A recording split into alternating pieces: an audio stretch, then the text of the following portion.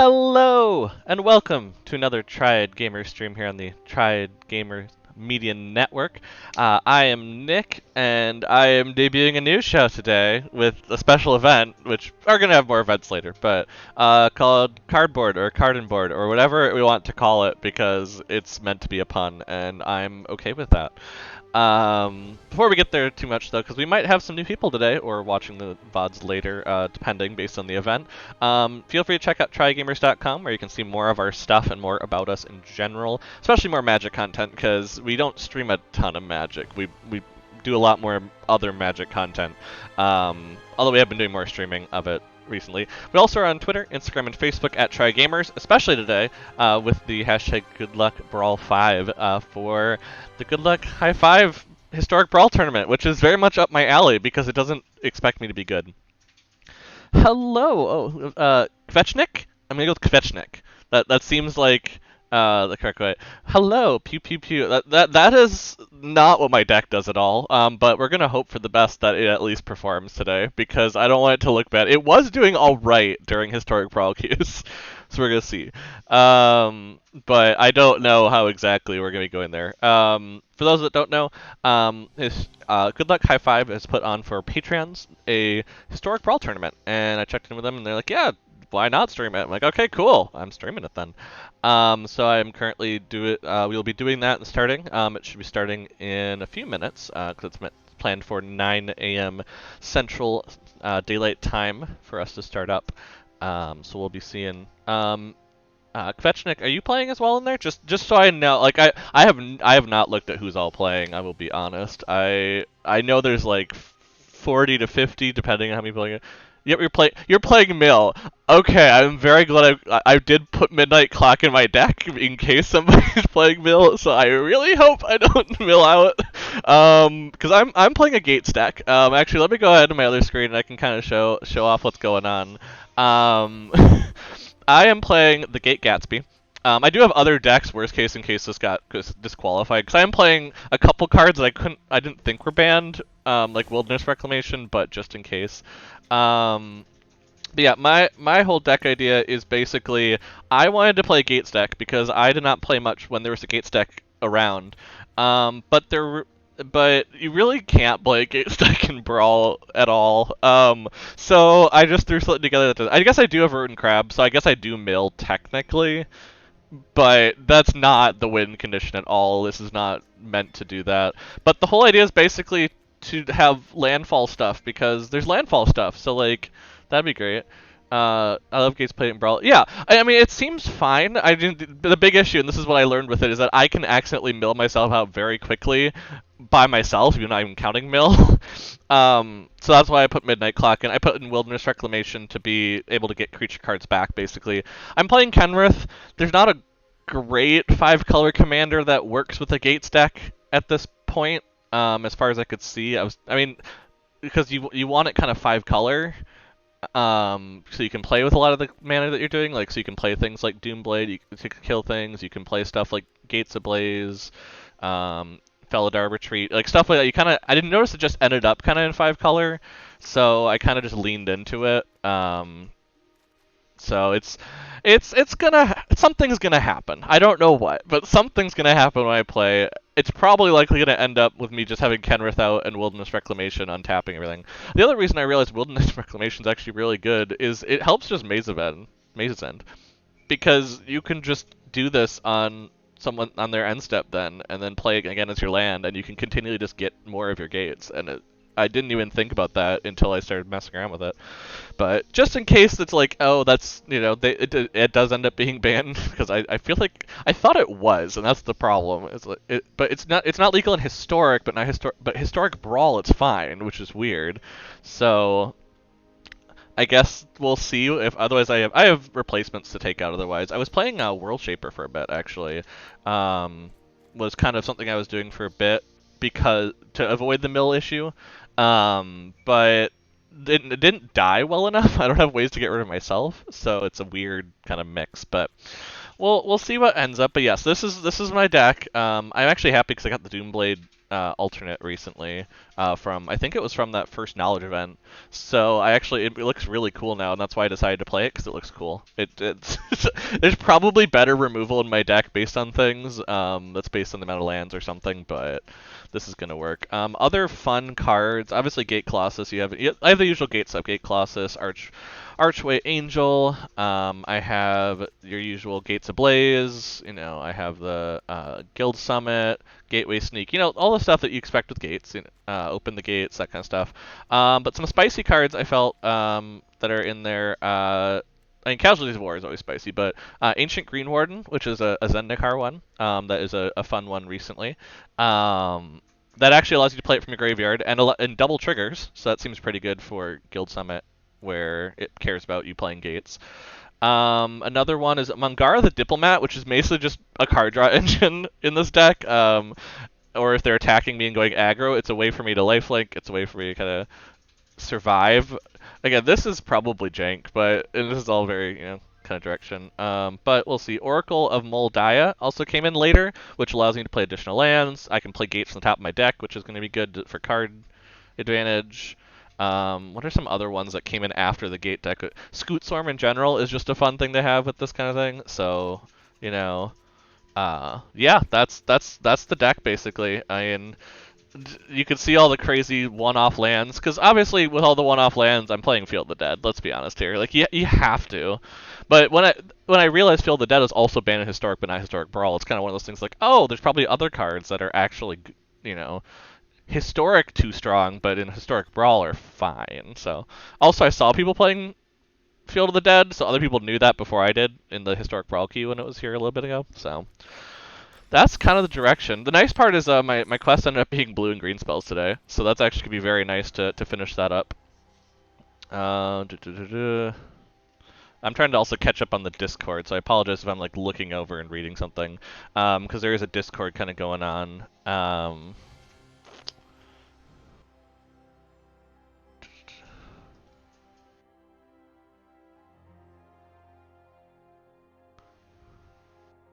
Ba ba ba ba ba ba ba.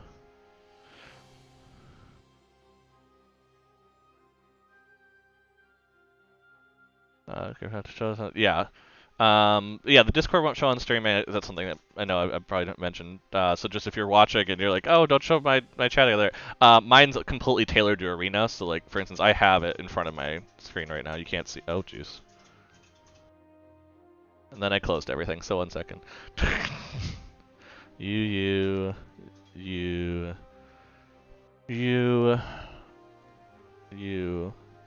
There we go.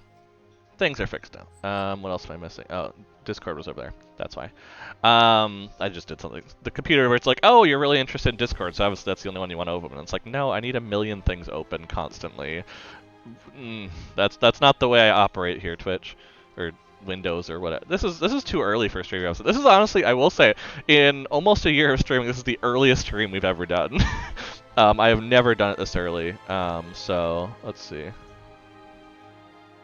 Okay,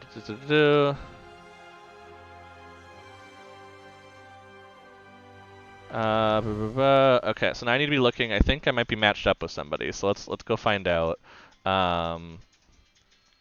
See what's happening. I realize I just went on just in case like one of our streaming friends decides they want to come in and say hi and check it out.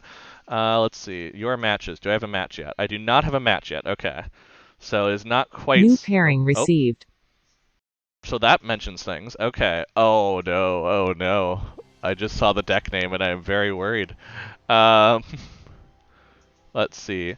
So okay, that's interesting. So it's on the side of it. Can I make my screen there slightly bigger? Okay, so okay, I can put it in the wait. Oh, I just put it in the side like that. I see. Okay, it looks like we were playing an elf deck for the first round, which is probably going to destroy me, which is going to be interesting. But we'll find out. Let's see. Can I challenge them? Let's see.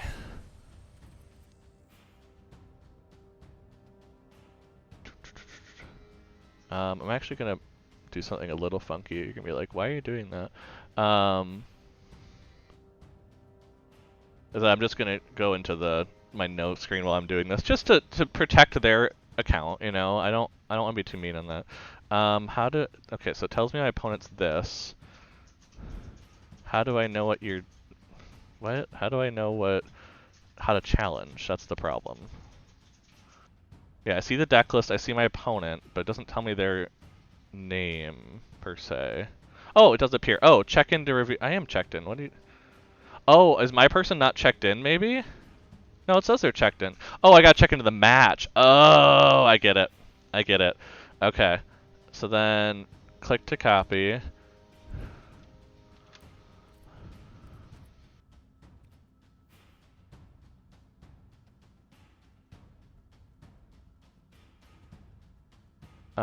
What did they say to do it as? Maybe it'll challenge me in the time. I don't know. We're gonna find out.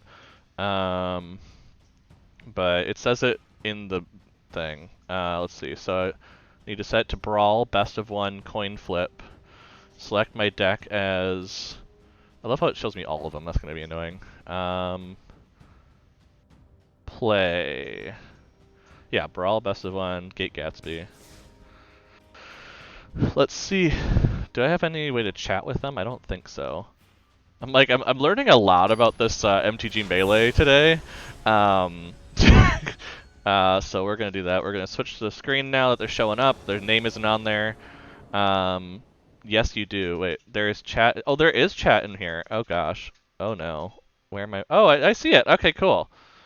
Oh no.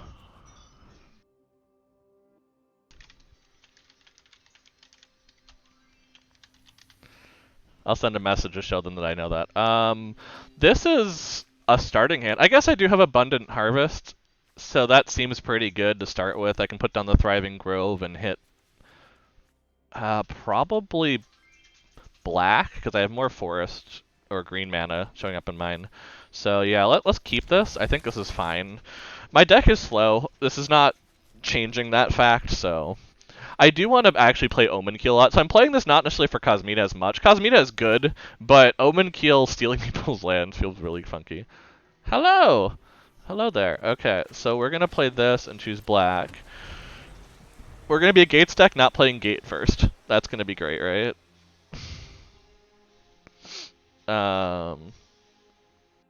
Let's see.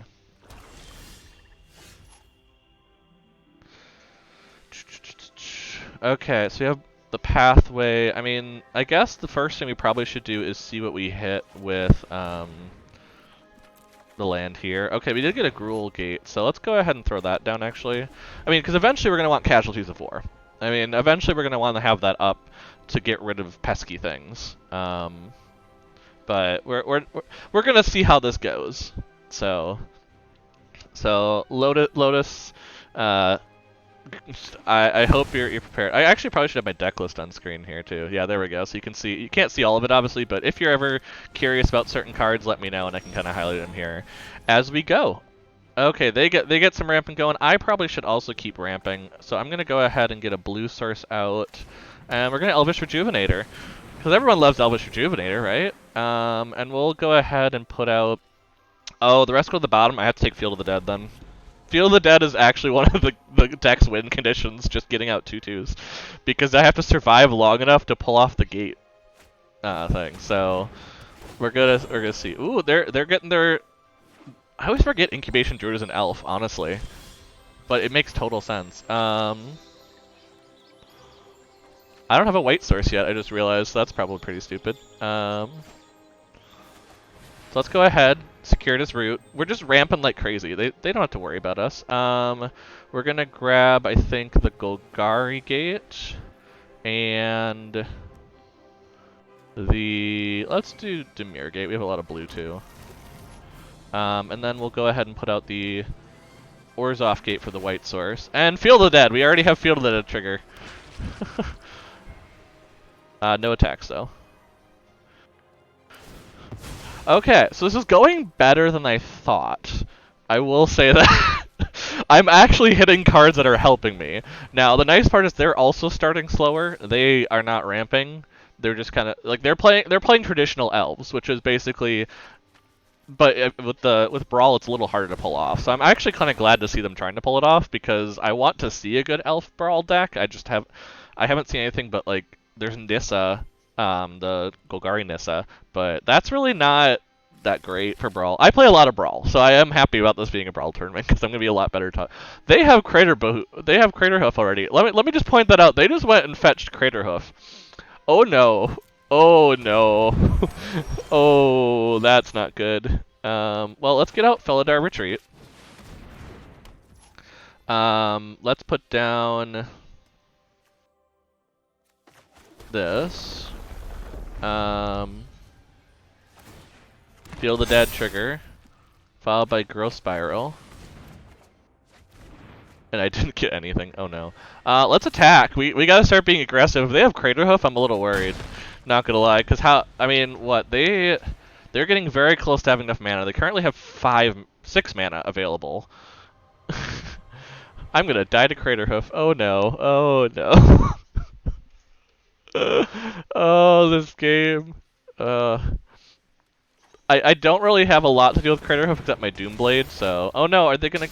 Oh, they killed my Felidar. No. I mean, that was the smart move, not gonna lie. But at the same time, like, I kinda wish it did. You know, you kinda wish they didn't do that. Okay, I don't think they know there's chat in there either because they have not said anything back to me, so I presume that's the case. Might as well play Plaza. Because that's going to give me 3 life and gain me that. Play this. Do they have enough for casual? What do they have? They don't have an artifact. They have creatures, obviously. They have no enchantment. They have land. Oh no, they have the enchantment. Duh. Okay, so they would have creature enchantment. I think I need to slow them down. So we have to do this now. Kill the incubation druid and that enchantment, and let's do Skemfar Elder Hall. I'm kind of afraid of that, so let's do those.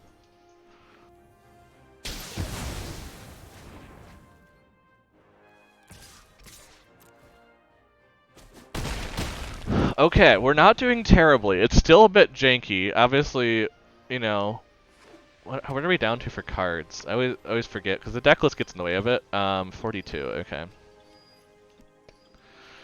Like, I'm always afraid of milling out on this, that's the problem. The nice part is we do have it where all lands are basically any color, so... Oh no! There goes our Dryad! That's fair. That's completely fair. I mean... Oh, they have their Planeswalker. See, if I would've... The thing is, if I would've waited, they would've had enough to cast Crater Hoof, so... It's one of those that's tough. It's very tough. I believe we can be heroes. Okay, what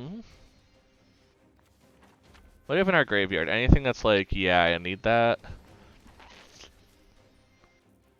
Not as moment, so I'll save that for now. I think I'm gonna play Kenrith, which feels weird because I did not play Kenrith very often in the last one, but I feel like I need to force... I need to get rid of Tyvar, basically.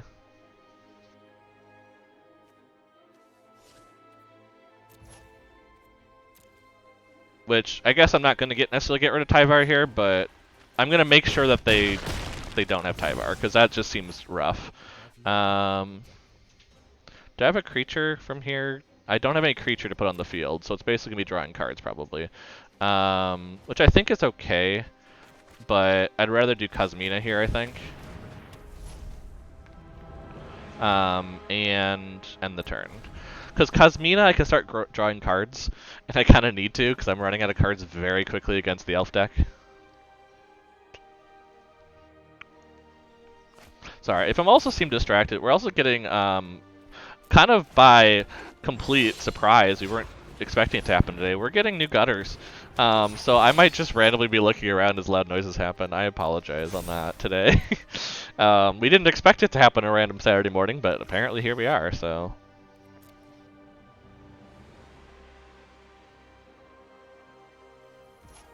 They're not attacking me. Interesting. Okay. Yeah, let's put Cosmino away. Worst case, we get a couple cards from it.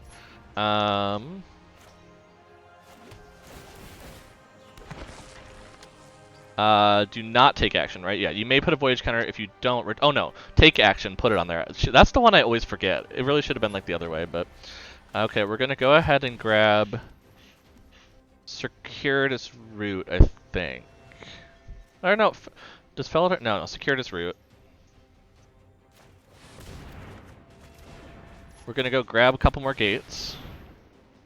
Let's grab probably Simic and Selesnya.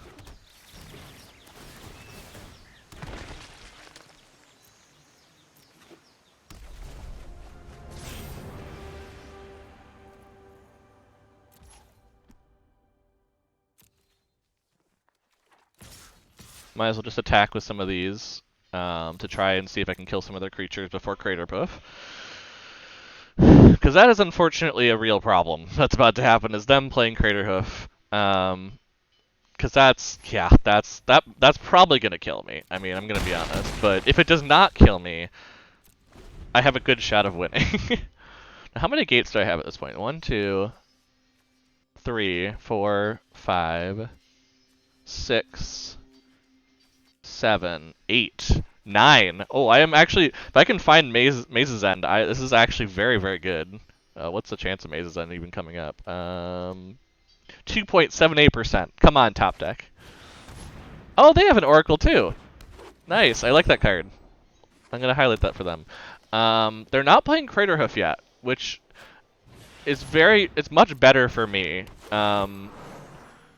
For sure. Now, they are making many ways to make mana right now, which worries me, but...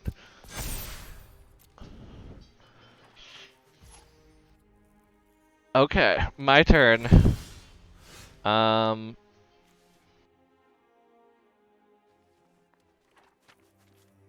going to decline switching her out. Oh, Midnight Clock, yes, get it out now, just in case.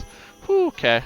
I am going to do Gateway Sneak, which is going to feel weird, but because I'm going to play this gate, it's going to be really good to then be able to say, okay, all creatures get trample, or get that direction.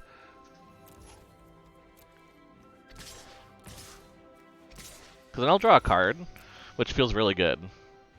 So, and also to be fair, they have to block here, otherwise they will die.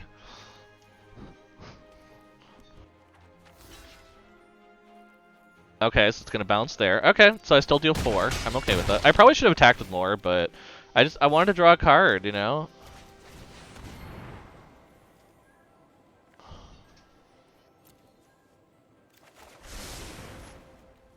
Let's go get the last gate we'll need, I guess is the best way to put it. So we'll put Azorius on the, or we'll grab it. And we'll end the turn and we'll see if we die. I'm thinking they have to Crater Hoof this turn, so we're gonna figure out what happens when they Crater Hoof. Yeah. Uh-oh.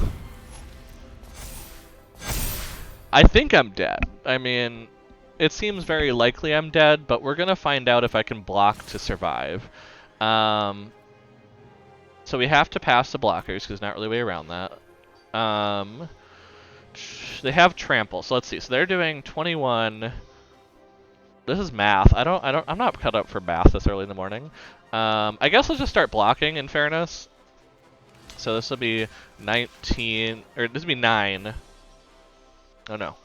I should do that to something where it makes sense to block where it's odd. So this would be 9, 11, and then, yeah, I'm still dead.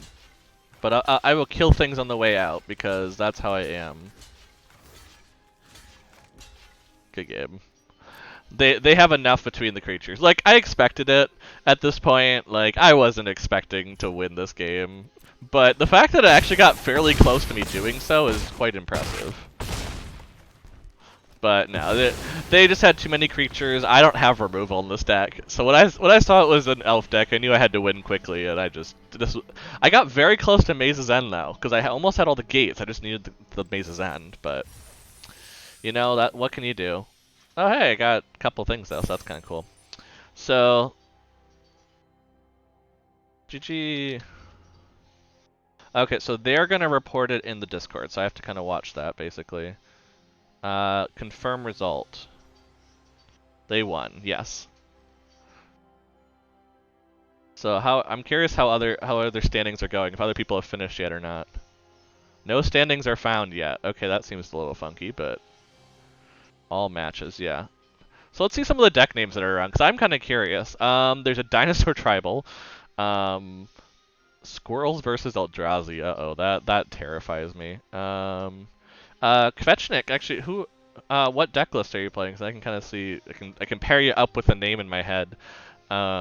Just see, I know some of them are just named deck list currently, but also I just noticed, I'm like, wait, there are not everyone's playing in round one, so I wonder if some people just didn't check in as of quite yet and just therefore didn't get it. But it chose the name I couldn't change. Oh, mine's just called Mono Blue. Okay, gotcha. That tells me what I'm curious about. Can I find that on here? I can't find it. I'm wondering if this doesn't show me everything. Wait. Because I'm trying to find it. Sometimes it just says deck list, so I'm wondering if that's actually what it put any colors as. But I don't know. I'm still learning on what's going on, you know.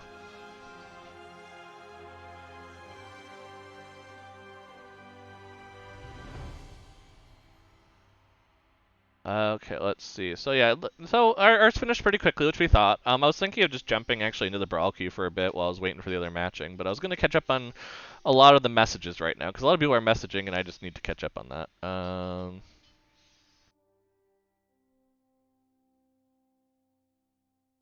Ba -ba -ba -ba.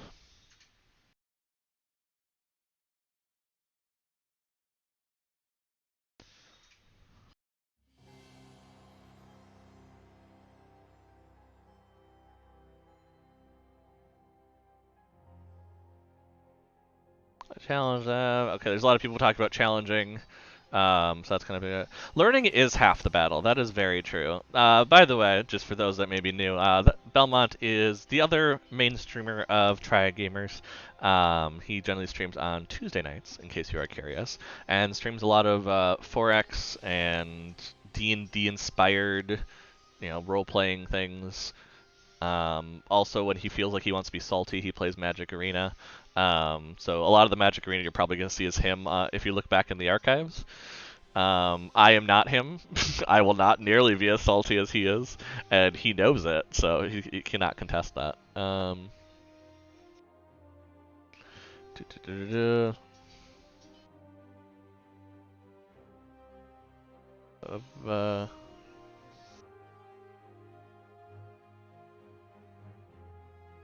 Yep, side chat. Oh, things are starting to be reported though. It looks like okay. The squirrels versus Eldrazi one beat the dinosaurs, so I'm curious how that went. A Finn deck. Oh, so there's poison counters in here. Oh no. Oh no. Oh no. Yes. I definitely lost to an elf deck. It was actually a pretty good match. If you watch back later, it was pretty good. Not gonna lie, but it was definitely that. Let's see. Yeah, about Elfin Time. Mono White versus Golgari one. Okay. Soulstorm. Oh no. I think that might be the deck I was hearing that's doing like Storm, which is I'm curious to see how it works, but I like playing lands beat Teysa. Interesting. Oh, that must be Trigger Teysa, because I'm like I don't think Teysa Envoy of Ghosts is in Historic Brawl. And oh, vampires beat Kinnan Desires the Hoof. That's interesting, because I would consider the Crater Hoof decks, based on what I just saw, to be very good. Let's see. Let's go ahead.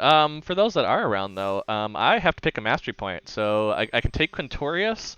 I can finish up the Prismari train by getting the Deans, or I can start off my Silver Quill. What are people feeling? Because I have already planned out that I should be able to make the end of it, so I'm not worried which ones I get first. But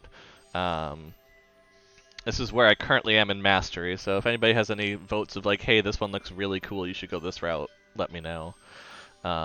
Definitely thinking of starting to go for the Boros. Or like I said, Boros. Oh my gosh. Oh, it's too early for this. It's too early. The Lorehold direction, just because like I'm noticing that Lorehold and Prismari are getting played a lot, as well as the Witherbloom.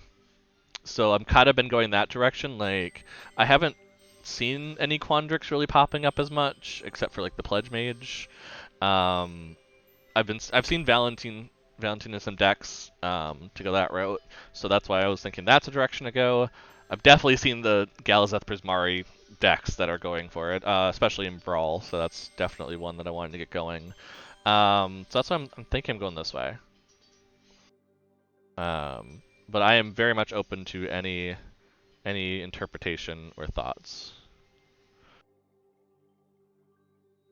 Okay, nothing's really changed, it looks like.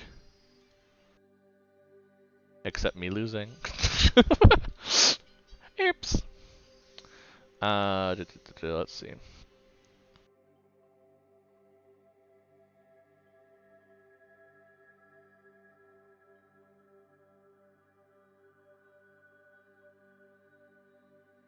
So yeah, sounds like there's some issues with challenging.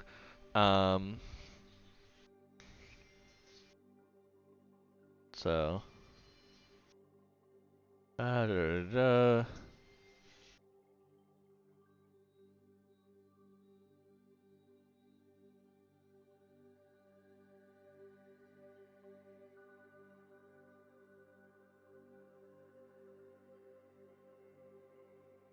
Okay, we delete the results channel, yep.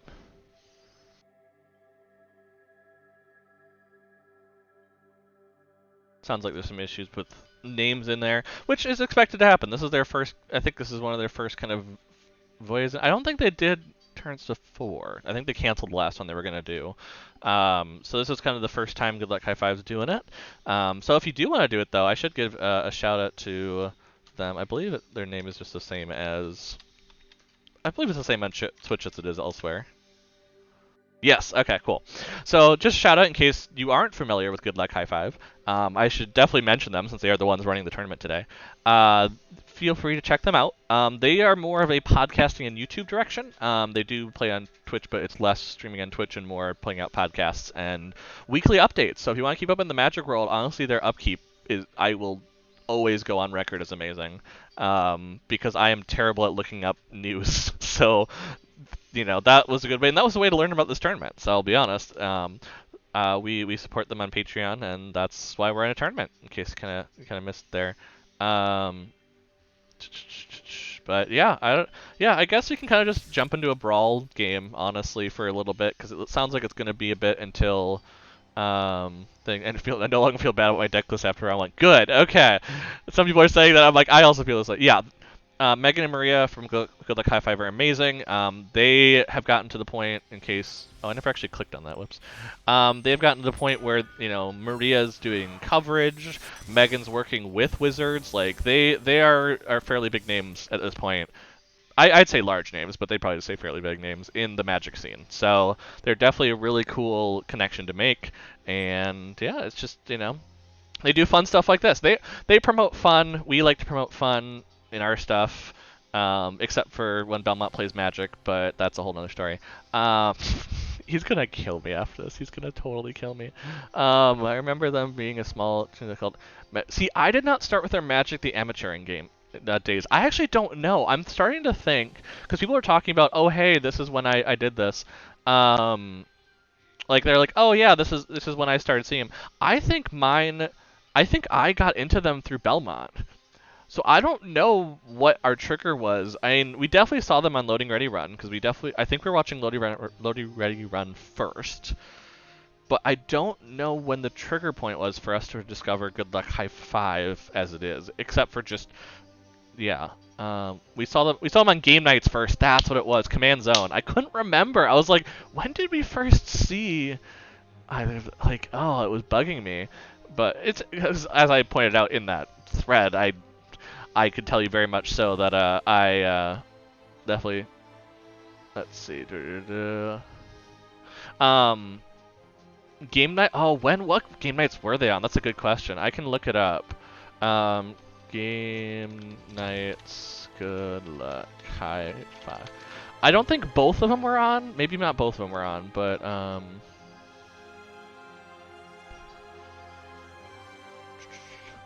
oh, that's a good question though.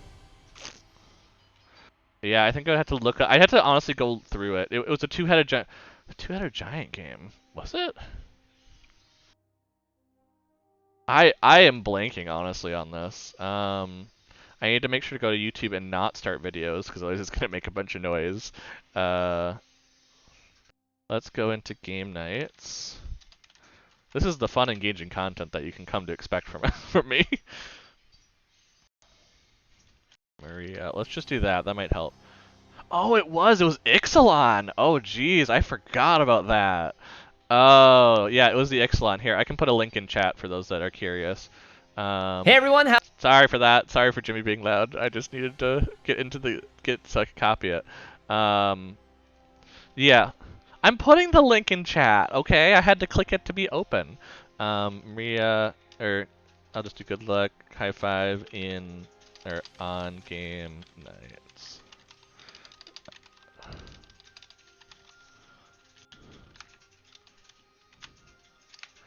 There you go. For those that are curious, that is what it is. We also watch a lot of Command Zone. Not gonna lie, especially game nights and extra turns.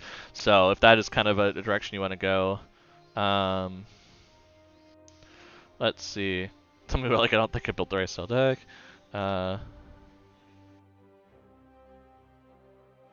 Let's see how people are doing. Let's see. Yeah, we are primarily Commander players. Not gonna lie. Hello, Slug. Hoyle Day. Hoyle, did I do that right? I'm just gonna call you Slug because I'm gonna forget and call you Holiday otherwise probably. This is early. I have my mega caffeine from downstairs. Thank you, Belmont, for getting it. I don't think he knew that that was mine. Yeah, we are actually teaching a friend Commander out today. I kind of forgot about that they had said they wanted to learn Commander, and so this is definitely it. But oh, Slug, are you also playing in the Good Luck High Five tournament? Are you just hanging around because Magic playing? I'm also good with that. By the way, also, if the music is too loud, just fair warning, let me know. I am notorious for having weird mixing levels, so if it sounds weird, let me know, but I know that the music just swelled there and got loud in my ear, so I just wanted to make sure. Let's see, yeah, so that's their Ixalan. Just hanging around, totally fair. We have a lot of people chill. Actually, a lot of people, to be fair, say that we're chill enough that they use our streams to fall asleep to. We do take that as a compliment. It is an odd compliment, but we do take it as a compliment. But yeah, we're gonna be doing a lot of hanging today too. There's a lot being figured out with the tournament, so there's gonna be a lot of chatting. So we kind of just gonna, I kind of want to be. I didn't want to go into. I didn't want to go into and check for and play new games while things are chatting about in the first couple rounds because there could be messages that change a bit, Oh, they're talking about someone's specific deck name. I'm curious about it. Who are they talking about? Yeah, there's still one game not reported. Okay, so it's not like we're all done yet. Oh, Maria won her first game. So Lorehold did better than Tezzeret. That much I know. So that's interesting to see how that goes. Because I think she actually came with a good deck name, not gonna lie. Or because she put her deck list up on Good Luck High Five stuff. So I made a Falling Angel deck, like a Falling Angel. Which format? I'm curious, because that's what we talk about. Like we're currently doing Historic Brawl, but yeah, we are definitely Commander players. I do play Standard because it gets me stuff on Arena.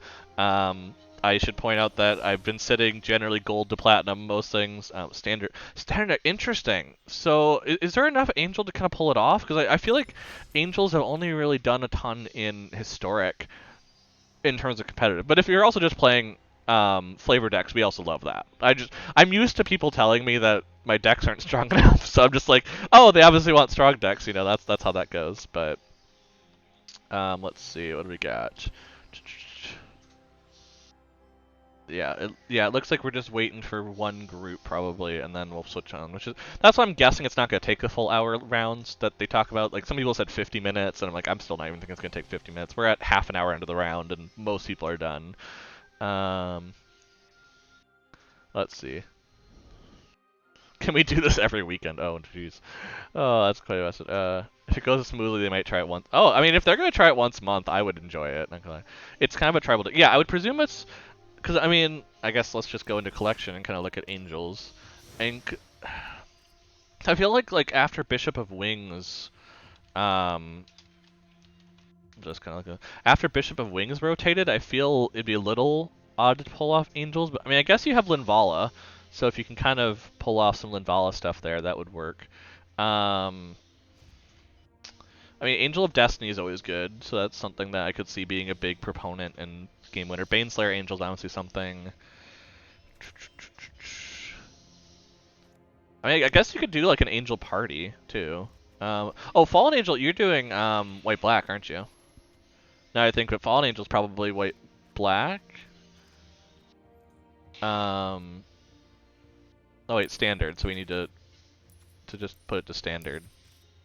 Cause I was seeing stuff that isn't standard. I'm like, oh, so yeah. So are you dealing with a lot of the black angels, like Eradicator, Valkyrie, and Furia? Cause then you can do Furious Retribution, I guess too.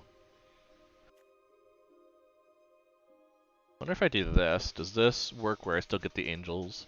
I guess yeah. Speaker could make some angels. Yeah, the black angels. Okay, I was thinking that direction, and because I guess you have the Great Hall of Starnheim that can get you in for free. Yeah, I could see it working. I mean, the only definitely in historic there's more support, but I think there's enough.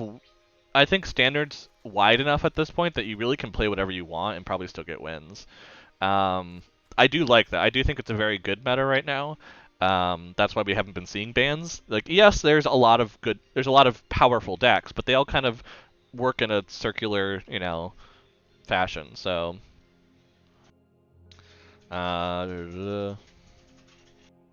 Yeah, so that looks. So yeah, I think that would be a fun deck list to play with. We do have an Angels Commander deck. Funny enough, I actually have it over next to me. That Belmont has put together, which hasn't really been upgraded in a while. I mean, I'm curious when it was put together. But he has a lot of fun stuff. Like he has the Chroma and Chroma's Memorial back from the original stuff. So the Snowlands are amazing. Oh yeah, because you also then would have why am I blanking on the name of the land? Oh my goodness. Land. Everything but basic land. What is the name of it? Why am I blanking on the name of that? I've seen it so many times in other decks, and I apparently am just blanking. Oh, I also need this. Oops. Faceless Haven. There we go. Yeah, because you could then play Faceless Haven basically for free. And that counts as an angel now I think of it. So that's actually, yeah, I see how that could be very good in terms of pulling that off. The standard decks I'm currently playing just because I'm kind of just like I said, every so often checking, making sure they haven't reassigned me to a new round or anything. No, round 2 has not started yet. We're still waiting on one game, it looks like. So, it's Jeskai versus something. Oh, I guess I can look at the deck lists. Jeskai versus Dinosaur Tribal. So you'd think that would actually go pretty quick where like one of them starts going well, but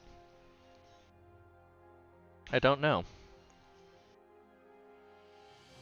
Gotcha. So standings do not update until the round is over, probably. Because if it haven't shown it yet, that's probably why. Still hoping you play Maria. I mean, I'd love to play Maria because she's going to trounce me. Like, my deck is not good enough for the lore hold that she has going on, but I would love to do it. I mean, she makes a bunch of 3-2s, I make a bunch of 2-2s, so there's a good chance I could survive, but, like, I don't know.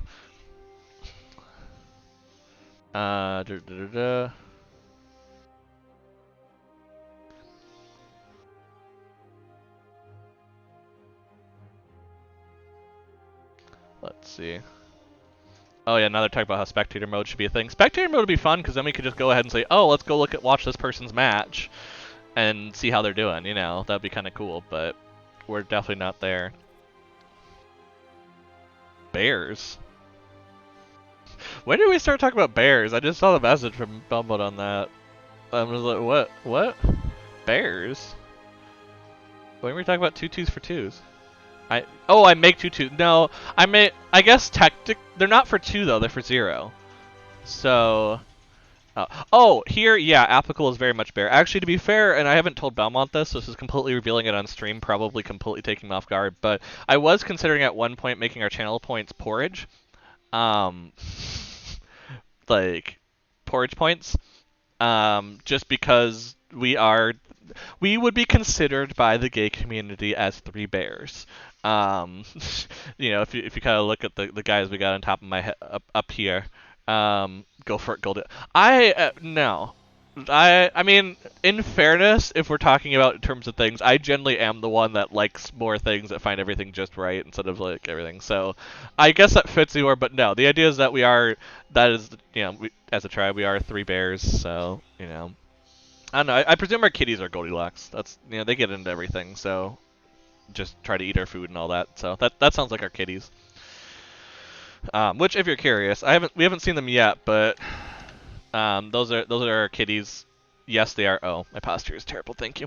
Um, if you are curious, those are our kitties. Actually, you can see a Johnny on my shoulder here in the graphic. They will probably show up back here at some point, especially with things happening outside. But there are loud noises, so I'm not as confident in that. But yes, they are named after the planeswalkers. So we all know you love you probably love Magic if you're here, so you'll get the references. But yeah, they are also on the website. There are pictures, so in case you want to check that out, you can check out trygamers.com, which is way up top there on the watermark. So feel free to check that there. All results all in. I'll pair the next round at 45. Okay, so we got 9 minutes. So you know what? Let's go ahead. We can go ahead and just play a quick brawl match. Something that I'm gonna, that I know is probably gonna go very quickly. So. Something quick. Vorinclex, let's do it. People want me to play certain decks, feel free to let me know, but I'm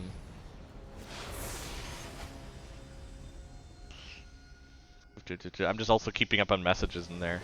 You monster. What is monsterish about Vorinclex? It's fine, I'm sure.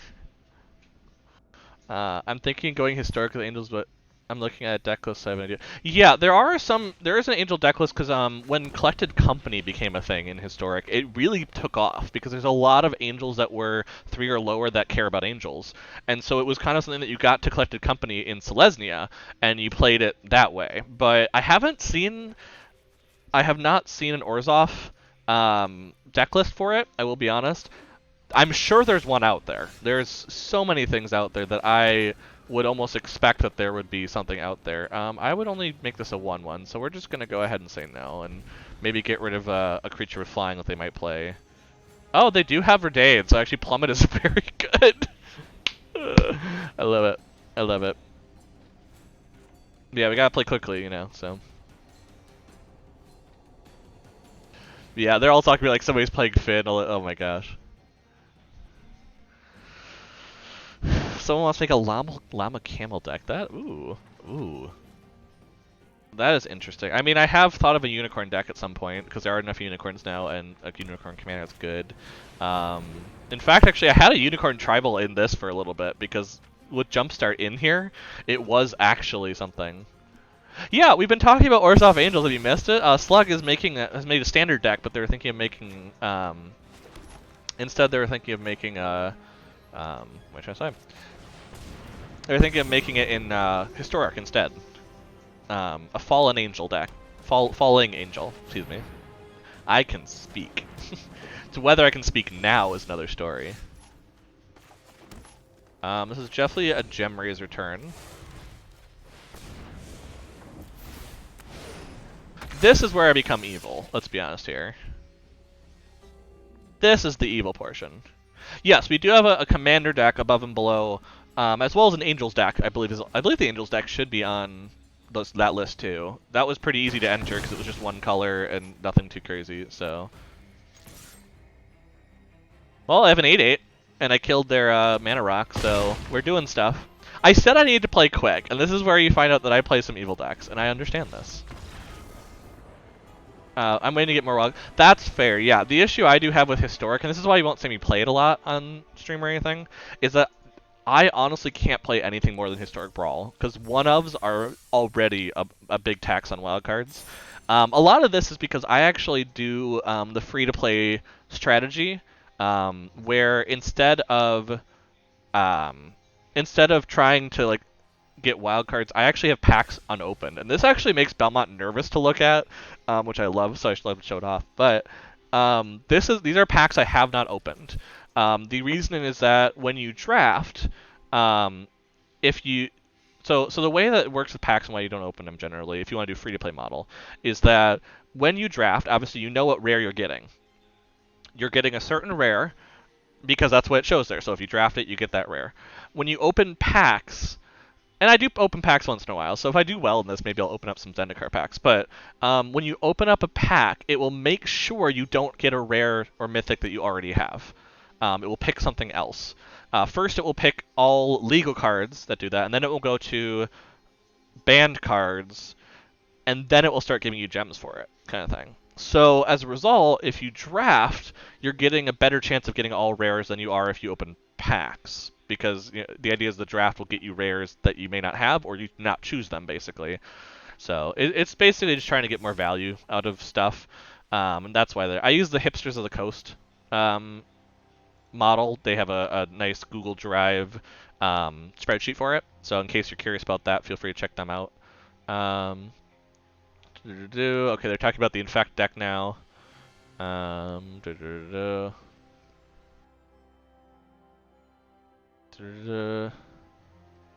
Oh, people are playing Primal.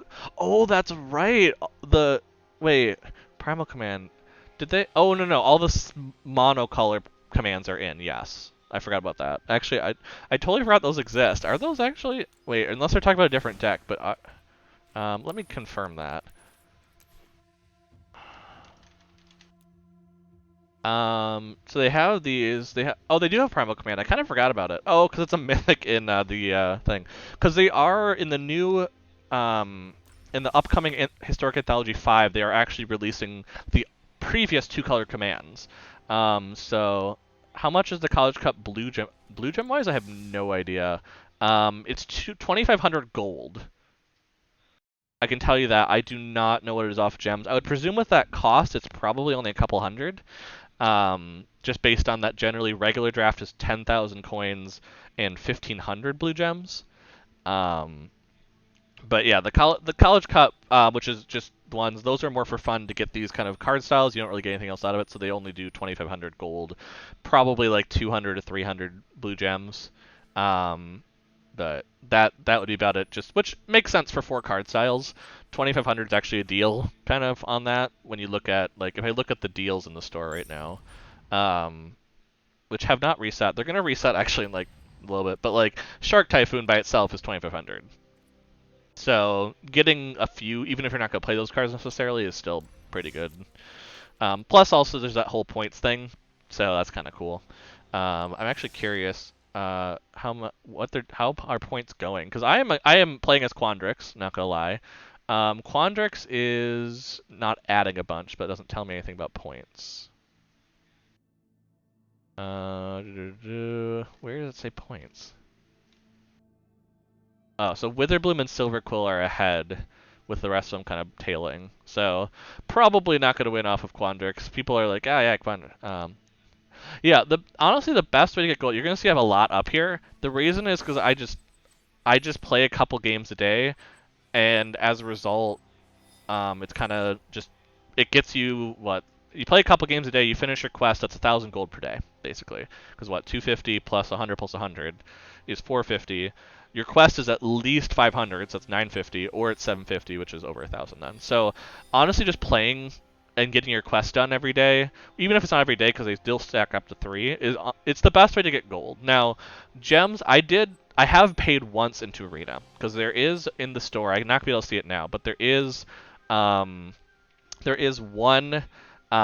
like beginner bundle that they did, at least when I was doing it, and it was cheaper to get a bunch of gems. And so these gems are just what I've accumulated since using that and putting it into drafts. A lot of that has been because I do get the Mastery Pass on the bottom here at this point, because I have enough gems to do so. That, of course, gets me some back, and then I also get draft tokens. So it's kind of one of those things where if you put in some money and you just kind of be very frugal with it, you usually can kind of tailor it over like this. The reason I'm saving up so much gold is I'm considering the historic Anthology 5, I want to get those cards, because there are some really good ones in it. But more likely, I'm actually just buying packs with these.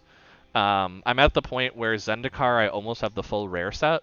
New pairing So, received. oop, that would be the indication. So let's go see what that is. Let's check it out. New pairing received.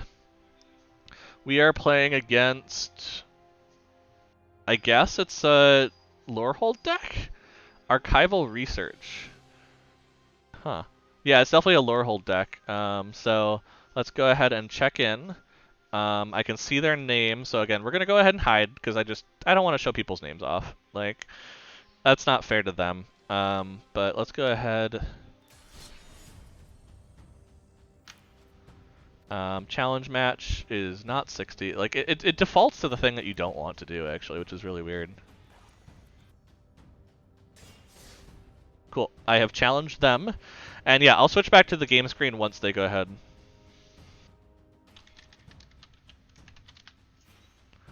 Okay, so yeah, we're playing against the Lorehold deck. They're probably gonna beat us. They have like actual good cards. So I just realized it's dinging. I probably shouldn't have it ding. Oh, I don't think I can turn that off. Okay, so let's see. Sounds like Wizards do a lot of drafts, it seems, in news. Yeah, they do switch it up a bunch. So generally, a quick draft switches every few weeks. So that's why it's on Ikoria right now. They'll probably switch back at some point. Honestly, another good way to get rares, at least for standard, is F&M. Because it gives you 2 rares for free every week if you play it. So it's kind of worth it, for sure. Oh, geez. This is actually really good. This is... I'm keeping that. I don't have a red source, but Gateway Plaza will fix that. So I think, yeah, we're just going to put down a gate. And have fun. Let's go ahead. Let's do Gateway Plaza because we don't have anything else we're going to play at this point, so we might as well do that. But hey, we have 3 gates off the bat. That's already way better. Like, if we could have gotten Gates Ablaze with that elf deck, we actually would have had a chance. So, protection from black. I have not seen this card in a while. I forgot that existed. But it's going to exile cards from my graveyard. That's fine. We're okay with that. We're going to put down Selesnya Guildgate. And you know what? We're gonna hit next and end because they're not a blue deck, so I'm not worried about them countering my Growth Spiral. Some of the FNM are hard. Yes, that is true. I think the FNMs where they have predetermined decks are a lot better because it's the same power level for everyone, so it's a lot more fun. But yeah, it is kind of hard to get games. Generally, just the more you jam them, you're going to get some wins eventually because people will just have bad games or something will happen. But yeah, it's one of those. Worst case, if it's a standard thing, you play cycling. I did that for the longest time. I played that cycling deck like crazy for Ikoria. In fact, Ikoria is the most complete set I think I have. Just because I was just playing so much around the time that came out and playing cycling like crazy. Oh, this was meant to exile cards from their own graveyard. I just realized that because of Quintorius. Oh, that's really good actually. Pass. They're gonna hit me for 2. Let's see. Scrambling. Wow, these are a lot of cards. I mean, I saw them in that deck list. I'm pretty sure this is very similar to the deck list that Maria put out there. Maria and Megan did on their podcast this past week. But I don't. Oh wow, I did not get a land from that. That. Oof. Oof. Oof. Oof. Okay. District Guide, I guess, for a blocker. I mean, geez, I am not getting what I need. Yeah, let's go look for... What colors do we need? We need black. Well, we have 2 black, 2 green, I guess. So yeah. Yeah, we have a lot of green, so probably just getting another source of green makes sense to play. Yeah, we're having some rough beats here with the land drawing, which is funny because I drew tons of land last game, and to the point where I wasn't getting anything I needed. So I think I'm okay jumping here actually, because I don't want them to have that exile ability from up here. I mean, they can go ahead and, you know, exile stuff in general, but oh my gosh, I am having a rough time here. Yeah, let's do Elvish Rejuvenator. That's probably just better in general to just keep getting lands out. because we're not drawing them. I mean, Field of the Dead's pretty good, but that's going to put that Gilgate in the bottom. But we can fetch for Gilgate, so yeah, let's go ahead and Field of the Dead. Blast Zone just feels mean in this respect, since they only have things that are 1, and they're exiling their cards, so... Quintorius. So yeah, now they're going to want to be exiling things to create 3/2 spirits. They can do that whenever, so that's probably why they're not worried about it right now. I can do a Scoot Swarm and then start creating a Scoot Swarm. So that seems like the play you always make. I don't think I'm using Gates Ablaze in this game, so I'm not worried about that, but... I don't have anything else to play, which is probably not the greatest thing, but... At least I'm going to start having blockers if I start getting Scoot Swarms out, so... Because that's what I'm going to need. I'm going to need blockers. I'm going to be able to kill things. Oh, jeez. This is good to... I went into this tournament knowing full well I'm not playing an optimized deck, and it's great. Like they have a working deck here. They have a model where they can exile things and get Quintorius going and all of that, so... Honestly, I probably want to get Mungar the Diplomat out just to start drawing cards, but... We are, I think, at Casualties of War now. Green, green, black, black. Yeah, we are at Casualties of War, so we could destroy some stuff, at least. Let's see. Let's go ahead. Let's take the... No, we've been gaining life. Or no, we start at 25, that's right. But still, we're have a higher life total. We can take some damage. Yeah, I think I just have to Casualties. Which feels really weird, but we're going to destroy this artifact, because that's what's doing a lot of the whole you can exile stuff. This creature, and we'll destroy their campus, so they're not scrying. Because we go for long game in this one, definitely. Yeah, that makes sense. They're gonna exile it quick before, so they can do stuff. Wow, Fuming Effigy. I did not remember that card from Strixhaven. Gonna be fair. I mean, it makes sense in what's going on, but the only thing though is I do not have any follow-up of playing lands. I don't have any in my graveyard, so I can't do Ancient Green Warden. That's the only weird thing with Ancient Green Warden is that it's kind of meant for like replaying stuff that like you sack land, go find it, but you know what? I think I need to double block one of these and kill him. I need to start making it where they have to deal with stuff. The nice part is they also are not drawing land, so they cannot cast Quintorius. Like Solemn Simulacrum, like same thing. I might go back to my Strixhaven draft besides. I didn't know what you get from them. Oh, fair enough. Yeah, from draft it's generally... Oh, come on.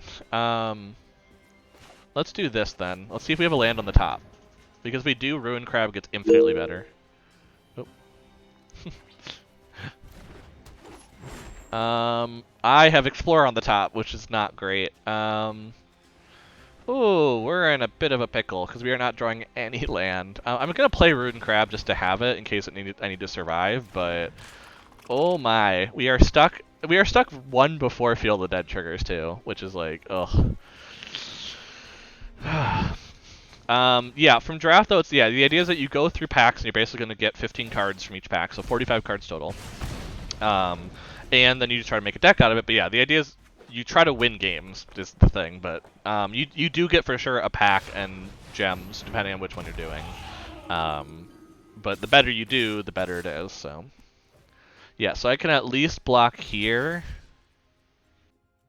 I might just have to Gates Blaze anyway. What is that, 4? It would hit everything. So yeah, I might just go ahead and do this, which feels very bad, but what if you lose? Oh, so if you lose 3 times, you're out. But it does give you a leeway of, if you do 2 losses but you keep winning, you're fine. Yeah, I think I have to Gates Blaze. Let's explore first, because that still allows me to do Gates Blaze. And Ruin Crab is not dead, so that's kind of okay. Oh my goodness. Okay. There's card draw at least, but yeah, we need to kill things. So how many gates do we have? We have 1, 2, 3, 4 for sure. Okay, so that will kill everything. so we're gonna do that. We have to wipe this board or we're gonna die. Like, they are so aggro right now. Now the issue is they're gonna start exiling things, and still, you know. The only thing I feel bad is that like they're gonna do this and then they're gonna lose the creature for it. But they do 1 damage to me, I guess. That's something. But, whew, board wipe. Okay. We're doing okay. Yes, they're drawing cards, but we're surviving at least, which is the important part. Also, Kenrith allows us to get creatures from the graveyard, so if we need to get some back, we always could. But yeah, we don't have any land there though, right? Yeah, we have no land in the graveyard, so Ancient Green Warden won't be able to play anything. But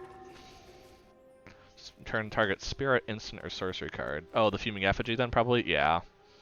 Fair enough. I do have reach, so now I might have to play Green Warden anyway.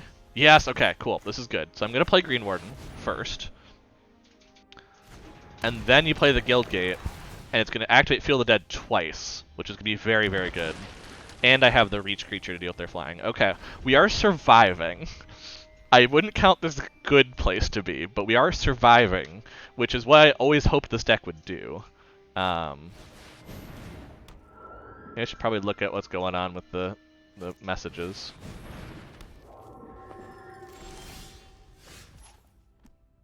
Oh, we're on odd numbers now. Okay, gotcha. So they're like, oh, there's a buy.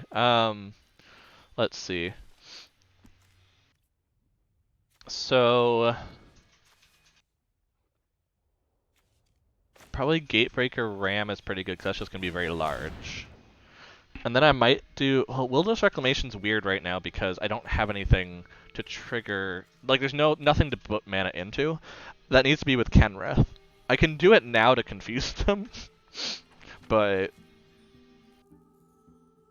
that's about it. They're definitely holding up priority right now. I don't know if they notice that. Like, that's the one thing with Arena is that it will hold up priority on this every time, just in case. So we'll go ahead and do Mangar though. We'll get some lifelink going because that way we can start drawing some cards, which should get us more stuff. Because yeah, our library. Oh, it doesn't say up there.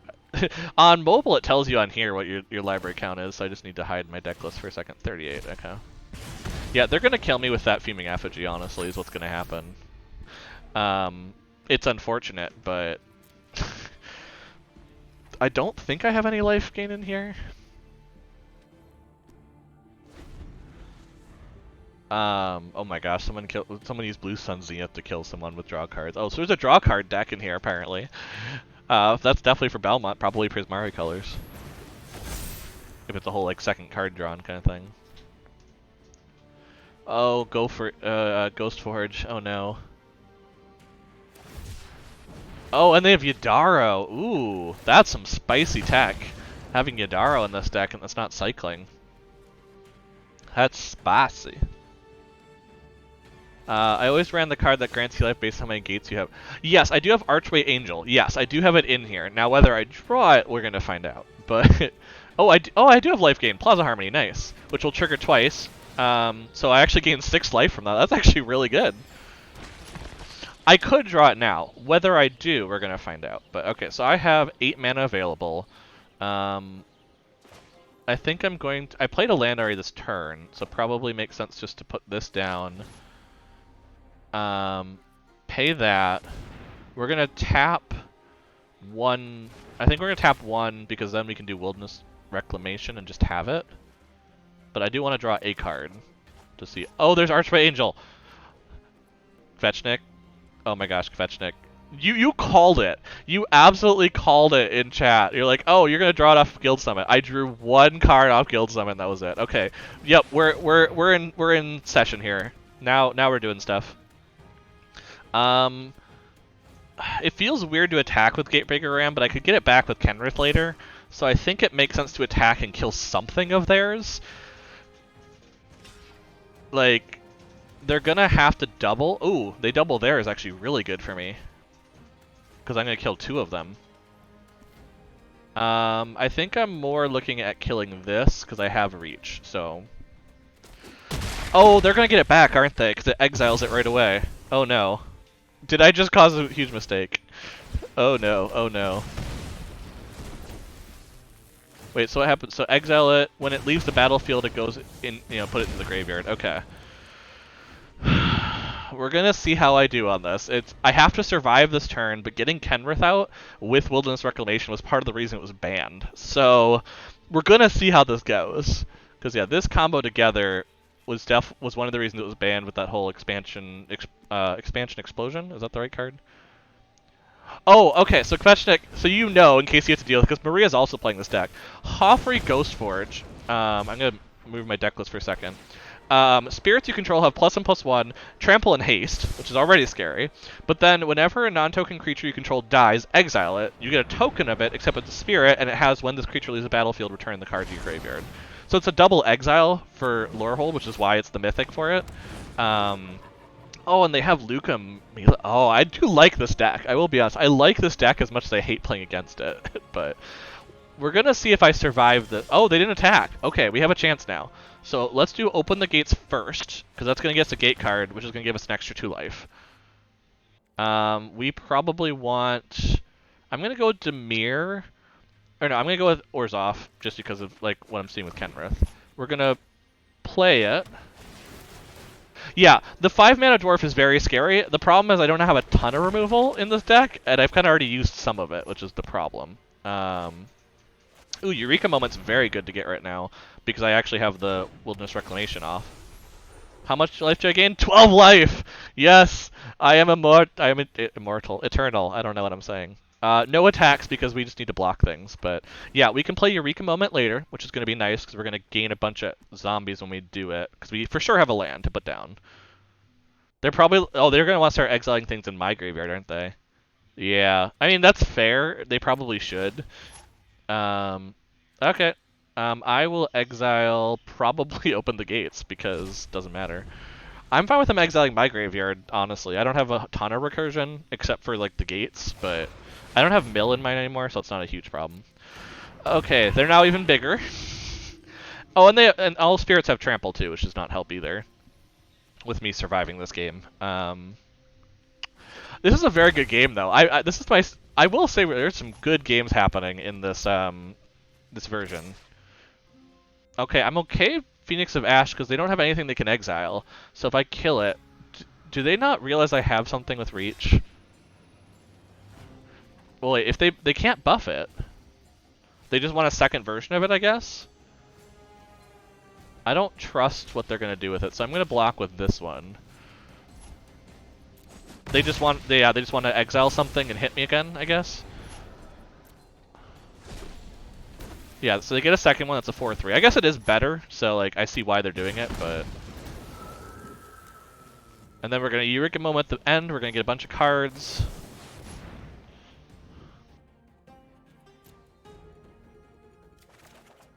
And we're going to put... Honestly, Maze's End makes more sense to put on the battlefield right now, because we're going to get 2 activations of it then.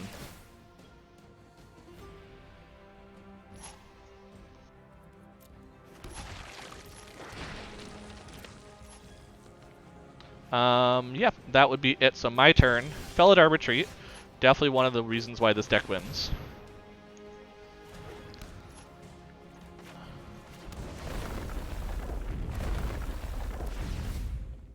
So here is where the deck's supposed to be doing. It's going to get very loud for a second because of all the triggers, so I apologize. I think I want to do Maze's End, so I'm going to do that now, because if I do it now, I'm going to get a land onto the field, which is what I want to do with this. I want to get a Gruul on the field, I think. Trigger, trigger, trigger, trigger, trigger, trigger, trigger, trigger. This is what this deck is supposed to do, which is great. Oh my god, and then I have Uro. Oh, well, we're playing Uro then. They're going to exile Uro immediately, which I'm fine with, but still, this is amazing because it's going to trigger.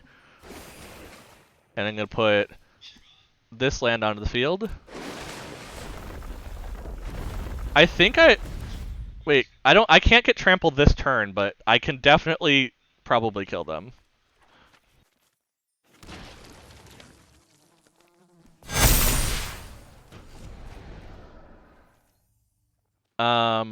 I'm just gonna attack with a bunch of 8/8 zombies. And they have enough flyers to kill this, so I think I'm just going to do this. But they kind of have to deal with the fact that 888s are attacking them. So yeah, they're going to get a bunch of these back, obviously, but I'm actually kind of okay with that at this point. Because next turn I put down Kendrith, I get trample, I win. So they have to beat me this turn. Oh my god, wait, no, I won, they didn't block enough.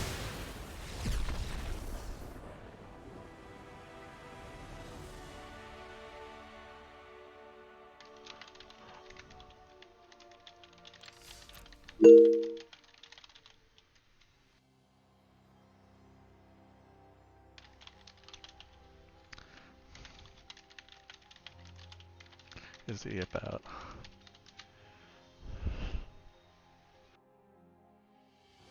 So yeah, I have won. Um,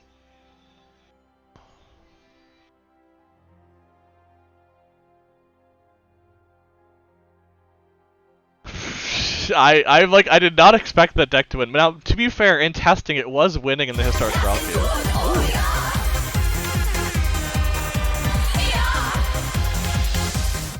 I'll probably have to explain that in a little bit, but thank you, Slug, for the follow. I do appreciate it off of winning there. That is a nice present you can give there. Uh,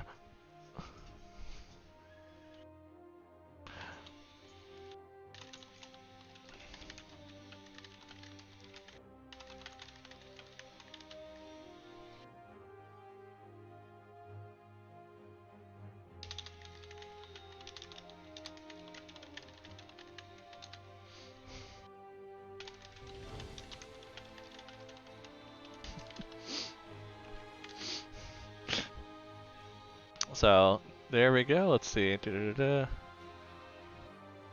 I gotta check up on stuff. But yes, thank you for the follow. I need a draft coach anyway. I will do my best. I will even actually maybe start playing. I have thought. So the reason that I'll kind of explain a little bit in our title, you'll notice we have a new show name if you've been here before, which is I'm gonna say Card&Board. It's technically Card&Board because it's supposed to be a pun of like card games and board games, but are made of cardboard. Yeah, but basically. Um,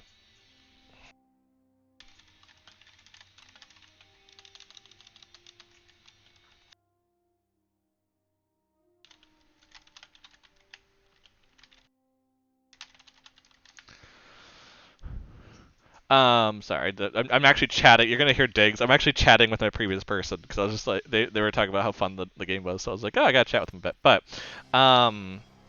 yeah. So the reason why I kind of have that is we're probably gonna be doing more of those shows where we do Magic streaming. We do Legends of Runeterra as a big game that I play a lot of. On my personal time, just because I like it.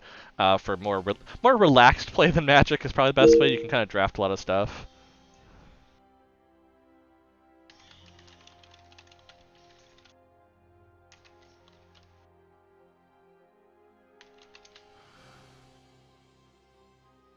Um,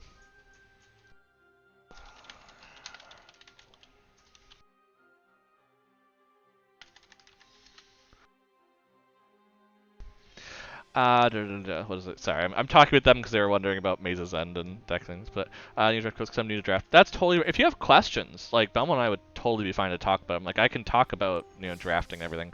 I do have drafts I need to do, which is why I want to do a stream at some point drafting. I would not consider myself good at it. Actually, Good Luck High Five is probably a good one to watch because they have some draft tips in their podcast on points. Other drafting I look at, we do watch Loading Ready Run's LRR MTG channel, which they do drafting every week on Thursdays.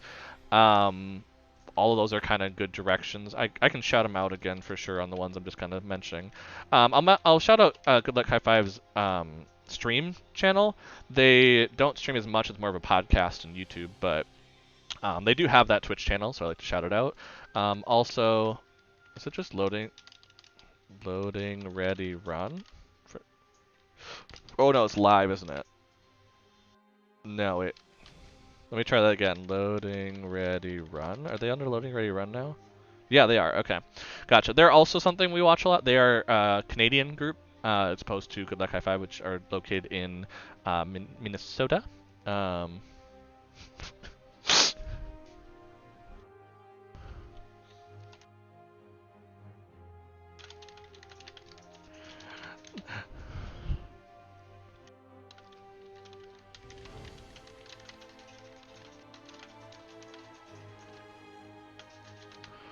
Sorry, I'm just chatting about them. But like, yeah, we just need more gates. We just need more gates to pull off gate decks. That's obviously what needs to happen. Yeah. Because to kind of discuss what I'm chatting about with the previous player there, basically the problem with singleton gate decks is that I only have 11 gates in the deck because it's the 10 guild gates and it's that one gate that's all colors that you have to pay when it comes in. I want to say Rupture Spire. I know it's not right, but it basically is Rupture Spire but a gate. So like to win by Maze's End, it's actually very difficult because you have to either have Maze's End really early with Wilderness Reclamation because you have to be getting it basically all the time and popping it back to your hand and playing as your land for turn, or you have to just magically have the gates from fetching them or whatever it is and do it before you mill out, which is also a thing. That's why I had a midnight clock because I was getting really close to milling out some days. Because in regular gate decks, you would just have it where you do it a few colors, and it was the idea that you bid 4-ofs, so you'd have 25 gates in your deck, and so it would be very easy to pull off a Maze's End. 20 to 25, so you'd pull it off. But it's kind of hard with this. So that's the challenge of this deck: is can I pull off a Maze's End win before the end of today, basically. Da, da, da.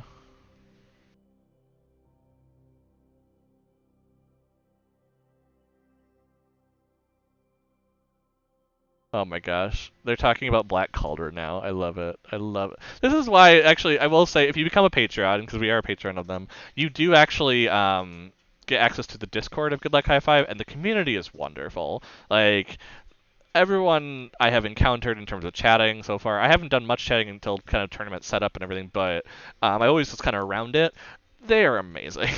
Like, it's a very wholesome group, and it's fun to kind of chat and see what's going on.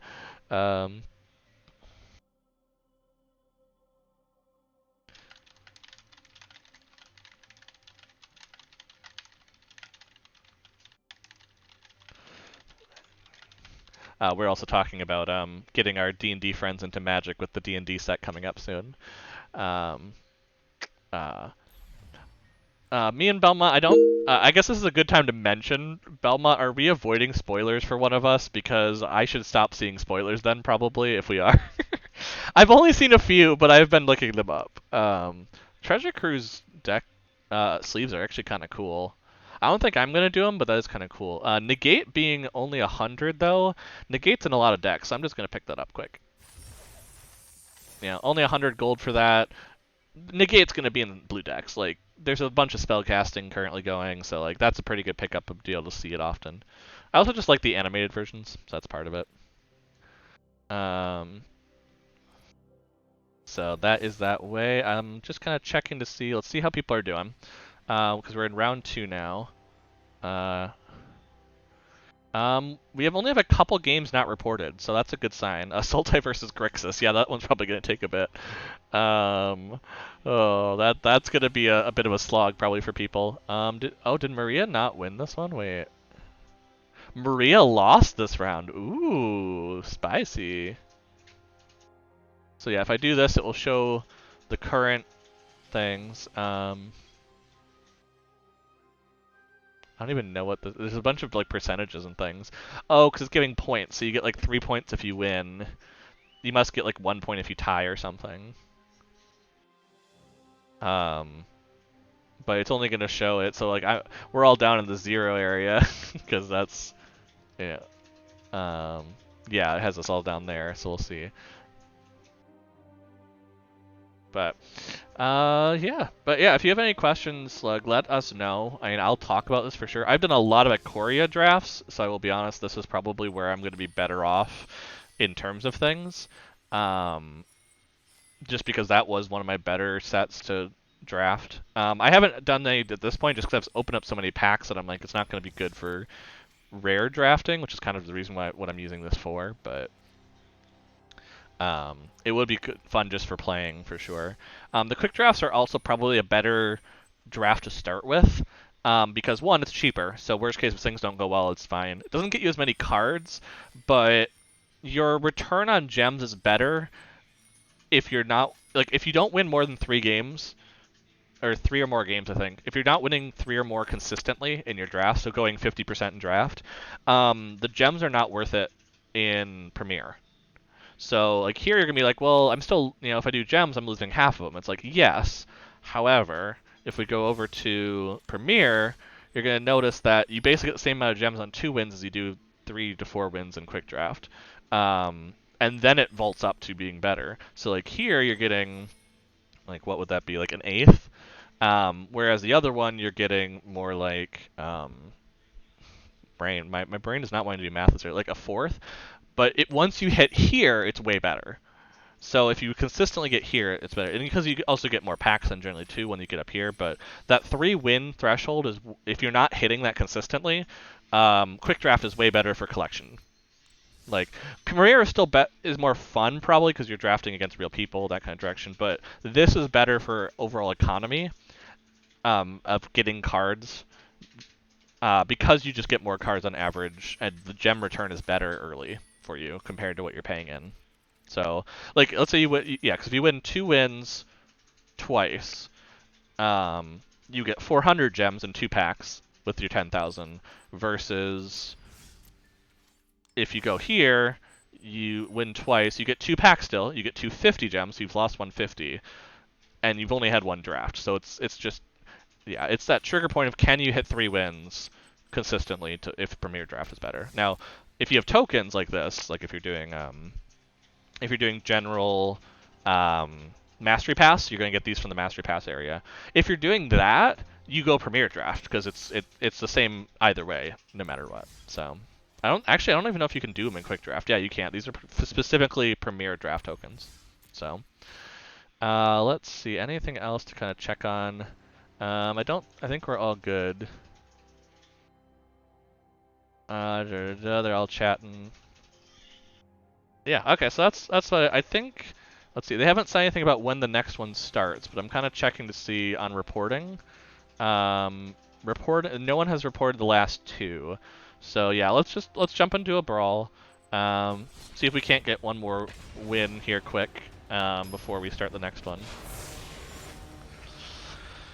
Honestly, also, I will say a good way to just get wins is playing Brawl, because Brawl is a lot more of a toss-up than Standard. So unless you have a Standard deck that's really performing, it's honestly just better to go in here, because you only need 1 of each card. So it's actually a lot easier to play in terms of just your deck collection.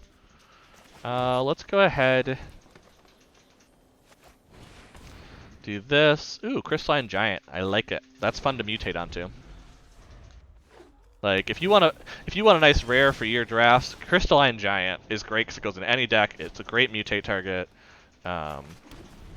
Definitely something that's fun to play. I played a lot in Ikoria draft because it was just an automatic. Oh, I see that. I snap it, because you'll see immediately. I put it out. It has lifelink already. It's a 3/3 with lifelink for 3 generic mana. It's going to keep getting better as it goes. They have to kill it, so it's going to cost them a card for removal anyway. And so you can kind of just use that to hold off a bit. Ooh, we have enough for Vorinclex here in a bit, so let's do this. What do we get? Lifelink and Reach. That's fun. So we're going to gain some life. We're going to play Renata, because Renata is very nice when you're playing other things, especially Vorinclex. And we have removal. We have Rabid Bite. So worst case, we hit somebody with Rabid Bite, and we're good there.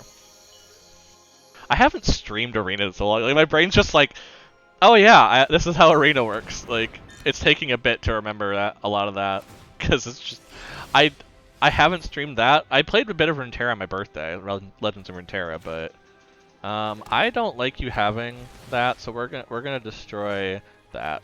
I don't want you having Cosmos. That's not great for me. Ooh, it has flying now. Nice. Yeah, but I don't want them gaining life. Especially when they're playing Valky, because that kind of isn't great. Now, them playing Valky actually is not bad for us at this point, because we have no creature cards left.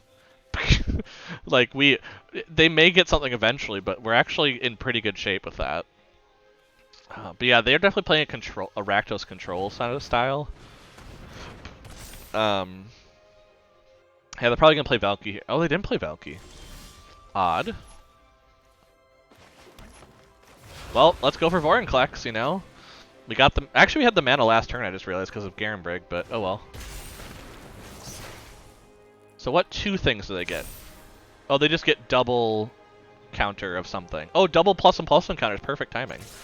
I don't kill them, but they're not doing great. Now I'm just looking at what they're talking about. The stealing OP's commander from the graveyard. No, stealing it from the graveyard doesn't... Yeah. Oh, they're playing Brokos. Oh, yeah. Someone's playing Brokos in this? That's interesting. Okay, so they wiped me on their turn and didn't have anything to come back, so I win, right?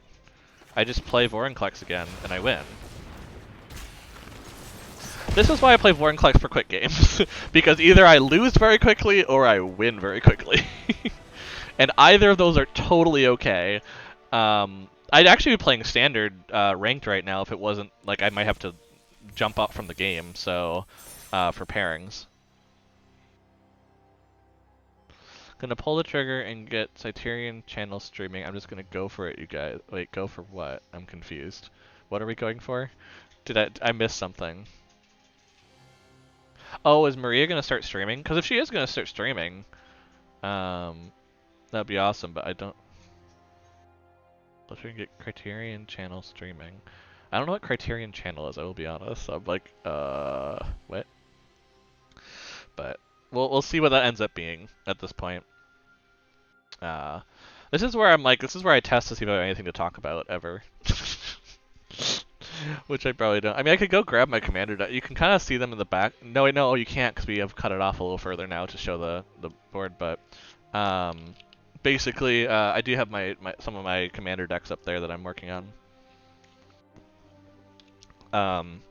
Working on the Kinnan commander deck that I currently have up there is why I'm not playing Kinnan in this, because I know how powerful and broken Kinnan can become if it's not checked, so...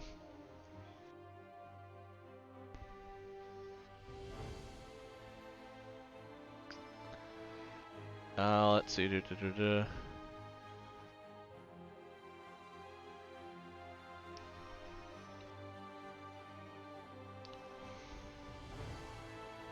Okay, they're saying reminder to submit the match results. So we might be coming up on a new one here, so I don't want to start another deck until we're certain, you know. Yeah, some people have not reported their pairing win yet, which means either they're still playing or they just forgot to do it. Not sure which, but... Okay, we still have 4 more chances to play Maria, so there's still a fair shot. It is moving as quickly as I thought. I thought it was about 45 minutes per round was probably what's going to happen, so we're definitely playing on that direction. You know what? Let's just keep playing this Vorinclex. Again, worst case, we just go ahead and end our Vorinclex game quick. You know. It's Brawl, there's no commitment. Worst case, I give someone a free win, which I'm glad. They're happy, they're going to have a free win. Like, I'm not playing for... Like, I finished already all my quests, so... the only issue with the tournament, obviously, is because it's not an official Magic sanctioned one. It's not like I don't know how those work, but I presume it actually probably do stuff with quests. So that's part of the issue with it. Yeah, we'll keep this. It's a little funky, but having Scavenging Ooze to delete stuff from their graveyard feels good. They are playing Black and Turgid, so I presume they're going to kill a lot of things. So I'm going to start with the Horn Beetle, actually. Because look at it, it has that pretty, you know, animation, so obviously it needs to be killed. That's what that means. Oh, they're playing Timrat. Ooh, actually they might put stuff in their graveyard then. I mean, I want to play... Let's see if they're willing to trade that, because if so, I'm more willing to play Ooze. Okay, they're not. Then I'm going to play Yorvo. I'm like, let's see if they'll trade their Timrat. Let's find out. So I'm actually curious. So yeah, there is a buy in the tournament. I wonder if it gives you points for those buys, or if it like just because you get like half points or something.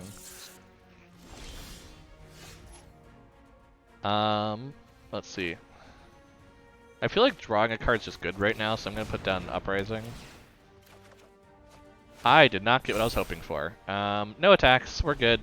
So they're playing Return and Death Touch Tribal because they have Typhoid Rats, which is not what I expect to see.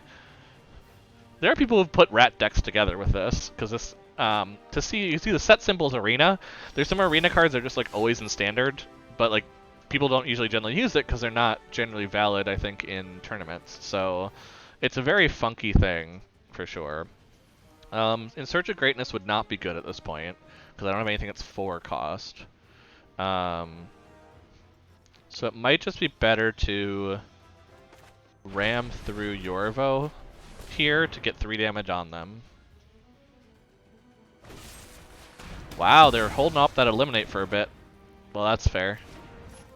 Well, fine. I'll just put out my Moss Viper then, and we'll just sit, you know? My 1/1 Moss Viper with Trample. I probably should have went to attacks first, but I don't know. Yeah, they're gonna start exiling my cards. Oh no, they're gonna start gaining life from that. Okay, so I need to get Scavenging Ooze out just for the fact of when they go to exile something, I should exile it. Let's do that. Let's put Scavenging Ooze out. I do have what? Highest is 2. I don't have a 3 currently, so that doesn't make a ton of sense.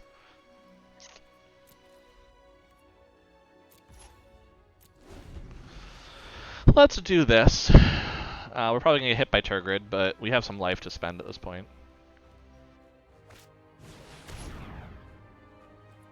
That should be fine. It's gonna trigger me for a damage.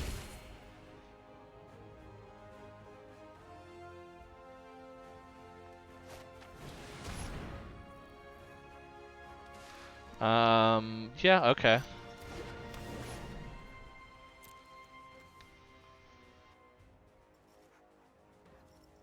Are they attacking? Maybe not.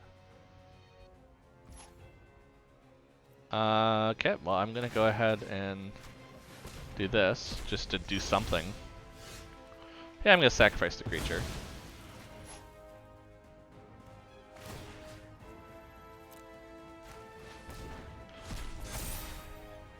This is how you counter Turgid right here. Just, if you're ever curious, this is how you counter Turgid.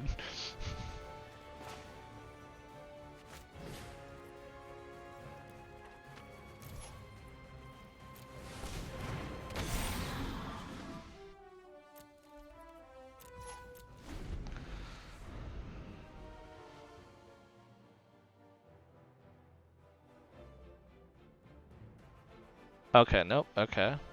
Just like, I keep looking, like now it sounds like 1 more got reported, so we're good. They're gonna attempt to destroy this. Okay, well, I might as well at least exile something from their graveyard then, because I have the mana for it.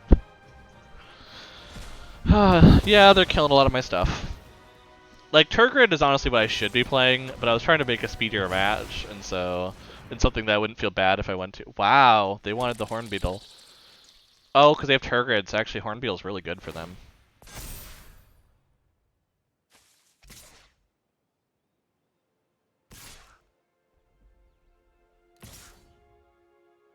Yeah, 8 damage, it should be fine.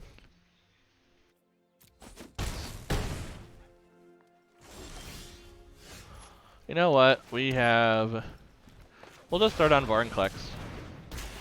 Yeah, I'm just, like, basically the issue, I shouldn't say issue, that's a bad way to put it, but the thing with playing a tournament is you have downtime in rounds, because you're probably not going to be taking the full time for rounds. So you got to do something. And I'm like, you know what? Let's play a Brawl game. Let's see if I can get a win out every so often, so I get some daily wins in. But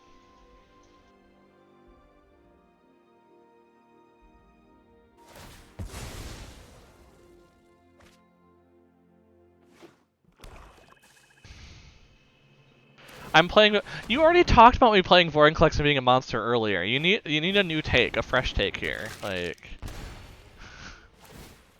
to be fair, they're playing Turgid. Who's really the monster here?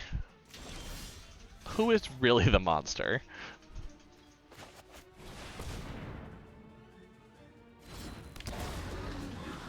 Draw a card. Play a forest. Let's play Ozolith. Then if they kill something, you know, but they're probably gonna exile the cards from their. Oh, they're gonna exile mine. Fair enough. That's fine. No attacks. Let's keep this going.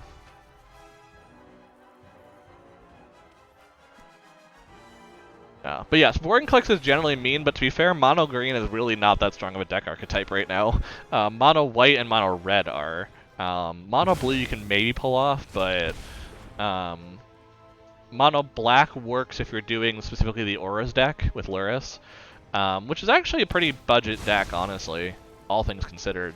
But that's going to rotate out soon, so I don't really count that as probably going to be very good for a while.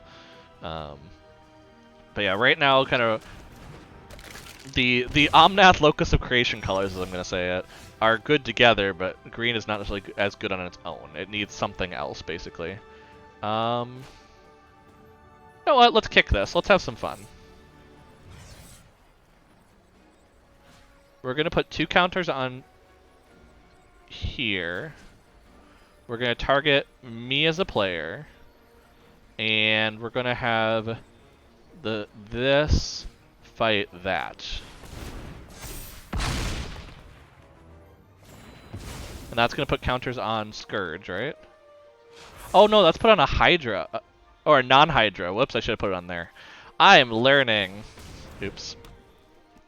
Now the nice part is all damage is prevented, basically. So I can do this, and they have to block it, because it's just going to put counters on it. It's just going to keep getting bigger. They're probably like, I can do death things. It's like, nah, if it would deal combat damage, it's going to die. So I want them to block with the Death Touch, thinking it will work, basically. I don't think you understand how this works. All combat damage is prevented. You just made it extremely large. Oh no! Oh no! Are they going to concede from that? Because I feel really bad. But at the same time, they kind of didn't read Iron Scale Hydra, where none of that combat damage is logged. So 4 times block is really bad. Okay, they're drawing cards. They're trying to find a way out of this. They need to kill Hydra, basically. That's what they need to do. But Blood in the Snow, perfect. That's just what they needed, because they're probably going to bring back, I don't know, Timrat? Oh, Yara, fair enough. That's still okay. I think I have a bunch of counters, so I can throw those all on Vorinclex if I get one more land. If I don't get a land, I can play something else. Haha, land! Perfect. Play Vorinclex. Put 26 counters on Vorinclex. And win. Oh my god, this is why Vorinclex is evil. I will completely take that, but at the same time, they kind of messed up with the Iron Scale Hydra. That shouldn't have happened the way it did. They should have just blocked it with a small creature and it wouldn't have been a problem, but reminder that Ozolith from Ikoria is a card. Oof. Oofta.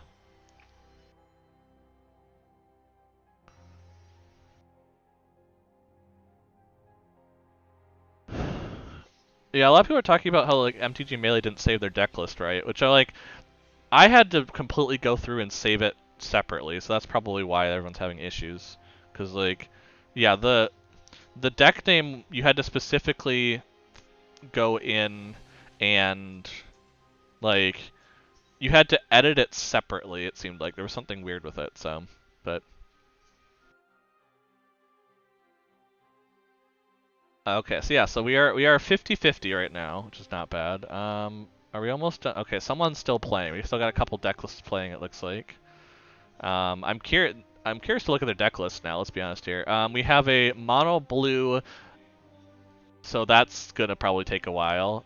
Paired against, what is it paired against? That is paired again. Why can't I? Oh, they just finish maybe? Wait. It was the deck list versus deck list. Why am I blanking on where that is now?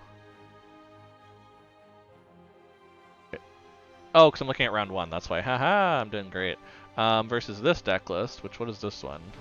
Dimir. Oh, it is mono blue versus Dimir. No wonder it's taking a while. Like that's. Oh my goodness. I'm sure that's gonna take a bit.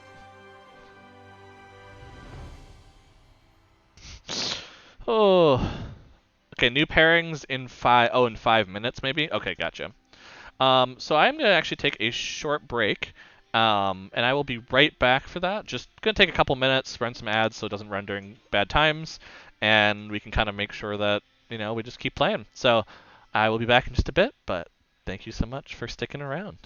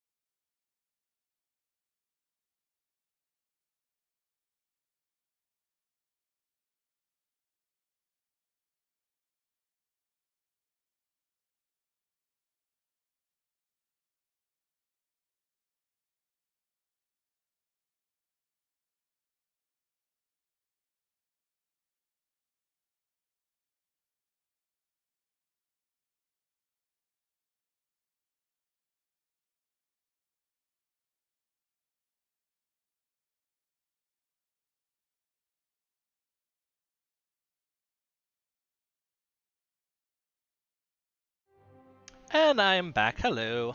Just had to run some ads, make sure it didn't cut me off later, and it was a nice break. We were waiting anyway, so I was like, might as well take a quick break, because that round did take, let's see, start at 9, 45 minutes. So yeah, that one did take a little closer to the hour, um, but, we're probably going to get through pretty quick. Once people start getting the hang of it, I think it's going to go down quicker. And, we don't pair mono blue versus Demir. By the way, we were talking about being bears earlier. I am eating gummy bears. I'm not even going to pretend like that's not the case. Like, we do like our gummy bears, so. I need something sweet. And before anyone says anything, I have had breakfast. This is not my breakfast. Actually, Alex and I went out to a nice local breakfasty place. Because after we moved last March, we hadn't been able to go many places. So we actually did go early enough where it wasn't too busy and we can kind of spread out to a local breakfast place. And so I've had a bunch of food. So this is more of a sweet craving rather than I'm hungry. When I stream, I get the sweets cravings, Sometimes you just, it's that moment of like, I just want chocolate. You ever had that moment? Just me? Okay. Yeah, let's see. What else? I gotta talk about my other decks while we're waiting. The current thing I'm doing in Standard are like these 3 decks, basically. Which is, Ranked Life Gain is generally what gets me moving up. I want to play Historian because everyone's playing it. And Rogues is just like the deck list you play when you really need to do something. Because there's so much interaction in that deck. Um, like I said, Mono Black Lurus is a thing, and Cycling is a thing. Both are great budget decks. I know we've been talking to people during the stream that don't have as much of a collection yet on Arena. Both because Cycling is very much based around uncommons and commons. So that is a very good way, to pull together a deck with some wild cards that might be a bit further down, because you can see I have a lot more commons and uncommons. Mono Black Lurus, except for Lurus, is a pretty budget deck. Because generally Call to the Death Dweller. You have a lot of removal generally in it in some way. Ephemia is rare, but you don't need Ephemia to do well in this deck. I have Stinktum Stone Fangs in there just for some extra life gain kind of in general to survive and kill them. But like Dead Weight is a common. What do we have? We have what's the other one that kind of, why can't I find it? Oh, it's in the twos, that's why. Myers Grasp is a big one, that's a common. Infernal Scarring is a common. Like, you have a lot of actually fairly cheap New ones pairing here. received. Ooh, new pairing. Okay, so let's switch to the other screen again so we don't show off their name, because that's just mean. Who did I get paired with? Tezzeret deck. Uh-oh. Oh, no. Oh, no. Tezzeret's probably going to be very good against our deck, because we will give it time, so... that's probably not the best thing for us, but... You know what? We're going to do what we do. Oh, done. I'm done. I accidentally edited the deck instead of just putting it in there. Challenge match, Brawl, best of one, flip.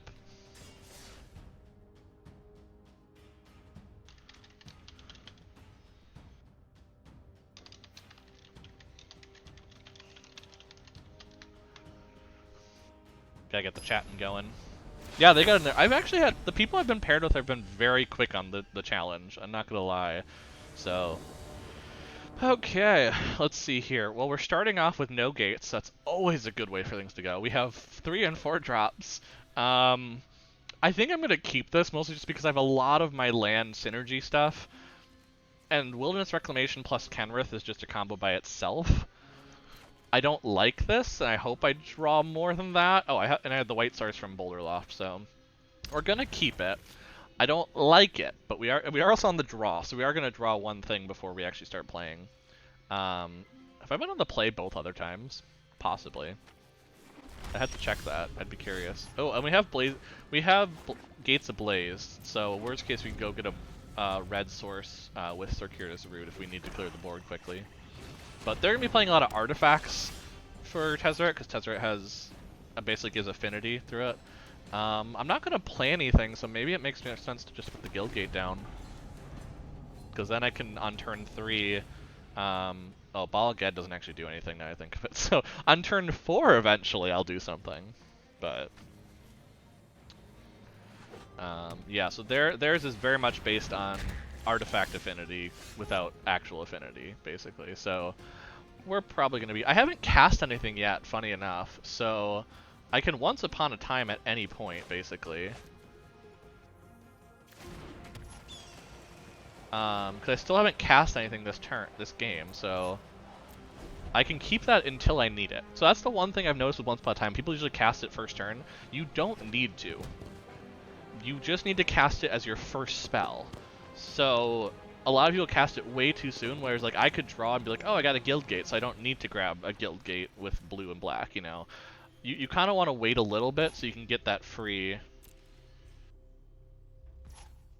yeah, my turn. I am going to cast it now because it's going to make a difference on what I play. So, I have taken my time to the point where now I can do what I want. Maze's End feels like the thing I would definitely want to grab, so I'm going to grab that. I'm not going to play it yet because I do want to play because I'm going to play Oracle of Moldiah first and then play Maze's End. Although they might counter this, they are a blue-black deck. I know full well that this could get countered. They actually aren't. Oh, well that's wonderful. Especially because I'm getting Casualties of War next turn, which I don't have the land for it yet, but I'm definitely in better shape for it, so. We can definitely play Wilderness Reclamation next turn then, so we can start blinking, not blinking, but like bouncing and returning the Maze's End to get more Guild Gates. So we do have the combo.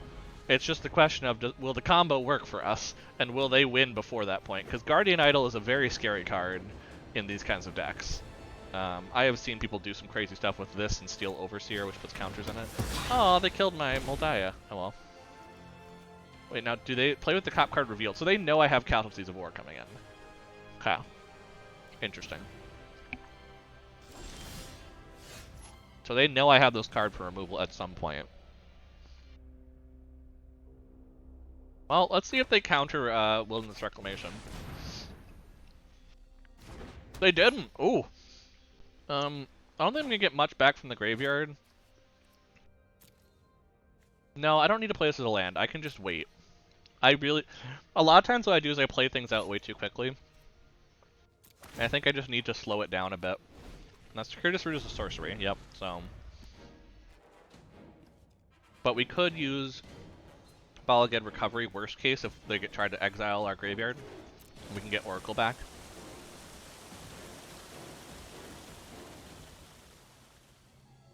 Honestly, I might want to get it back anyway, and just wait on Maze's End, because they're not doing anything currently.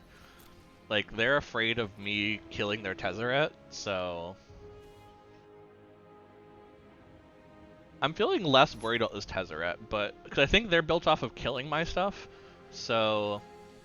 Oh, Balaged's a sorcery? Oh, well then I have to do this.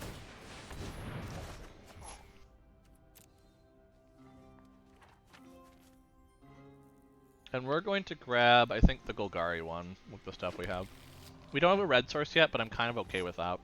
Because they don't have anything for me to kill with Gates Blaze.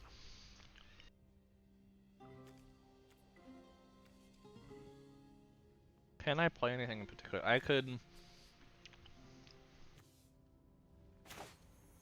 I think I'm going to do Circuitous Root and drop Maze's End.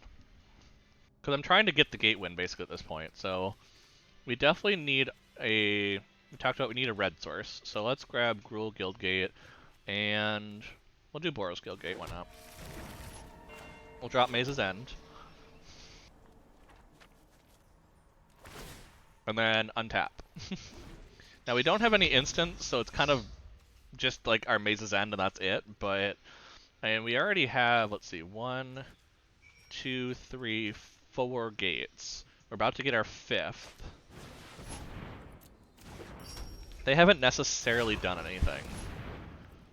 And they probably won't be able to counter my Casualties of War. So, I think we're okay still. Oh, I love that animation. I've kind of forgot about Tezzeret's animation. It's a really good one, honestly. I actually really like it. So we're going to pass, they're not going to have attackers. And my turn is going to be returning Maze's End to my hand. And we're going to grab... Let's grab, with the stuff we have, probably... Rakdos makes more sense. We are definitely going to just go right into Casualties. Which, we actually destroy a lot of things. Oh wait, cancel. It wants me to destroy my enchantment. Never mind. I'm like, they don't have an enchantment. Why is it telling me I can do that? So done. Destroy the Guardian Idol. I don't like the Guardian Idol as much. Destroy their land, which probably is... I mean, Inventor's Fair I really don't care about as much, but I don't want them to sacrifice it and get an artifact for free, so let's try that. This means nothing. We don't have enough in our lands to currently play... Yeah, because we want to keep playing Maze's Land, so we can do Gate Colossus next turn. I think we have a chance in this one to actually do Maze's End. I think there's a chance. I don't think Blue-Black has land destruction. So... Oh, Mystic Forge. Oh, that's good. That's a really good card for them, because I don't see what their card is, so... Yeah, I'm gonna hope that there's no land destruction in what they're doing. And I'm just gonna keep getting gates. Let's see. Let's go ahead with what we have. Let's do Gateway Plaza now, actually. We have the land for it, or the mana, so we might as well do that now and get the every color. I'm probably like, what the hell are you playing? I'm like, I am playing Gates. If you should know that by the name of the deck. I would love to play Oracle of Moldaya, That would be a total of what? That would be 7 mana? And I'd still be able to play Gate Colossus. I think that's the right play. I think the right play is doing this to try and get Oracle. They might counter some of this. Like, I'm fully aware that they probably have counters in their deck. Like, I see their deck list, so I know that they have counters in them. I'm pretty sure, don't they? Do they not have counters in here? I mean, I love playing against their deck then, because I'm used to playing against it. I'm going to attempt to cast it. Because that's going to allow me to play more than one land this turn. So I'm first going to play Maze's End. I'm going to play Orzhov Guildgate. And then I'm going to play Gate Colossus, because it only costs 1 mana now at this point. And that comes back from the graveyard to the top of my library a lot. So that's actually a really good recursion. Yeah, I'm like, they're probably going to kill it. I'm fully aware. But I did take away a kill spell from Oracle then, at least. So that's something. I probably can play Kenrith next turn. I'm probably safe enough to do that now. They only have 2 cards left, so it's a better shot of me being able to do that. Cold Steel Heart. Ooh, nice. Forgot that card existed on here because it's one of the historic anthologies. Because you see, it's an Ice Age card, so it is not something that's generally been on here. But historic anthology, I forgot, added that with all the snow stuff back either 3 or 4. I can't remember which one. So, yeah, they're gonna kill Oracle. That's fair. To be fair, I've gotten 2 kill spells out on Oracle. That's really good for me. I could put Kenrith out and return Oracle next turn. That would be the most times I've ever played Oracle.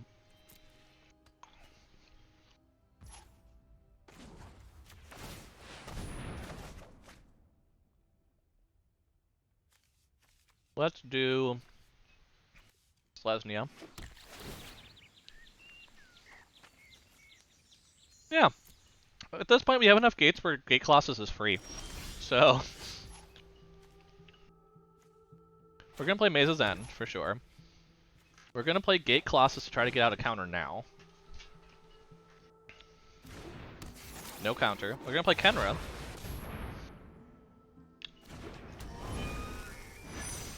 We're going to give everything Trample. Trample and Haste. So we still have 5 mana to go ahead and pull back Oracle of Moldiah.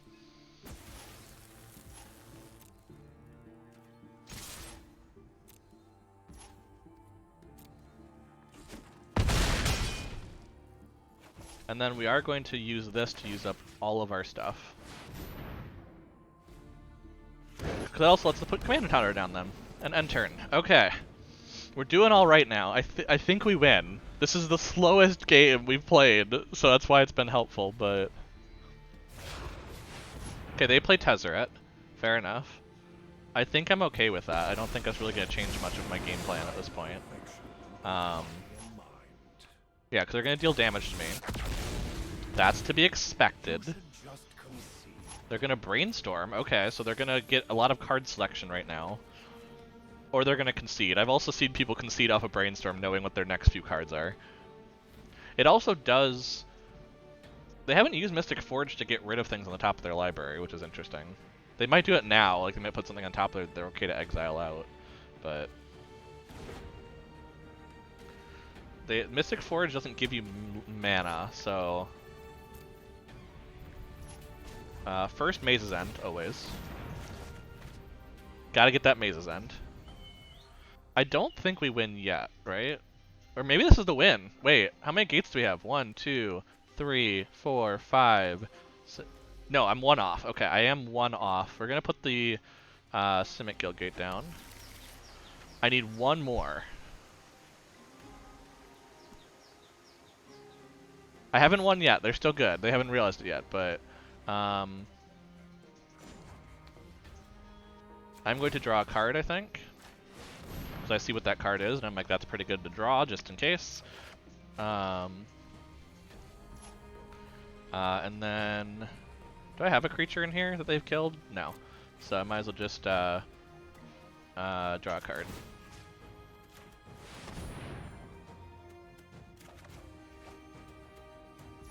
And my turn. I am going to play a Maze's End. and a Plaza of Harmony, which is going to gain me 3 life. Because I can play it off the top. I probably should have played Rune Crab there, but I wasn't paying attention. I am going to go ahead and attack. But I want to win off of the Maze's End trigger, so I'm not going to do much more than that, but... You think this fight mattered? Gain hella life. How much do we gain from this one? 18 life. We're gonna put this out. We're just gonna play out a bunch of stuff and hope for the best. And we're gonna put out Rune Crab. So you can see my red deck list, and we're gonna draw a card.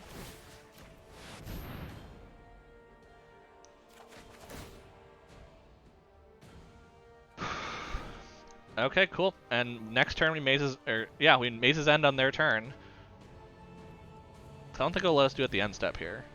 I think the idea is that the end step's already started, so we can't do it. But in relation to them casting something, I could do it and win. Like, a board wipe out here is actually not the problem. They need land destruction. Good game. I'll do it right now.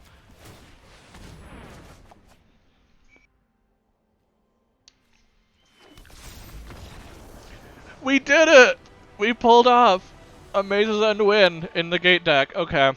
Rest of the, I don't even care what happens for the rest of it.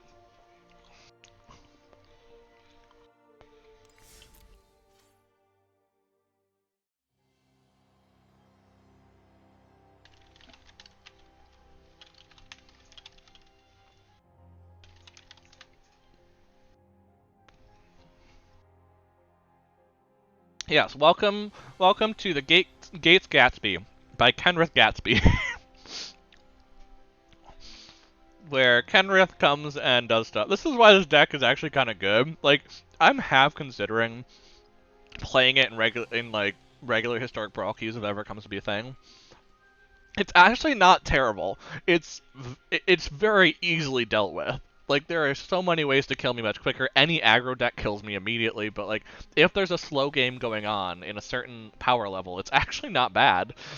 In fairness, I activated the Maze's End over like 7 turns there, and if they had any enchantment removal at all, or bouncing of that enchantment or anything, I would have slowed down immensely. So, it is very key on a couple cards coming out in certain combos, or otherwise I'd have to wait until it wins. So, match result confirmed. Okay, let's see what else we got, because they aren't messaging, which is a little interesting. Most people have been messaging at least. Okay. Most are not reported. Okay, let's see who Maria got, because Maria did not get paired against me. I noticed that, obviously. That was not Maria. I'll tell you if I get paired against Maria. Don't you worry. No, Maria lost again. Ooh, the Lorehold deck is not going the distance. I thought it was gonna do a lot, but that's two losses. That's kind of crazy.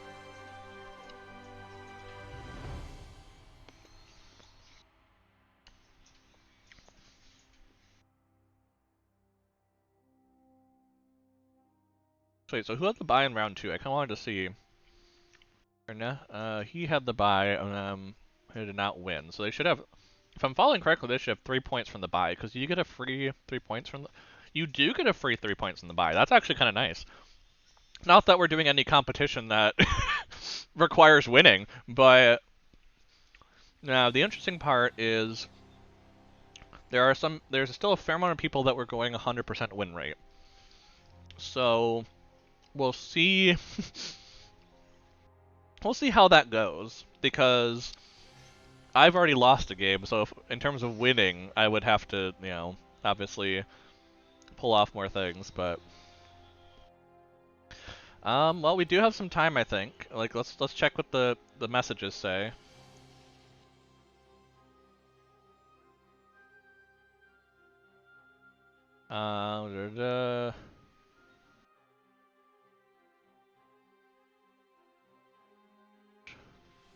Ba ba ba ba.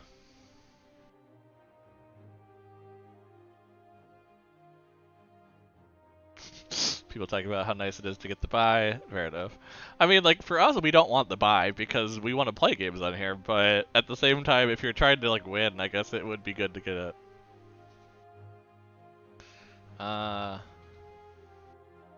Oh, what? Wait, she's talking. Yeah, she just got Finned. That's why. She played the Finn deck?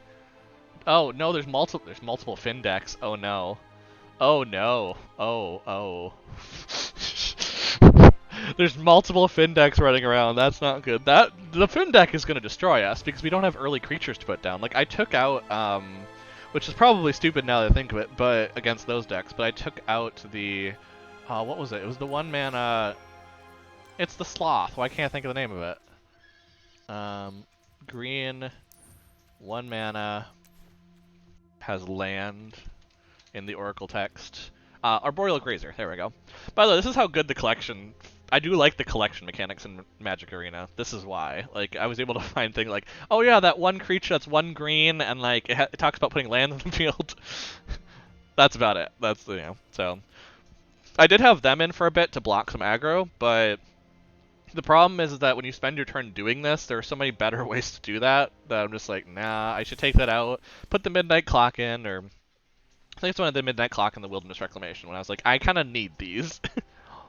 Otherwise the deck doesn't do much. Like, that last game could not have happened without Wilderness Reclamation. It is a very powerful card, if you're, you know, playing with it. Haven't needed the Midnight Clock yet, but I know there's a couple mill strategies running around, so just in case.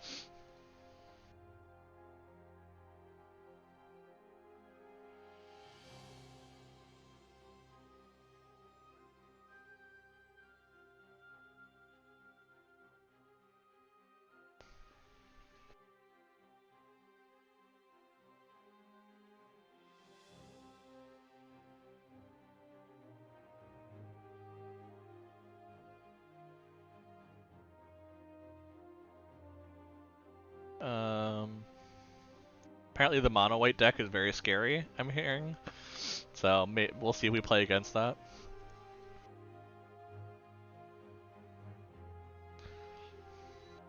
Oh, some people are talking about if it could be limited in the future, that'd be cool. That would be kind of cool. I would consider do like a sealed tournament with them or something, because I can't win regular arena opens. No, that's not happening. Like, no. So, that'd be kind of cool. I'm not sure. The wins might actually be registering. I don't think I won. I only won the one College Cup earlier, and then the one Foreign Clucks. Yeah, this might actually be registering wins for daily wins, which is kind of cool. I forgot that daily challenges do that, or the challenges do that, so that's kind of cool.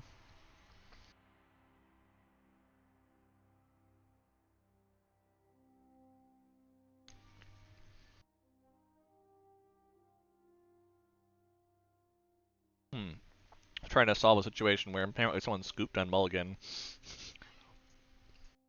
Which is a little crazy for this one, because like this is a very laid back format where scooping on Mulligan is you'd think would be less, you know, things, but oh, there's a Sarkon deck. I didn't even notice that till now.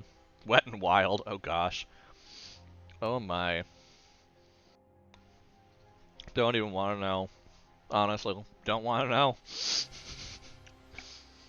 I will just let that. We'll see if we pair against that one, but the Elf deck is winning though, aren't they? Are they? Yeah, the Elf deck is 3-0 right now, which is very impressive. We saw how that went. It's basically go get Crater Behemoth. It probably plays Natural Order too, unless that's banned in history. Is that banned? Let's go find out. I actually do not know offhand, so.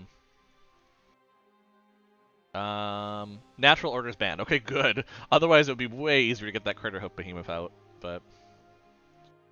Oh yeah, because there is actually results up on top, and you can see as connections to people's Twitch. Oh, that's kind of cool.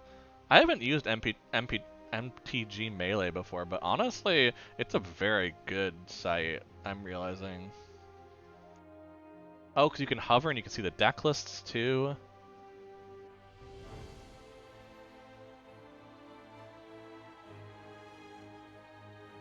Oh, there's a couple elf lists running around though, to be fair.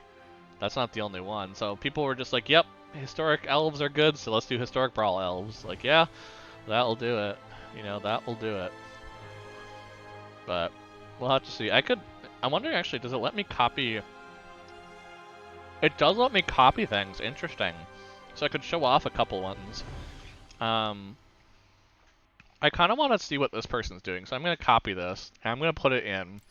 It's the one that's Kinnan Desires the Hoof, and I'm just curious, honestly. I don't have enough wildcards for it, so already I know it's better than what I can do. Okay, so what's up with this deck? Let's find out. Holy crap, Mox Am... Okay, this is a legit deck. I'm sorry. I mean... I guess you're in a Kinnan deck, though, you kind of do need to play Mox Amber. I need to craft one, honestly. I don't have one yet, but, like... In Kinnan Historic, you kind of need Mox Amber because the whole idea is that it's a 0 cost, but it creates 2 mana when Kinnan is out. Because Kinnan, for those that don't know... Oh, it's in the sideboard, that's right, because the way it has to be. Kinnan, so you don't know. If you don't know.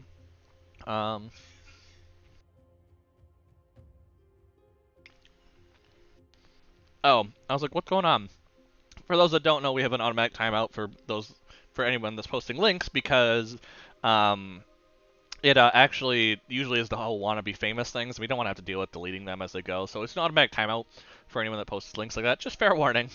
But those were the wannabe famous ones. I have to check my chat area to see what it is, just in case. But yeah, it was just 2 of them that came through that were timed out. So that usually gets rid of them where they don't come back then. But Kinnan, for those that don't know, basically whenever you tap a non-land permanent for mana, it adds another mana. So it's really good for strategies, and this is why also it's a competitive EDH commander, because you can build some crazy stuff around it and cheat out basically get Eldrazi out way sooner than you should. With stuff like Mox Amber, for instance, where you know, something like that, you put that down by the time Kinnan there, you probably also have like a Gilded Goose or Llanowar Elves out. You know, and at that point you're making 5, 6, 7 mana pretty soon in turn 3. So yeah, it's a lot. And then of course when you put Kinnan out, generally you tap land for it, so you put down your forest and your island to play Kinnan, and then anything you already have out is now doubled. So you generally can play something else that turn too. Arcane Signet, another one that's just really good because you put it down and it does the same amount of mana. Same with Mind Stone. Anything that gets you back at least 1 mana, like half the mana you cast it for, is worth it with Kinnan because it just replaces your mana basically. Especially in ones like Arcane Signet where it's any color.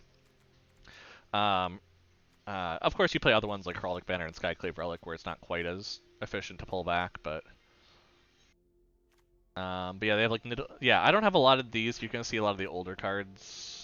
Actually, these aren't older. These are other stuff, but a lot of the other specialty ones are where I'm kind of missing stuff, or like Mythic stuff. A lot of the lands from earlier, so Dominaria lands, I don't have those.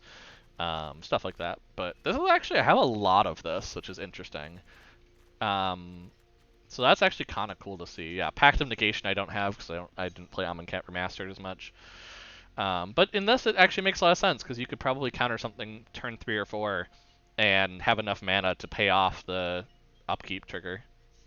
So, yeah, I like this deck. I'm gonna just keep it sitting around, you know, just down there in case I ever do get those cards. Then I could actually pull that off. But yeah, Kinnan Historic Brawl I haven't been able to pull off because there are some really crazy things that I have not collected that I don't have the wild cards for. You know, like the fact that I have a few rare ones is just I was opening some packs to try to see if I can get something from Zendikar, and so I have 4 rares now from that, but that's about it. Okay, how are things going? I'm like, I know there's a lot of downtime, and I'm like, I probably should just play more, but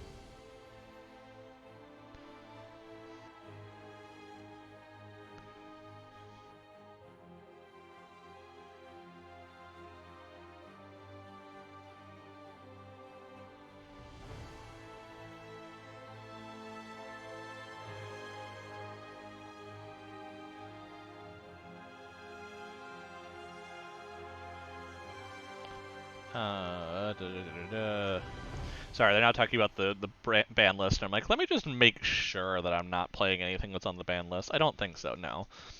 Like, Wilderness Reclamation, as you saw, is not crazy for, like, decks like this, because you can't do what you did with Wilderness Reclamation in a singleton deck. It's not as consistent.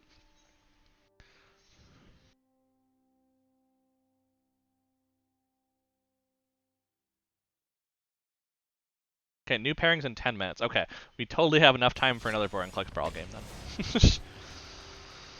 In 10 minutes, okay, so what, that'd be half the rounds in 2 hours, 20 minutes? Yeah, so it's gonna be about 4 to 5 hour event. That's what I was thinking.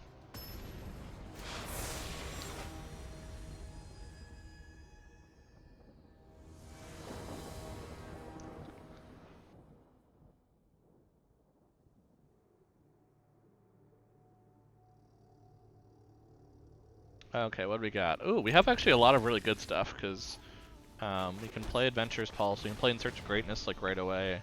I guess we're going to choose Dauntless Survivor, despite the fact that we're probably not going to play it as much, but... I mean, yeah, because In Search of Greatness is probably just going to be better in general.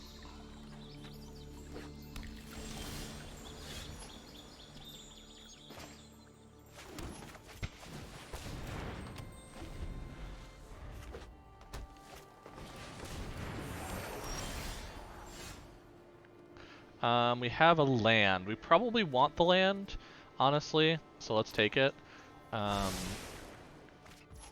we're going to go ahead and just ramp out a little bit to try to get to Vorinclex quicker.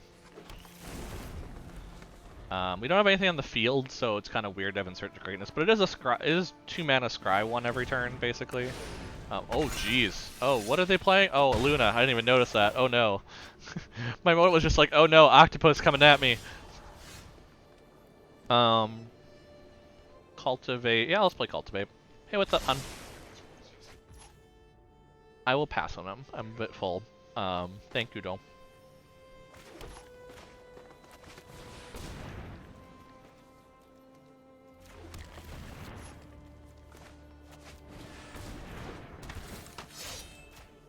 Well, at least we can block the Octopus now. We also have Vorinclex to kind of just have some... We actually are getting pretty close to playing Godzilla. I usually just cycle it, but... Oh, never mind. They're in the air now.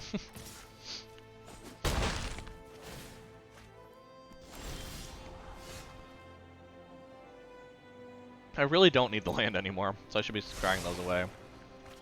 Oh, Plummet's good.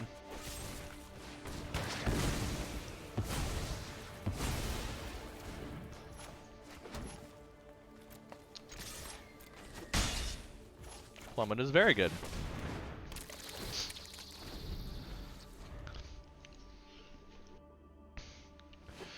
Ugh, sorry, I think I slightly inhaled a gummy bear. Just in the timing. Ugh. We definitely don't want another land. We're getting pretty good with the lands here. Castle Garenbreak. Awesome. Yeah, not exactly what I'm looking for, but... yeah, we'll do it. We'll put an 11-11 down. I feel like an 11-11 with Trample is just intimidating enough. But for those that are maybe new, if you want me to play a specific Brawl thing during breaks, let me know. I do have a lot of Brawl decks, so I can probably play at least colors that you're looking for, even if it's not what you're hoping for. So, ooh, what are they gonna bounce? My Titanothrex? Titanic. I haven't said the name of that for so long. Godzilla. It's just Godzilla. Like, who cares about the rest? I think Wildwood Scourge is not great. We don't have a lot of counter ability right now. We'd rather have counter. Ooh, Oran Reef Ooze is very good for that. Yeah, we still have 3 left, so this is actually really good.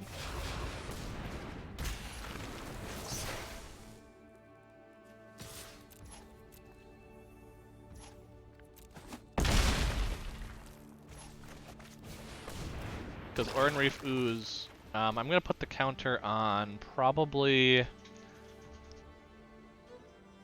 Oran Reef Ooze so it survives. Because the issue is we need to attack with Oran Reef Ooze to keep counters going on Dauntless Survivor, and Oran Reef Ooze. Okay, they got a Luna. Do we die? So we're going to return Vorinclex, fair enough. Nope, that's not terrible actually. Recluse is not an issue for me. So I'm good with that.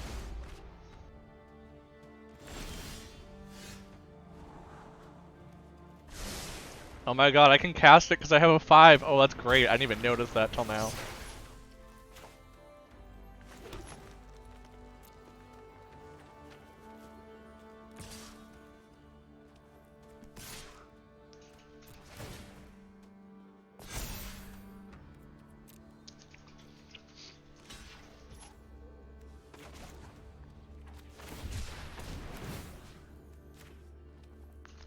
Trample! Okay, I'm down to 3. Okay. And we'll just play the Beanstalk. We'll just play the Beanstalk, let's be honest here. Like, I don't think they're gonna kill me this turn. They could. Aluna is very good at getting stuff out for free very quickly, but I don't know. We'll have to see. This is definitely turning out to be a longer game than I thought for a second there, but if they don't have enough blockers, even just my 1/1s getting through are going to be very large next turn. Oh good, they get a 3/3 and something else. That's pretty good for them. And they're going to bounce something of mine. What are they going to bounce is the question. Beanstalk Giant. That is not a smart move because I can just play it again for free. Oh my, they're not looking at In Search of Greatness at all. Oh, they're going to destroy In Search of Greatness. Yeah, that would be why. That makes more sense. Like, why are they not destroying that? That's very weird. Oh, they have Coma. Okay. Yeah, well, we'll put this in hand so we can still play it next turn for free. I think that's a smart move. Let's see, we have enough mana, so I'm going to play Vorinclex. They might tap it, but I'm going to play Vorinclex. I'm going to... Oh, Dauntless... Oh, I didn't even notice that. Okay, well, we're going to put this on Ornreef Ooze to try and get more damage. We're going to try this. They might tap something. They can tap one thing. Let's see, how many creatures we have? Let's see, I'm going to do this, I'm going to do this, I'm going to do this, this, and this. That's going to put a bunch of counters. We can make a bunch of 1/1s for the crackback. Okay, they're going to block there, that's fair. That's going to trade out with that, that's fair. They're going to sack their 3/3. I still win, don't I? They don't have life gain. I think I still win. Unless their Aluna blocks something that has more toughness. So unless that like blocks the Gem Razor. But they lose their Aluna then, which is actually pretty huge. Yeah, because this doesn't have Trample, so that's the only issue with it right now. Okay, so they're going to lose their Aluna, which is actually be very good for me. But I'm still going to get 2 damage in. I'm still going to have a bunch of 1/1s. So, yeah, I lose my Vorinclex, but my Vorinclex has haste. So I'm really not too worried.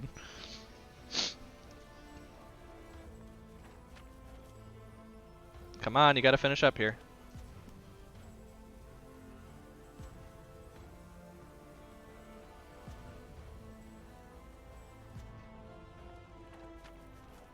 Yeah, we'll order it this way.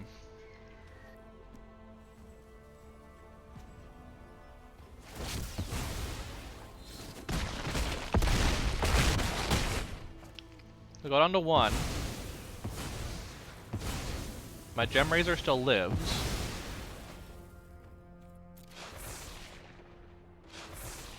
I get a bunch of 1/1s. The 1/1s are what's actually doing it. I have not had the Hornbeetle pop off like this before.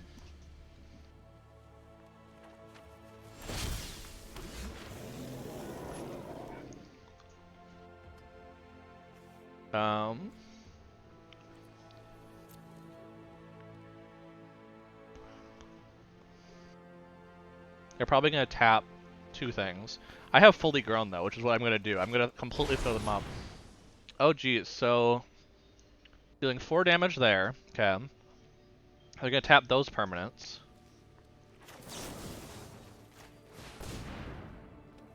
I'm gonna blow out that portion at least. I don't think I'm gonna win this. I might have actually just, like, gone to the point where I'm losing, but... Let's see. I think one of these will get through, right? They have 6 creatures, I have 7. Yep.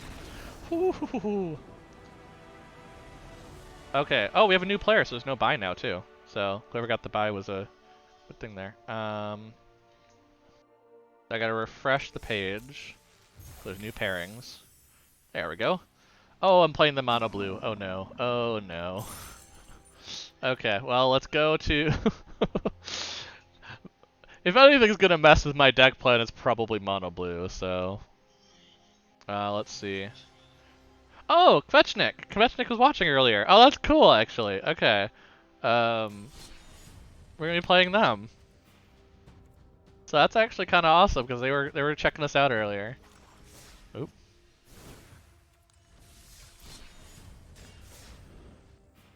So we'll just throw that up again. Because the numbers are on the screen and you can challenge people directly with those numbers. Now, yeah, it doesn't bug them necessarily until they challenge you.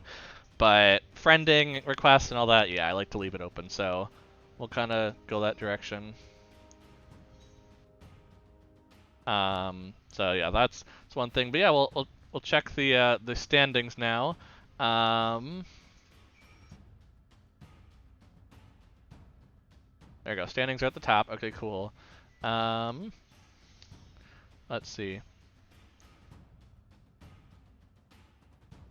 Doesn't tell us what these percentages are. Sometimes it is annoying, but opponent match win is apparently I'm doing better than the people I've played, so that's something. But to be fair, there's not a lot of things to go off of. But currently, I'm in 10th place according to it. I am part of that. Oh, I might have a message. Was that a message?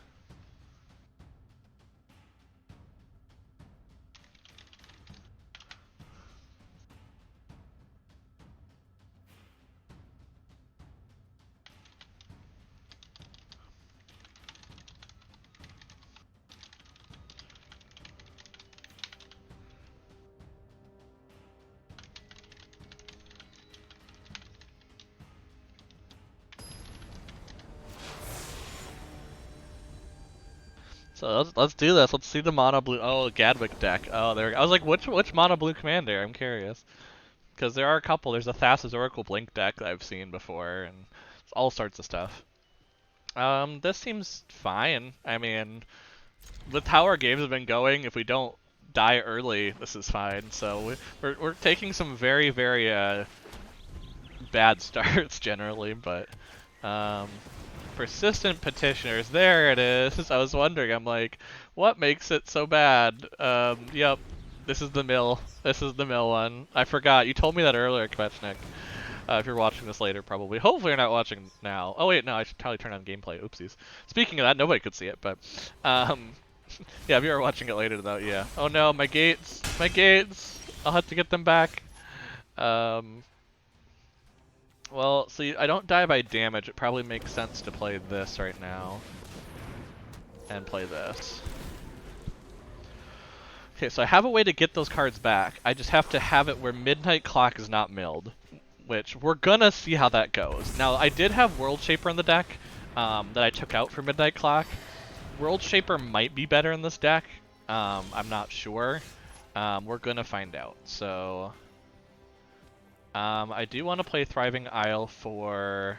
What am I kind of missing that I'm going to need? We're going to do it for red, I think. We don't really have a reason to play Wilderness Reclamation yet, except... Oh, we do have Eureka Moment, actually, so this is kind of worth it. I'm going to hope they don't have any counters or anything. No, they just have the charge counter, okay. Destroy each non-land permanent with mana value... Okay. Equal to the number of charge counters. So I do have a 3 and a 4. Okay. So I do have Eureka Moment, which is going to get me some cards. Restore. Okay, we're good. We're still good. Oh my gosh. There's so many petitioners. No.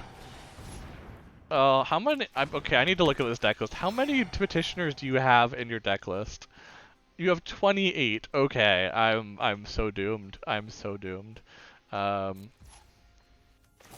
well, let's draw a card, which is the great thing to do against the mill deck.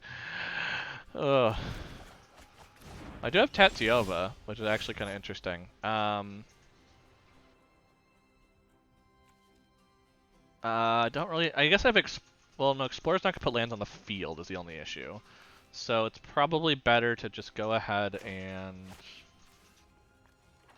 honestly play Kenrith and start pulling creatures out of the graveyard.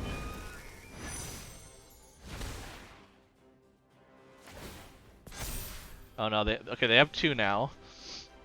They're not gonna do it on 2. I can tell you that. Fetchnik's not gonna do that. Because that would destroy all of their stuff. So that would be a little funky. Oh, there goes 12 of my cards. Okay, let's have a deck list up so I can see if Midnight Clock is still available. Did they hit midnight? They didn't hit midnight yet. Okay, we're still good. They haven't hit midnight yet. We're still good. Because we can tap a bunch of mana into Midnight Clock when it comes up. So I really don't want to put Tatyova out because I'm afraid she's going to mill me out otherwise. Sure.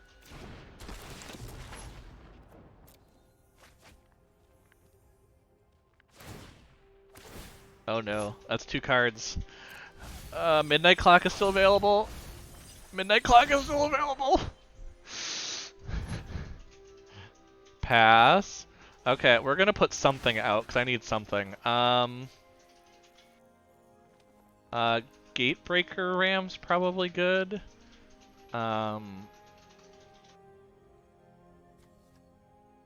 Yeah, let's just get something out there that's gonna be good and hit stuff because I have at least 2 gates, so Gatebreaker has some good ways to survive, basically. I think Explore makes the most sense to try to get more lands. Okay, I did get a land, fair enough. Which we'll do like green-black, I guess.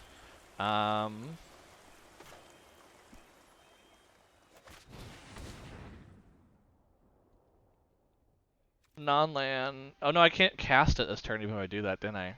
Yeah, we'll go non-land now. Okay, that's not terrible, but it's bad to get now after I've done things, so...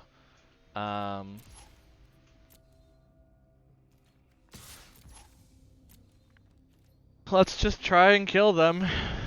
I think I'm dead, I mean. It seems pretty odd that I wouldn't die here, but... we'll go ahead, we'll put a counter on Kenrith. I don't know. Make him hard to kill. Not that they have any kill spells, probably, but... Yeah, I'm definitely gonna lose this game, but to be fair, it's a petitioner's deck. Like, I don't expect to win this game. Do I still have... No, Midnight Clock is now made to the graveyard. They've officially milled it. Well, fair enough. So, there really isn't much I can do to pull it out. Yeah, because I don't have any way to pull stuff out. The only thing I kind of have is that I can kill another one of the petitioners, I guess, which might help with Casualties of War. But I don't know if that's going to do a ton. Because, yeah, I have green, green, black, black. Yep, okay. So I have enough to do it, but... Yeah, it will hit... Let's see. It will hit Artifact, it will hit Creature, it will hit Enchantment, it will hit Land. They don't have Planeswalker currently, but...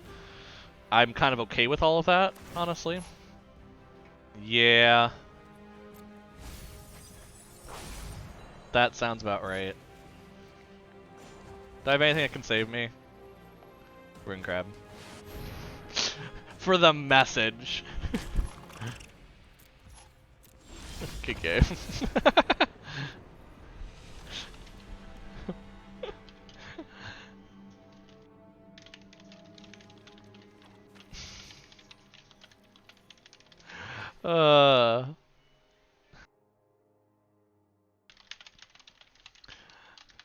I keep forgetting about persistent petitioners, honestly, because it is a way to get around the Brawl archetype, so... Yep, confirm the result. Oh my goodness. I don't think there's any announcements in MTG Melee. Yep, okay. So yeah, my matches have been 50-50 so far.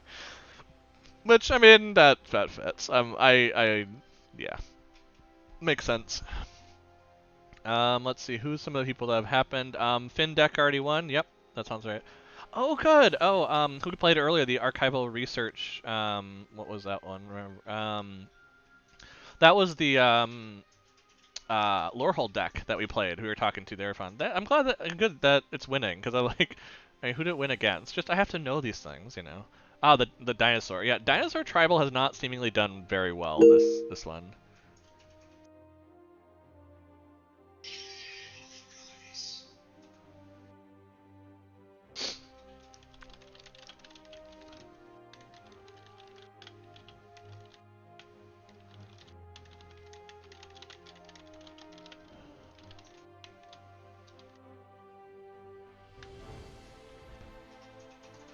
So no, that was definitely fun.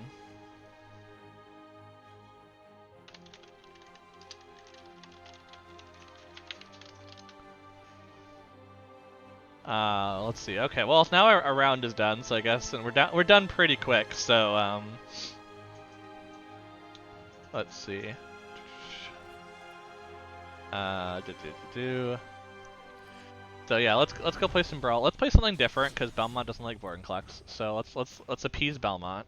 What are we feeling? I could play my Kinnan. So if somebody wants to see what Kinnan does, I could play that quick.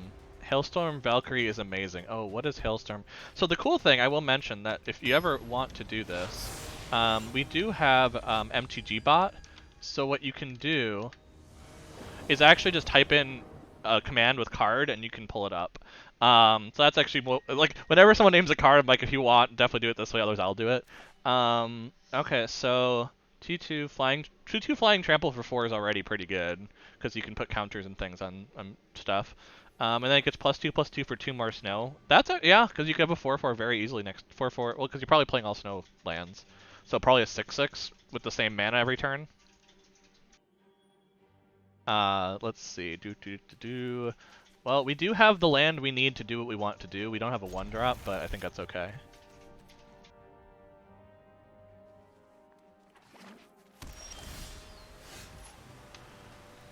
Let's see. Definitely play Command Tower first. We need the green anyway, but 2, just it's Command Tower. You play Command Tower first. Like you play Command Tower first. The Snowlands are starting to grow me. The Snowlands, I will say, I did not like them in paper because they are very hard to get enough of them for a deck, and so then you're proxying it.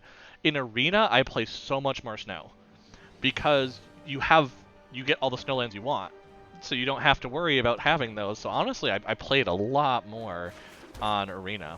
Oh no, I'm playing against a Magda deck. Okay, well this Magda decks are very good against Kinnan because they go quick enough. So we're gonna see what happens here. I'm not exactly as confident here as I was, but if they attack with Magda, oh no, they're gonna. Okay, they're not attacking with Magda, so I'm not gonna block. But Valkyrie. Oh, Valkyrie's sword is also very good too. Yes. That's probably one of the better ones in my opinion because giving something even if it's just +2/+1 is actually very big. The only issue is you kind of do want to put it with an angel deck and get that 4 white extra, but that is 7 mana just to have a 6/4 with flying and vigilance, which it's like, well, maybe I want a creature. Like at that point, it's like, do I want to just have a bigger angel for cheaper? And yeah, it gets rough at that point to kind of see what you want to do. But so we play this. We can play Kinnan. So this is how this works. Like I said, you play Kinnan. Kinnan goes on the field. Florahedron now taps for more, so we can tap and alter the Pantheon, which will then, have it will also do 2 if we had another 2, basically, but we don't. More of the sorts. Yeah, equipment is going to be a big thing. I think especially after the D&D set, there's going to be a lot of equipment payoffs. I mean, especially with their buy box being an equipment, it seems very likely that would be the case. I'm actually kind of okay chumping Kinnan for... Wait. Oh, they're going to kill Kinnan before I can block. Okay. Fair enough. Then no, I can't block. Okay, I was going to block. I think they realized it and then realized they had to do that, which is why the treasures were taken, but... No, Magda decks are very good, I will say. It's a lot of dwarves, Dwarves are generally cheaper too, so it's very easy to put together if you have one Magda. You can see like all of their cards here are commons except for Magda right now. Oh, or except for Faceless Haven, but oh, Kazul's Fury I guess is uncommon, but that's not Kazul's is not necessarily needed here. So let's do Temple of Mystery because my only land anyway. Yeah, more land's probably a good idea.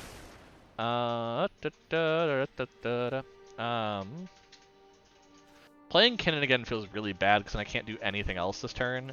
So I might just do Llanowar Visionary, get another blocker on the field, and force them to have a way to not have Maga die. So, we'll try this. But more mana dorks and rocks are the way to do things for sure in this Kinnan deck because you just need more stuff.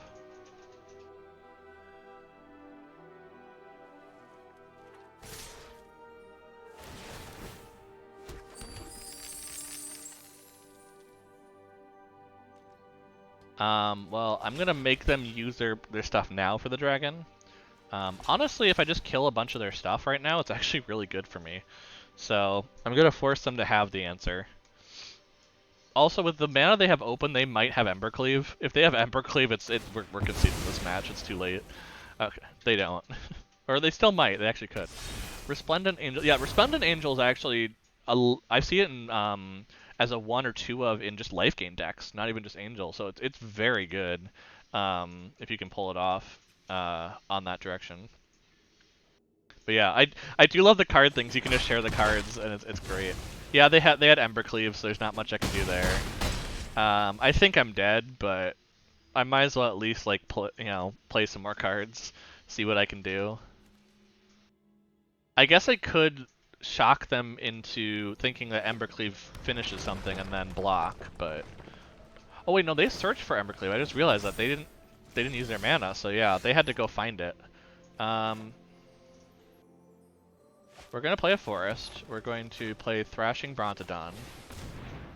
And we're going to pass, because we don't have another land, so we can't chance this as much as I'd like to. But basically what we can do is we can... Because we don't block Tormentor's Helm, it doesn't do anything.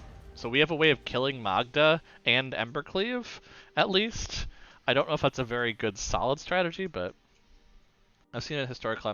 Yeah, Angel decks in Historic, they're not considered top tier right now, like AKA you build it and you're going to win a bunch of games, but I've definitely seen enough of them. They are probably the biggest tribal I've seen under like elves and dwarves and like that kind of stuff, but oh, and obviously goblins. Goblins are always there. Goblins and elves are just always in those kind of rotating formats. Well, fine. If that's going to be the case, I'm going to destroy Embercleave as a matter of principle, and then I'm going to concede. As a matter of principle, I will kill Embercleave before I go. Oh my gosh. Okay.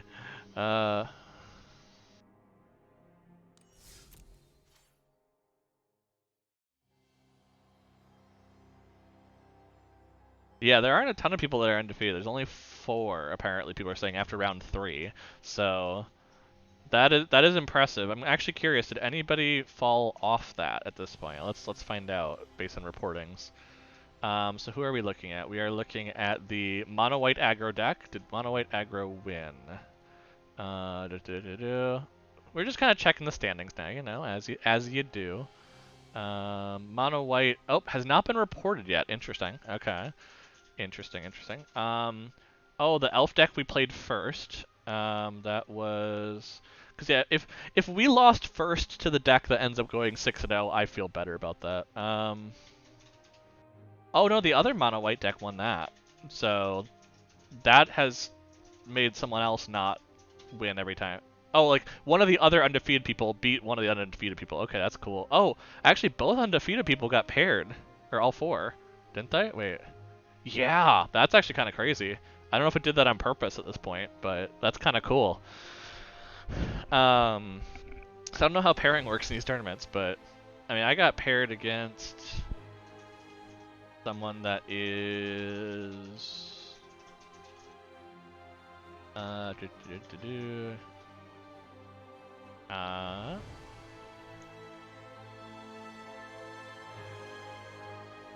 Oh wait, no, I'm looking at the. Why am I looking at that? What the hell? Oh, like what? Oh, it went down to the bottom of the page when I did that. That's why. Um. Oh, I was playing against someone who is now 3-1. So okay, fair enough. But it does mean that at this point there will only be 2 undefeated people. So I wonder if the tournament's doing that on purpose, where it's trying its best to match up the highest people by this point. I don't know how that works. Because I guess I was 2-1 and they were 2-1. Yeah, so maybe it tries to match up based on record a bit, which is kind of cool if you can do that. But yeah, Slug, let me know how your Angel Standard or Historic deck fares. I am always honestly I've considered putting a Brew Queue extension in on our page if we do more MTG Arena and Legends of Runeterra stuff. Um, because honestly, new decks to mess around with are fun. The only issue I have with doing that in Arena is obviously if I don't have the cards for the deck list, it kind of I have to mess around with it to get it to work, and it's not quite the same. So that's why I'm not doing it. Like when you see like Alice V is the best example I have, where she has all the cards very quickly because she drafts and plays all the day and everything. So she can because she's a full-time streamer of Arena, she can go ahead and make whatever deck that people want. Like it's just much more possible for her. But for me, who only play sometimes and aren't putting a fair amount of money in as a business expense, yeah, it's not as good. But for Legends of Runeterra, that's a different story because I usually have a lot of wild cards in there just because I play very passively. So that's kind of a place where if people wanted to get into that, I would be totally fine trying to play people's decks. Um, for those that don't know, Legends of Runeterra is, in my opinion at least, in many people's opinion, much better for actually having a collection. Arena obviously is much more of the chase for collecting. Runeterra is much more about the chase of the game itself. Like, how can you it's the deck meta changes all the time because people are constantly having all the cards so they can iterate on it very quickly. So the meta is actually hard to keep up with, which is okay because it's all a digital card game and you generally can just craft your decks to change it. But there also are, to be fair, releasing cards every 2 months. It's a much quicker environment in terms of shifts, so that's part of it. They're also obviously, if something gets too powerful, they can change it without there being a physical card out there. So there's some difference, but I do recommend it. It's free to play. I've played a fair amount. Feel free to check it. Trygamers.com. There's some Runeterra gameplay. It's also on the birthday stream, so you have to go to the end of that on the YouTube video, but I have it marked, so you can always go and check it out. That birthday stream that was back on the 6th, but I think we're still waiting a bit. Oh, okay, so it is based on, because someone was talking about that, it does seem to be based on wins. So to be paired against Maria, as people were talking about, that you kind of have to be winning the same amount of games.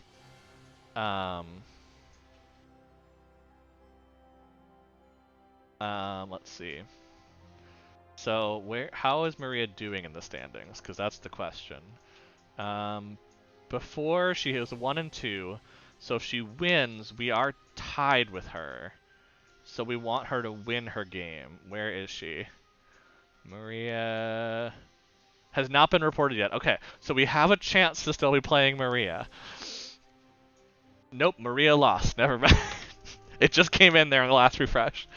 So we are not. We don't have the same standings. I'll play it that way. Now that being said, I don't know if it's exact standing pairings, so it might not be like as much of a thing, but we'll have to see. So that's actually, I wonder if people have that strategy where they're trying to keep around Maria's win rate. I mean, I'm pretty close, so it's still very possible if like she wins one, I lose one, or that direction for her to be around the same spot. But definitely very funny because I mean she also is playing people. Obviously, they're not going to match against the same people, so in case there's the same people in the same area, it's possible. Okay, so we still have some time. It looks like looks like we still have a couple games not reported. So yeah, let's keep playing some more Kinnan. Just why not? Let's see. I'm working on a wolf deck too. Okay, I'm waiting for more wild cards. Yeah, that one I have. That one is another one that definitely has support, but I haven't seen it as much. But definitely with Tolsimir, Friend of Wolves, I believe is the full name, as well as because the Simic Flash kind of showed how good the It's the 2 green flash wolf, and I can't remember it now. Oh my gosh, I'm gonna have to look it up now. But, oh, this is a terrible hand. Um, that definitely showed some of that power. I don't have a green. Oh no, I guess if I do Tangled Florahedron as a land, I have green, so that's probably the best play. That definitely is a really good one, especially if it's, but the only unfortunate part is that wolf doesn't play well with other wolves, because it's more of a flash deck than a creature deck wolf, but, what can you do there? Let's go ahead and do this, plus Mystic. We're playing another Magda deck, because of course we are. We're going to be playing a lot of Magda decks, probably, but at least we're doing a little better to get going now. Oh, that's not a forest. Oh, jeez. Well, the nice part is at least I can do this. Yeah, they're going to hit me, but I can get a bunch more land out now with this. So, we'll go ahead and throw out probably an island, actually. We can always just go get a forest. Yeah, they're going to hit us for 3 and make a treasure. I expect that, but the idea was ramp as quick as possible because we can't defeat them early. There's no way. That's the big issue with this. Let's go get a forest.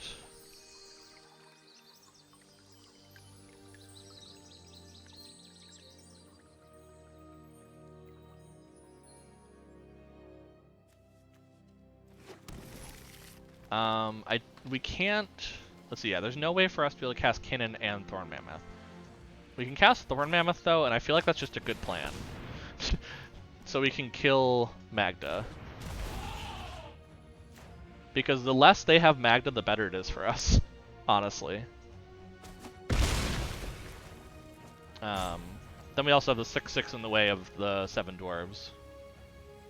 We also have Ugin next turn if we draw. Like, we could do this untapped land and have Ugin next turn if we really wanted. Oh no, because Garenbrag gives you extra mana, an extra 1 mana if you have that. Yeah, so that wouldn't work as well as I thought, but we only have one thing that taps for mana currently, which is part of the issue, because we just haven't gotten those portions. But Thassa Deep Dwelling is very good with Thorn Mammoth though, so yep, they're gonna kill my Greathorn. That's fair. That fits, can't really knock that. If I do this, oh, they conceded. Okay, so if I do this plus Thassa, yeah, I will start killing things of theirs very easily. Thassa's Oracle is very good with Thorn Mammoth, for certain. In case you ever want something with that, like a Blink deck is very good. I'll show it off just because people are probably curious about it. Because Thorn Mammoth is not a card you expect to see, because it's not. I don't believe it was ever in Standard, if I remember correctly. No, this one, if I remember correctly, this one was actually, and this is why I only have one of them, this was in I believe the Oko Planeswalker deck. It was one of the decks it was either that or maybe it was one of the Brawl decks. I can't remember which, but it was in one of the specialty decks. So you have to craft it to get it, basically. But it is very good. It is, if you play a lot of green creature decks, or any ramp with green in it, really, this is very good because it just keeps fighting things. Like, there are commanders that are built around fighting constantly. So, but yeah, what was the other wolf? I'm trying to remember. Not Wicked Wolf, Nightpack Ambusher. There we go. It's nice, but the problem is that generally the whole creation of wolves is only good if you're running out of cards in regular wolf decks. So that's the only issue there. Cerul's Packmate has definitely caused some power for it, because you can get this out turn 3, draw a card, have a 3/3, which is pretty good in creature decks to just keep on vanilla. But also have then you also get something that replaces it though, so that's why it is good there. I'm saving some gold for the quick draft. Yeah, generally for the best thing that you can do for your collection is honestly quick drafting. Now, the only thing I will mention in specific, and this is something to consider while saving Slug, Ikoria will rotate this fall. So that's the only issue with the current quick draft, whereas it might be better to wait for like another Strixhaven to come back, but Ikoria will get you cards. It just won't necessarily be cards that are playable in a few months. But if you're looking for cards for Historic, you're fine. You're gonna be able to play them. So that's the only kind of issue with Ikoria is that we are getting here. It's easier to see in the store. Let me show that. because on the pack page you can kind of see it. But in fall, we're gonna have two more sets at this point. So we're gonna have the D&D set. And we're gonna have the beginning of the Innistrad combination, because they're gonna do two sets for that, smaller ones. Um, Basically, we'll have two more. So all of these four are gonna rotate out. Basically everything through the last core set. So the Eldraine, Theros, Ikoria, and M21 cards are going to be good in Historic, but not in Standard. When will the Wolf one be out? Let me check some of the Wolves, and we can kind of look into that. Let me look into that a bit. Collection. Let me also do not collected. Actually, let's just do Wolf like this, because I'm going to get more of them. Well, Garrett, yeah, because Garrick's going to go away. You do have Saruf that will stick around, so if you do stuff that direction, that's possible, but that's kind of a board wipe, so you usually don't play Wolf Tribal. Yeah, this one might rotate, because you have a lot of Theros, of M20. Oh, I need to actually just look at Standard one. Or, I guess, yeah, I should be looking at Standard for talking about rotation. That's what I should be doing. Wicked Wolf is going to go away. Mantle the Wolf, Witch Stalker, Wolf's Queer. Yeah, there's a lot of wolves that came from Eldraine. So that's the only issue with that. Now, the Night Pack Ambusher I was talking about is Historic. So, this is what you have available in Historic, which is much better. So if you are looking to kind of just do a fun wolf deck in Historic, this is definitely an option. Why is it? Oh, I forgot Sword of Body and Mind is in this, because that creates wolves. Oh my gosh, I kind of forgot about that. Oh, that's good. So, although this is going to take some wild cards to get there, but yeah, Tolsimera is back in War of the Spark. You have Garrick, which is about to go away, but so that creates wolves. Definitely an Abzan deck if you try to do that, but Angels, yeah, let's check. If I just look at Angel type, so let's do that. Kind of, there's a lot of Angels in here, so that's why. But then we specifically look at Standard. How are we doing on listings? I just gotta check listings quick, and then I can move on.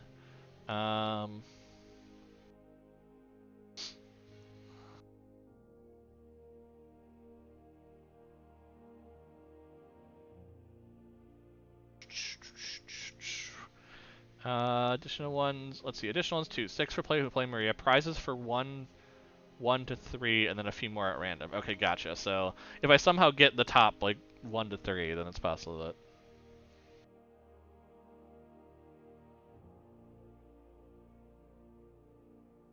Okay, gotcha. Okay, so Angels, we were talking about that. Angels, a lot of them came in Kaldheim, so it's actually probably pretty good if you're going to try a standard Angels, because there just was a Kaldheim, just white-black was Angels. That's just kind of how it was. You do have some in Zendikar for support as well as M21, so that one won't rotate, or that one will rotate, won't it? Yeah, because D&D set will be out, so that will rotate. So you can't do Baneslayer necessarily, unless that's put in somewhere else. But there are a lot of Kaldheim and Zendikar ones, and Kaldheim and Zendikar will continue through rotation. So that is something to look at there.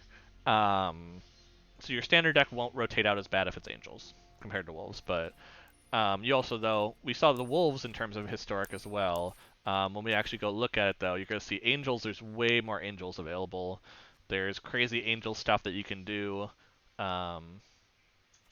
In general, I kind of forgot Maelstrom Angel existed because we haven't played a lot of Historic Brawl before this tournament. But that's when you can go back to the Boros Angels and do like things with Aurelia. You have Saphara Sky's Blade, which is very good to get out quickly if you have like small things to pull it out. Not so much for Angel Tribal because there's not a ton of small angels, but yeah, you definitely have more options in Historic because that's just the name of the game. But there are enough angels where you could pull off an Angel Tribal in Standard. For sure, that is it is possible. I don't know how viable it is because I haven't tested it, but you might be able to pull off some, and at least you'll have fun with Angel Tribal then.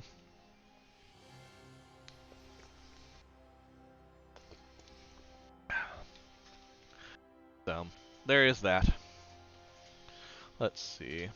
Wondering actually if I can talk about historic while we're waiting.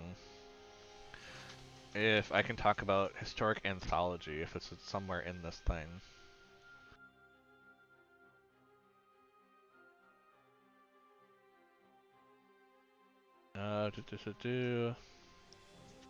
Articles.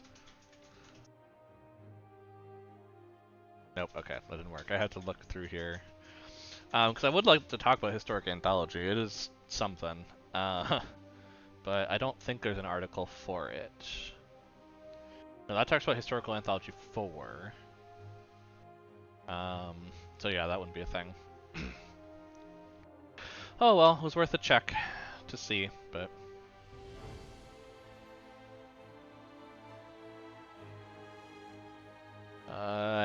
Yeah, I think it's mostly just deck things then. Okay. I was curious, because to be fair, historic anthology is going to shift the format a bit. I already got a tribal going on in standard. Yeah, if you already got one going on in standard, the support is definitely from the last couple sets, from Kaldheim and from Zendikar. We didn't really have much in Strixhaven. I don't think there's an angel. Actually, I could check that. I don't think there's an angel in Strixhaven. But there were so many types in Strixhaven that it wouldn't shock me if I'm just missing one. In Strixhaven. Yeah, there's no... Well, let me check not collected too, just in case I just haven't gotten it. Yeah, there's no angels in Strixhaven. I don't know if there's going to be any in D&D. I don't know how... if certain things are going to have to be classified as angels, because there's not a other way to do it.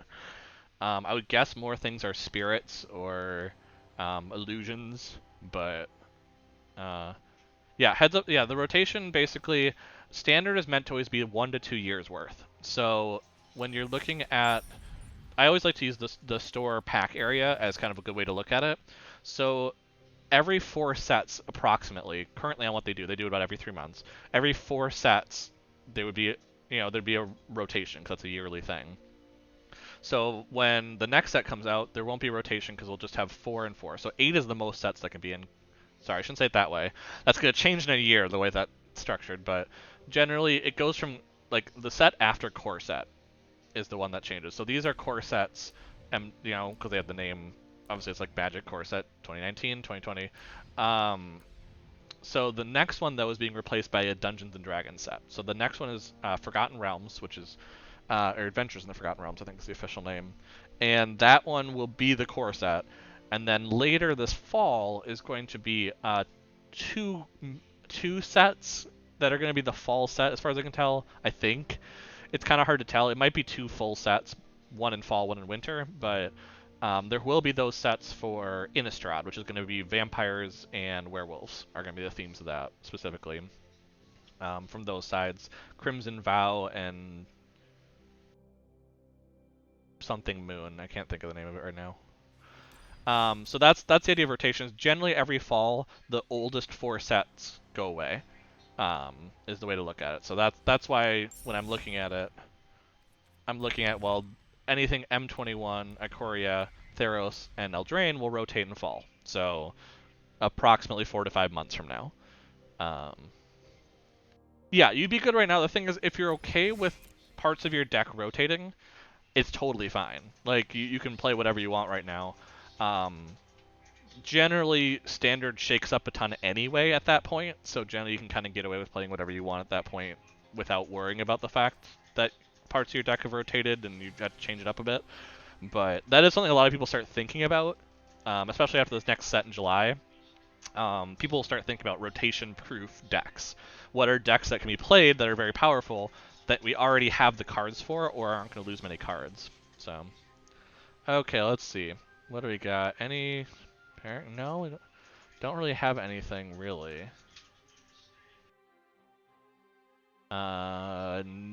Okay, let's check the standings, see what's going on there. See what's happening. We still have 1 not reported. Okay, gotcha. So I'm just keeping watching, it's important to check that out. So I know in case I'm supposed to be playing soon. But the Discord's being very chatty right now is the problem. So I'm like trying to follow that and follow everything, and so I'm like, a lot to follow. But we haven't heard anything yet. Generally we have like 5 minutes when those do come up. So let's go ahead and play another Kinnan game. I would like to bring it to everyone's attention what my opponent, what their opponent just did. Oh no. Oh no.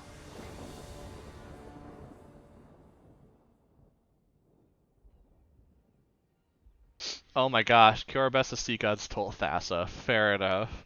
You know what? Fair enough. That's actually very funny lore-wise. So for those that don't know, Curabessa Sea God, the whole point is that Kiora kills Thassa, or like deals with Thassa in some way in the lore. I actually have it in my hand, funny enough, as we're talking about it. So they're trying to advocate for that person to get a prize because they literally had the best lore probably in this event. And I'm like, you know what? I'm not mad about that. I'm okay losing a prize to someone who was able to cure a Best of Sea God and steal a Thassa.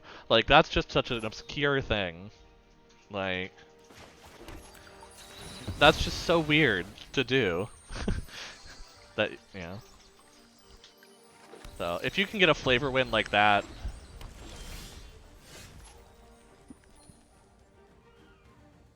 I mean, at that point, like, what else? I'm gonna put out my Kinnan. One, to block things, but two, if they want to kill something, I'd rather them kill Kinnan now than things I'm about to put out. I'm about to put down an Uro, so...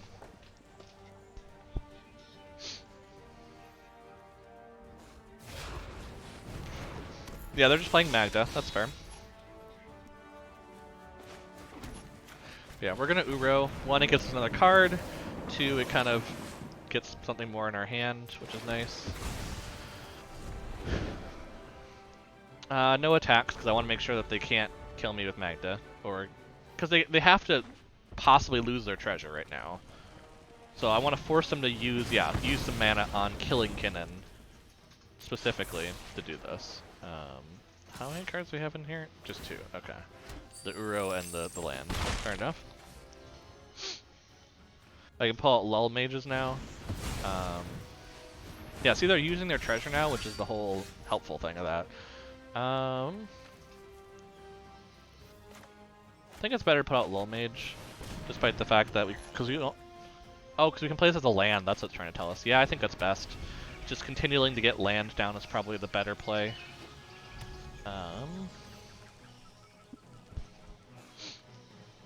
The nice part is, oh wow, they have Thundering Rebuke too. Oof, they got some serious burn spells in their deck. I guess that's not really burn because it can't hit me, but that's some premium removal. 2 mana, 4 damage to something. That is very good. Oh no, oh no. The dwarves are coming.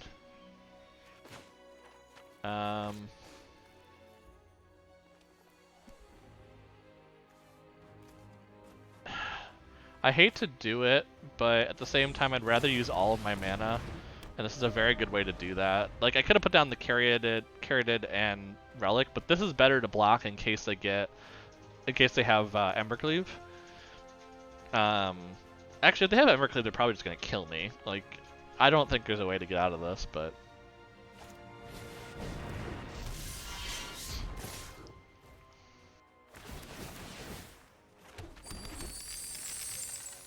But if I can kill Magna right now, they would have to... One, they're gonna get a 1/1, and I know that.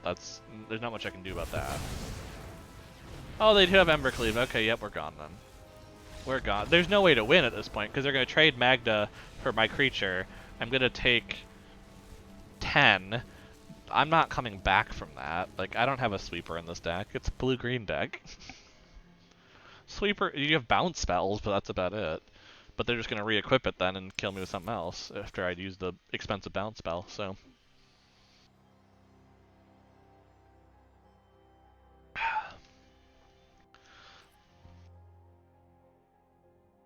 Next round in a few more minutes. Okay, let's go ahead and let's play a different Brawl. We haven't had good luck with Kinnan today.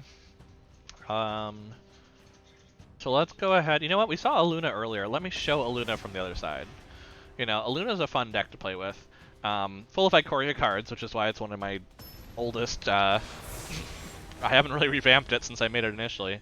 One of my oldest ones. So... Oh, I'm playing Elves in regular now. Oh no. Probably best to, yeah, to keep this. I mean, Embercleave's gonna be a bit away, but...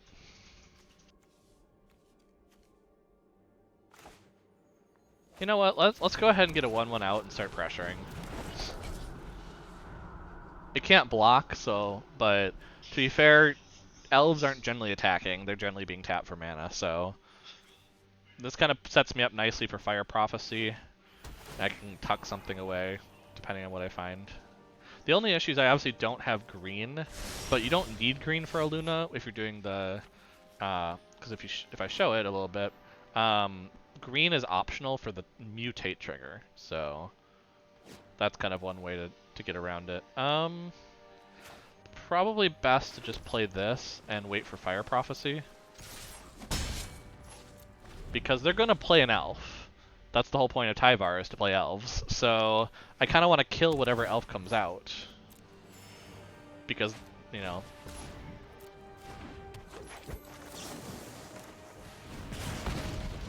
we're going to put...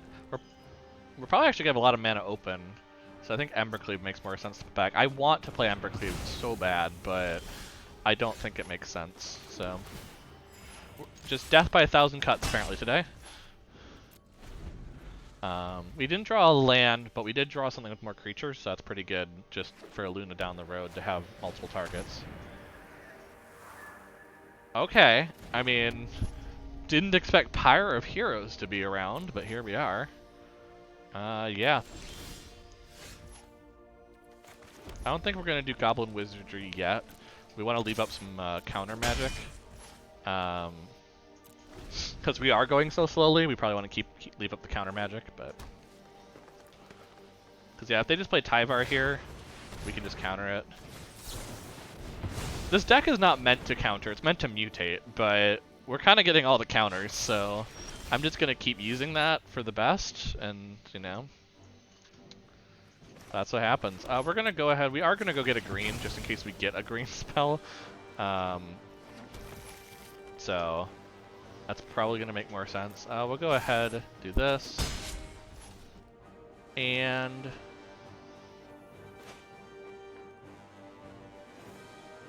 yeah, let's just end it because we want to be able to play a Luna next turn.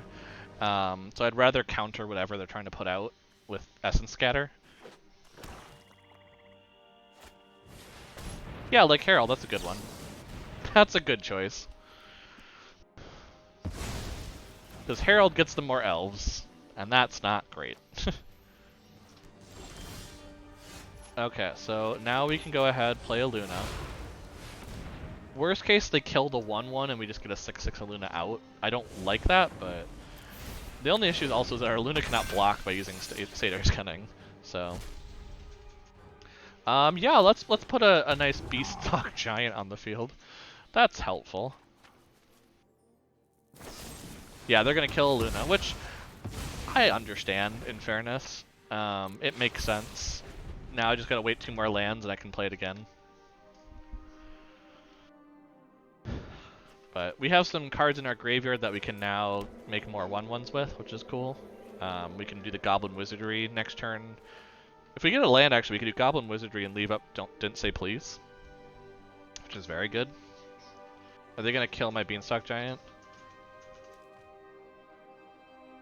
Yeah, they don't have... Like, Tyvar comes out, they don't have a way to protect it. So that is something good. They can't play Tyvar this turn without it dying next turn. So...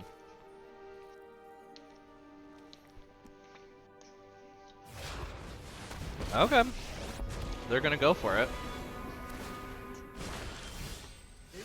I guess they do get a 1/1, so that's something, but...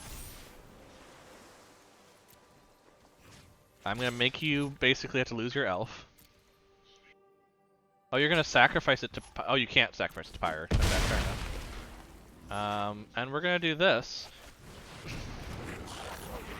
And end the turn, and keep Didn't Say Please up to counter whatever they're thinking. We are getting really close to the pairing, so we might have to like stop this game despite the fact that we're actually doing alright.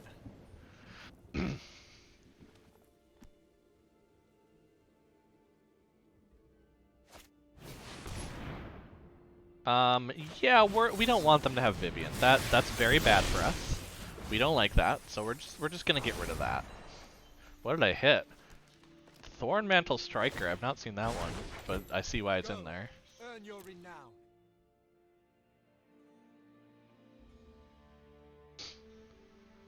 Let's see.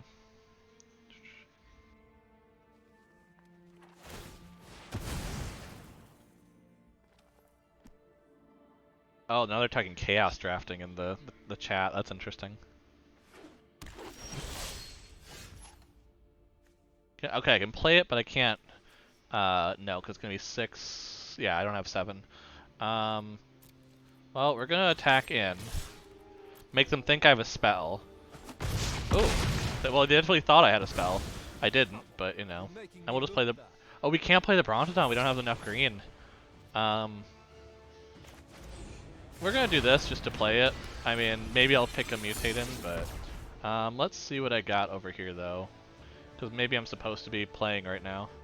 No, has not paired yet. Okay, so they haven't done it quite yet. I'm not behind her. Oh wait, no, it just came in. New pairing received. Oh, I'm playing the Vampire deck. Oh no. Well, wait till they check in, and then I'll concede. We'll wait till that happens. Yeah, we both have 2 wins. That's where I'm like, again, I can't play Maria unless I'm at the same win level, which is kind of like, ugh. There's not as much randomization with that as I'd like, but they're gonna go find something. Oh, the War Master, nice. Was that only a 1-drop? Oh, it was. Yeah. Yeah, they haven't checked in yet. We'll kind of keep refreshing to make sure I'm not. Oh, they are checked in now. Okay, I gotta stop this then. I gotta stop playing what I'm doing and go play, you know, the actual tournament or something. Okay, so let's switch over before I forget back to the game screen here. Make sure again we're not showing off somebody's code.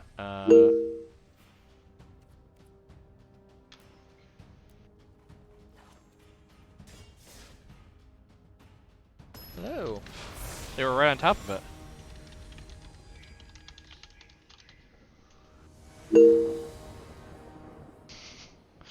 Okay, so we're playing against, yeah, they have both Sorens in here. So that's definitely kind of the direction they're going is, yeah, just lots of vampires, which, you know, is the way to get out of the good graces of Good Luck High Five. So I understand the thought process. We do have Once Upon a Time. We have District Guide. We actually have a very good, yeah, we're pretty set actually with getting our guilds out. So let's keep this. Let's do red with Thriving Isle, I think is the best. Because I can keep Breeding Pool just in case I need it for the 3rd land. But I don't actually need green to play Once Upon a Time, so I'm going to kind of just leave that for a little bit. Ooh. Oh, I haven't seen some of these vampires in a while. This is going to be nostalgia. Absolute nostalgia. Let's play the Orzhov Gilgate. And let's just say next, because again, we don't need to cast the Once Upon a Time until we need to. So until we know what we're looking for, we're not going to do it. Oof, they already have lead. Oh my gosh, this is an aggro deck. We're probably in trouble. This could be very quick. Let's do this now, because I think I'm going to need it. Oracle of Moldiah is kind of nice. As much as I want to get the Guildgate, but I think I need Oracle of Moldiah. 1, it's not going to much block anything, but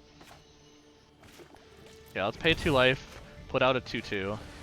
That's going to go ahead and specifically get us a gate, which is going to be probably the Simic Guildgate. We're doing a lot with blue and green right now, so we'll have to see how this goes.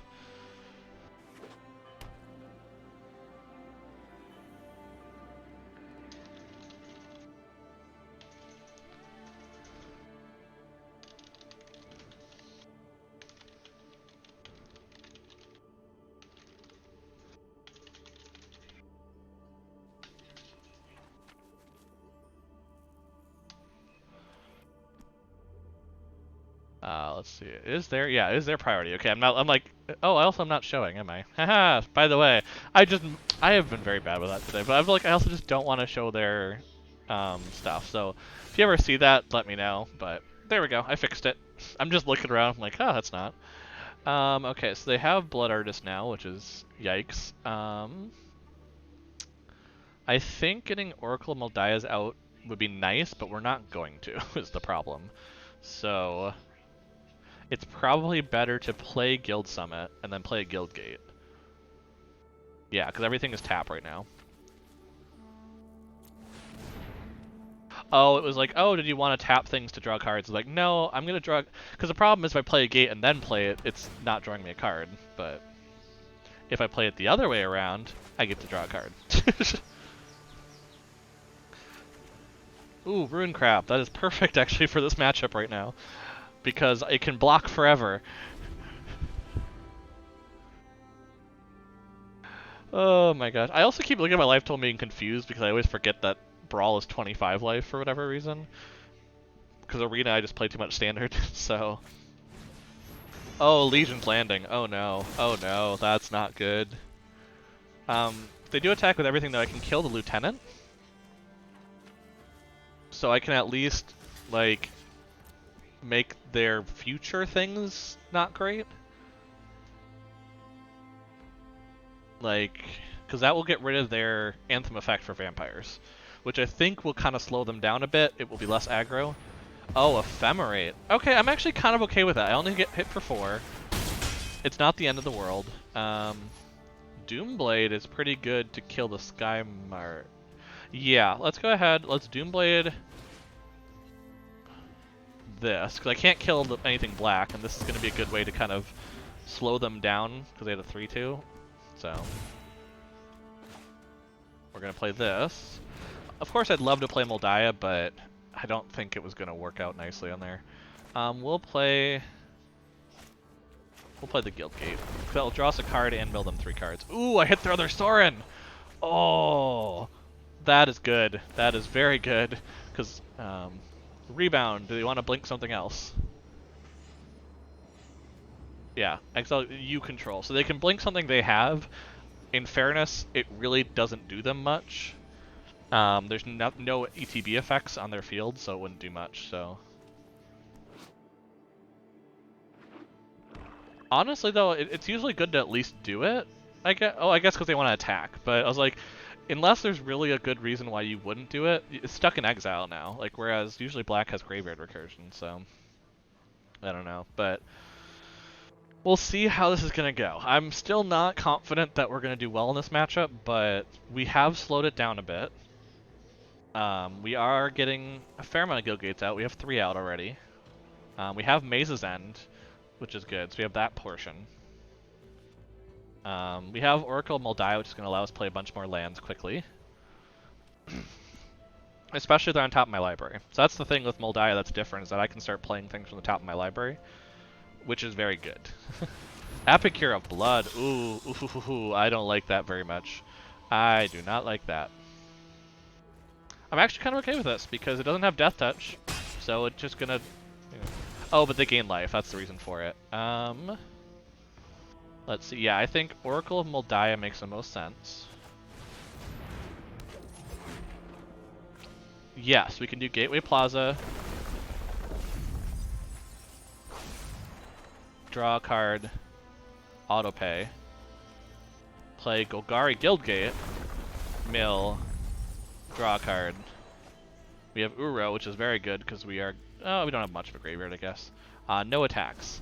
But probably District Guide is going to jump under the Epicure of Blood this turn. Elspeth conquers death. Oh, it's with the Oracle probably? Yeah. That's fair. The Oracle's enabling a lot right now. It's a very good card. Very good card. Let's go ahead and do this. And yeah, we just have to throw this under the bus, I think. Yeah, they're gonna hit me for 3 total here, which is not as fun. Let's do this and play Selesnya, or get the Selesnya. Let's put down Selesnya, mill, draw a card. A lot of their stuff is 2, right? So we could do Blast Zone to try to get rid of it. They're gonna bring something back, actually, I just realized, so I have to race that. So let's draw a card and put a land on the field. We'll put down a command tower.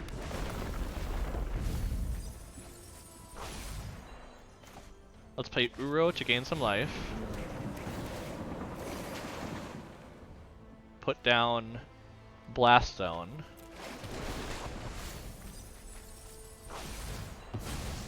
That's gonna sacrifice. It is gonna lose me 1 from that, but what can you do? Resolve.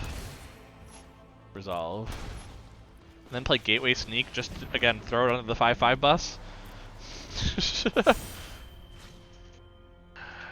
Oh my goodness, okay. We're getting somewhere, but let's see, how many gates do we have? 1, 2, 3, 4, 5, 6. We have 6. We have Maze's End in hand. I'm not exactly confident on that, but we can play Uro next turn, which does get us more life back. So there is that. Oh, they're thinking whether they want to bring back a vampire, probably with Sorin. But everything does have lifelink, so they might have wanted to attack first. I don't know. They could have killed me with the lifelink, I think. Oh, they still can. I didn't even know what Sanctum Seeker was until now. I can survive. I can throw this here. No, wait, no. Life gain. Yep, good game. I can't. The vampire deck was just a little too aggro. I got very close to starting to gain life with Uro, so there was a shot, but Blood Artist plus Epicure of Blood is such a good combo. Such a good combo.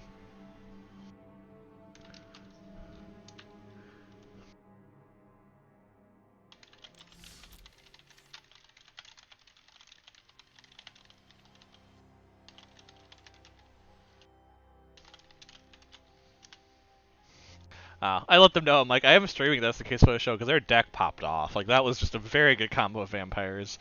Even with me milling them and getting rid of some other stuff, like, that was a very good deck still. Kind of thing. So, we'll see if they want to kind of visit on that. But, yeah, I like the deck list, I'm not going to lie. I definitely saw some Sorin Historic Brawl flying around, and I was kind of, I was not sure. Like, it was like, is it viable enough? I don't know. I'm like, yep, definitely viable enough. Okay, now the question is, did Maria win? No. Maria, you gotta win! I need her to win so I can so I could have paired with her, but yeah, if she didn't win, I think that means she's only on... Yeah, if we both didn't win, she hasn't matched up with me yet. Yep. So, because yeah, I'm 2 and 3 now, and she is, wait, what? Oh, I'm looking at the bottom. And she is 1 and 4, so no chance of matching up with her likely at this point. There's enough people sitting at probably 2 and 3 in a little bit here that have not played, so will not win a prize for that, unfortunately. The luck gods were not in our favor, but I'm actually curious. So I thought that Laurel deck was very good, so I'm wondering what's happening. I almost would want her to be streaming it just so I could check it out later, or unless it's just bad matchups for her that she keeps getting paired with, but that seems pretty crazy. Where was it? Yeah. Oh, she lost to the Squirrels versus Eldrazi deck. Now, what is this deck? Because I am very curious. Is this like a Convoke deck, or what?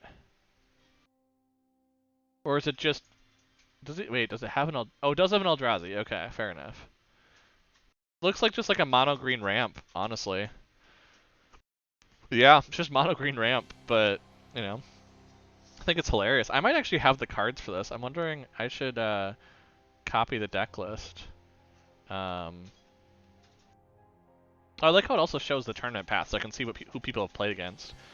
Yeah, the vampire deck beat them too. Okay, I don't feel as bad then. But yeah, let me see if I can go ahead and pull it from the front page here. I think it's been doing well, so it should be near the top. Maybe not. Maybe it is over here. Yep, there it is. Yeah, let's copy it. Let's look at this a little bit. Let's check it out, you know? See what's going on. I'm curious. The deck name of Squirrels versus Eldrazi just, you know, it's gonna get my attention very quickly. I believe I do have a copy of Ulamog, so that wouldn't be the thing that I'm missing cards for. Well, Prey Pawn's a common, so that's not too bad. Fauna Shaman. Ooh.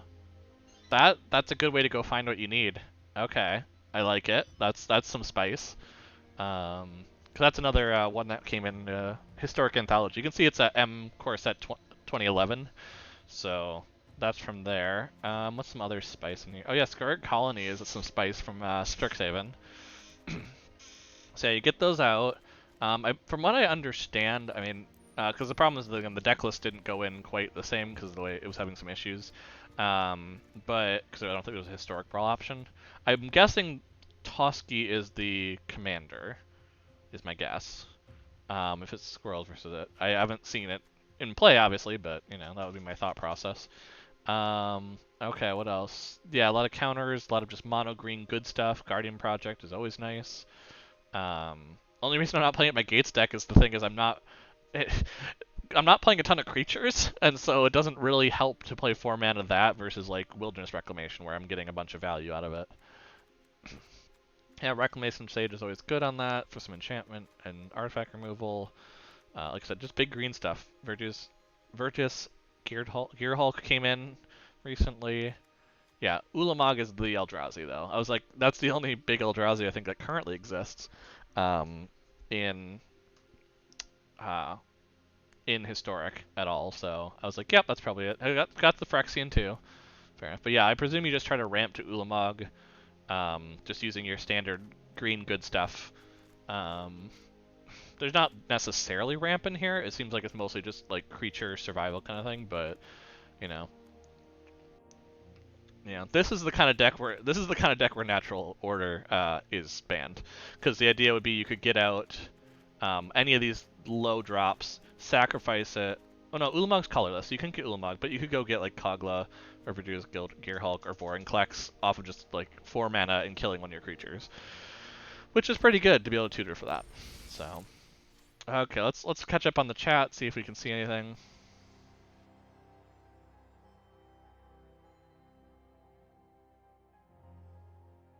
Uh, do, do, do, do.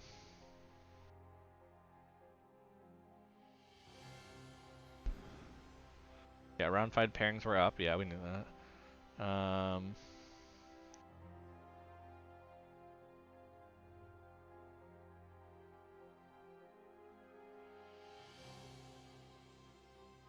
Oh wow, there's like some mono red apparently happening with Emancipation and Toralf and everything. That's scary. Because yeah, Toralf can really make some of those damage additions or multiplications very scary. Because the idea is like you deal 3 to something and it only has 1 toughness, so you have 2 damage to put somewhere.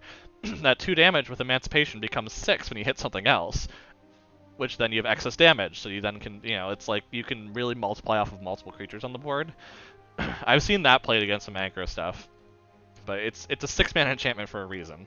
Torbrand though, adding 2 to everything could do it if it's a lot of 1 or 2 toughness, but let's see. I'm kind of curious though, because now I want to see who's winning off of the first place matchup, because there are only 2 undefeated people, so I presume they're playing each other. It's mono white versus mono white, which is terrifying.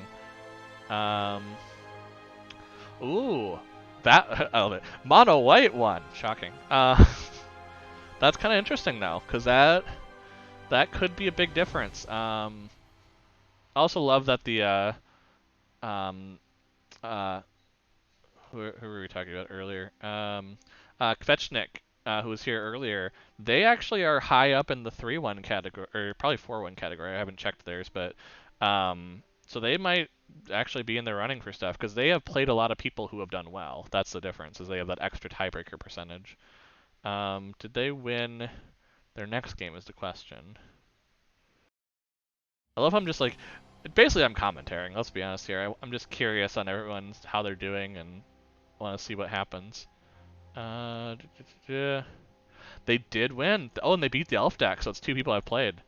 They did win, so that does probably mean, yeah, that's gonna mean that they're gonna be in third probably, um, which is very interesting. So we'll see how that goes. I mean, I would love to see a petitioner's deck win just to kind of mess with stuff, but that would be funny.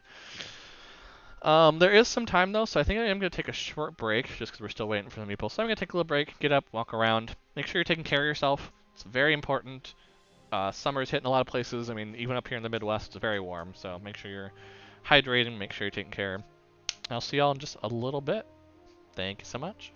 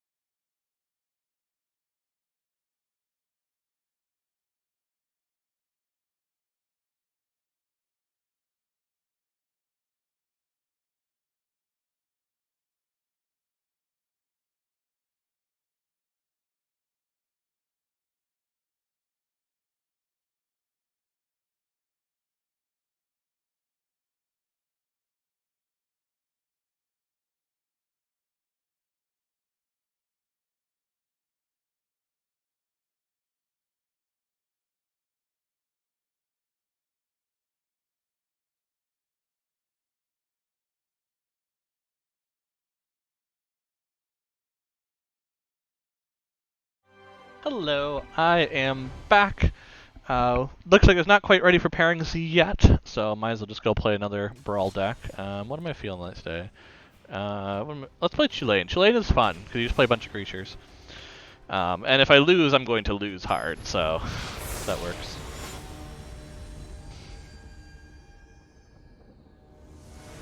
But okay, let's see. Let's go check some of the stuff. Are we getting close to reports? Yep, we just have one game sitting out there. So should be ready for round 6 here pretty soon. Yeah, this seems pretty good. Getting out some rampant. Get my white from Cariad.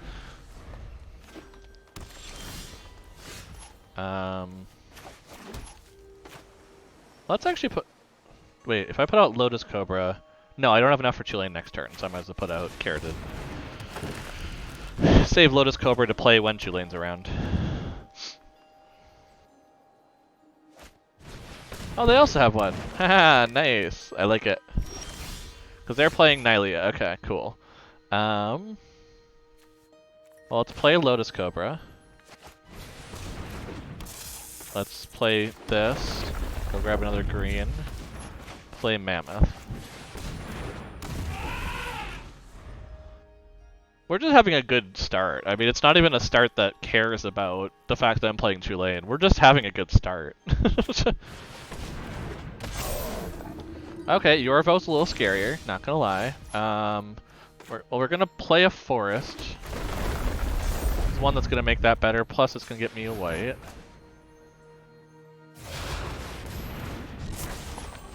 We're gonna play Selfless Savior using Cariad, which is gonna allow me to do this and put this on the field. Which is gonna get me... This is usually what happens, that's the problem. I can never play my Tulane deck because it starts popping off sometimes a little too hard, but I mean it did get us a win, so I don't know. But yeah, that is how Tulane can be very good, in case you have not seen Tulane before. Here's the rebel. Okay. Yeah, I have to go check my list here because I'm not sure. I know full well the last card I got, which was in Ikoria, I totally have 4 of, so I wasn't really too worried about that one. Yeah, I can't remember what it... Probably can check here and see. New cards. Yeah, it hasn't shown anything for what I got this one. So here's the Revel. Let's check that one in Theros. Here's the Revel I also have 4 of, yep. So haven't been very good on these uncommon pulls. Can you queue for Historic Brawl now? No. So that's actually a fair question. This is not a standard queue current, or a standard queue, that's a bad way to put it. A normal arena queue now. I'm actually in a tournament. There's actually Good Luck High Five, which I'll shout him out here. Emila? I'm going with Emila. That's going to be my guess. Emila. This one, basically, let me shout them out. Good Luck High Five Magic. I am currently actually playing in their Historic Brawl Bash today. So it's not something that can be generally played, but we're playing by direct challenge. So that's why you can kind of see it. They were enjoying Historic Brawl so much when it was around, like, hey, let's just throw a tournament for our Patreons. And so if you are curious about that, they have talked about doing more stuff like this if it comes off well. We have I believe, what do we have playing? We have 34 people actively playing. I thought there was like 40 deck lists, so maybe people didn't check in or had forgotten it was today or something. So that might be a little funky, but definitely, yeah. Because how many people did it say were playing? I thought it was more, and now like I can't find it. So I don't know, but yeah, they could have had a lot more because they left it open for over 100 people if they wanted, but looks so. But they talked about chaos drafting, like with paper, all sorts of stuff. So if you're interested, definitely check them out. They're more podcasty on YouTube than Twitch, but I don't think they're streaming right now. I could be very wrong on that. I was trying to see if they were to kind of do a duel, but yeah. Now, obviously, we all hope there's going to be a Historic Brawl queue. Like, especially the fact that the Arena Open plus Historic Brawl queue crashed Arena that weekend. I'm really hoping they make an actual queue for it, because that will just make it so it doesn't do that. You know, it doesn't crash then. But I don't know. We'll see. I mean, the whole point, originally they didn't have the Brawl queue. Like, this did not exist at first. But then they realized that by having the Brawl queue open, it wasn't taking away from standard ranked or anything, and there's still easy matchmaking times. So if they're able to, if like anything shows that Arena Open weekend, where people are still playing Arena Open Sealed just fine, but then they were also playing Historic Brawl to capacity, that might help to get it. I guess with the way the play queue works, I don't see why there isn't just a Brawl queue that you put in either a regular Brawl or Historic Brawl deck, and then it just pairs you against that. But I don't know. It's probably something with marketing and big wigs. Like I work at a businessy business. I know how it goes. Is that a bunch of people are like, this would be very good, and it's just like, but until that last bit of committee member or whatever says it, that's kind of part of it. So.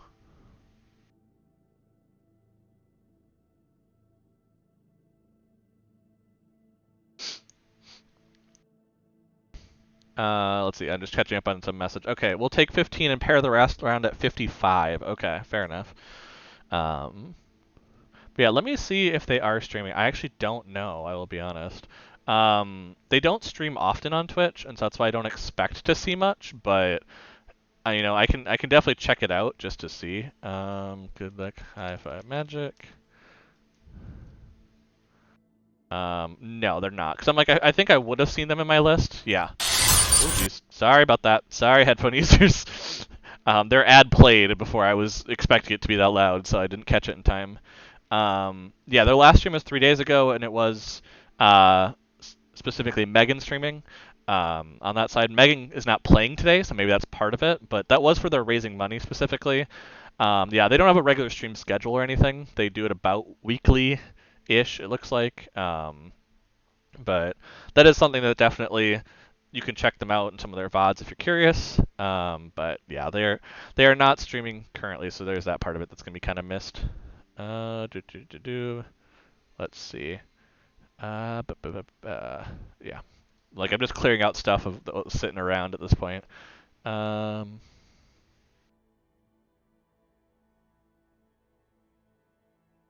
Oh wow, we actually. Well, thank you. I mean, I don't know if she's gonna be watching this later or anything. I doubt she's watching now because she's playing. But like, thank you, Maria, for liking our tweet. Like, it's not just a good luck high five that liked it, but um, they also retweeted it. Oh wow. Okay, I'm feeling.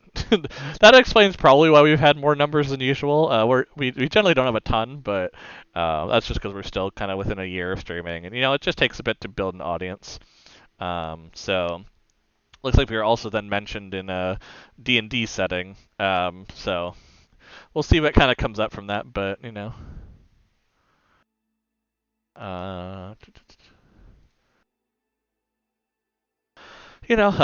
how it goes. But yeah, this is, I'm curious if I end up getting the random prizes, because I'm not winning at this point. I am not good enough to be winning. And I am not going to be playing Maria, because we haven't been matched up in win total yet. At this point. So, random prizes, maybe? Maybe they like my deck list well enough. For those that don't know, I guess I should show it, because I haven't shown it really since the beginning. But it is called the Gate Gatsby. For those that played during the Ravnica block about a couple years back, you're going to see a lot of Ravnica cards in it, just from basically things that were good around there. But basically, because the idea behind it, and this is what a Gates deck is having the guild gates back from there. And the whole point behind it, the main win con, which I pulled off once in playing at Historic Brawl queue and here, is Maze's End, because the whole idea is if you can get down 10 gates and and trigger the Maze's End trigger, whether it's from the Maze's End trigger, whatever it is, but if you have at least 10 gates at that point, you win the game.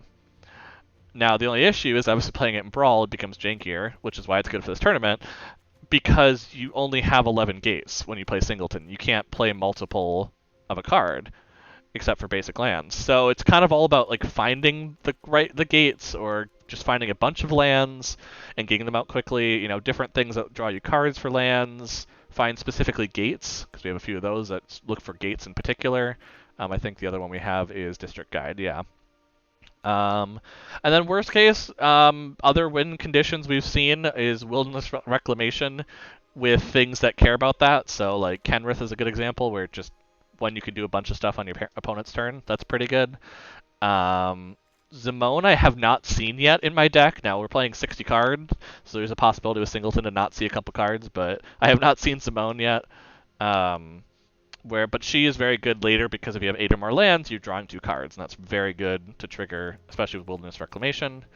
Ancient Green Warden ended up being a big impact creature because it doubles any triggers from lands coming in the field. So if you have things that care about lands coming in, like Felidar Retreat, for instance, which can really buff up your team like crazy. If like Cosmina is another one that it would double the triggers for. Or permanent you control. So I guess this is technically not doubled actually with that. I haven't had that happen yet. What's another one? Scoot Swarm would be doubled. Another one that we saw was Field of the Dead being doubled, so you get 2 zombies. Obviously Tat-Diova would double, but I also have not played Tat-Diova yet in these games, so that wouldn't count. But Gate Colossus would technically double, but it doesn't really quite do the same thing that you'd expect. So. But yeah, this is kind of the deck as I'm kind of going through. And yeah, you just kind of play and hope to get a bunch of land into play and do something with it. It's basically Simic goodness with a couple other extra spicy things like board wipe based on your gates, or Doomblade to kill something, Felidar Retreat and Mungar to get some card draw or care about lands, Archway Angel to gain some life. Just a couple other spicy picks there, but very Simic lands matter goodness. So. Definitely part of that. Oh gosh, there's a lot of conversation happening. Let's go back and check.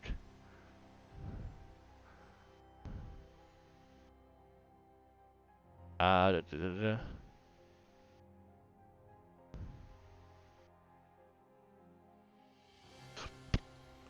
see. Oh, someone drops. We'll be back to someone having a bye.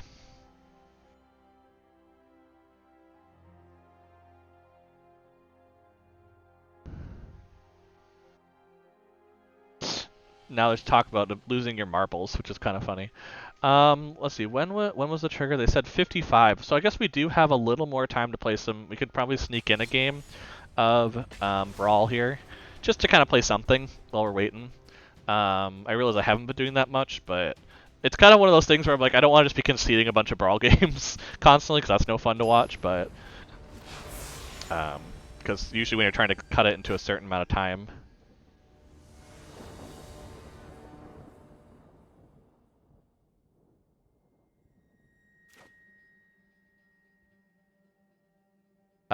This is a terrible hand because we have 2 planes, but nothing that goes by. I guess like technically we could do Seagate with it, but we need green, so that's not gonna work.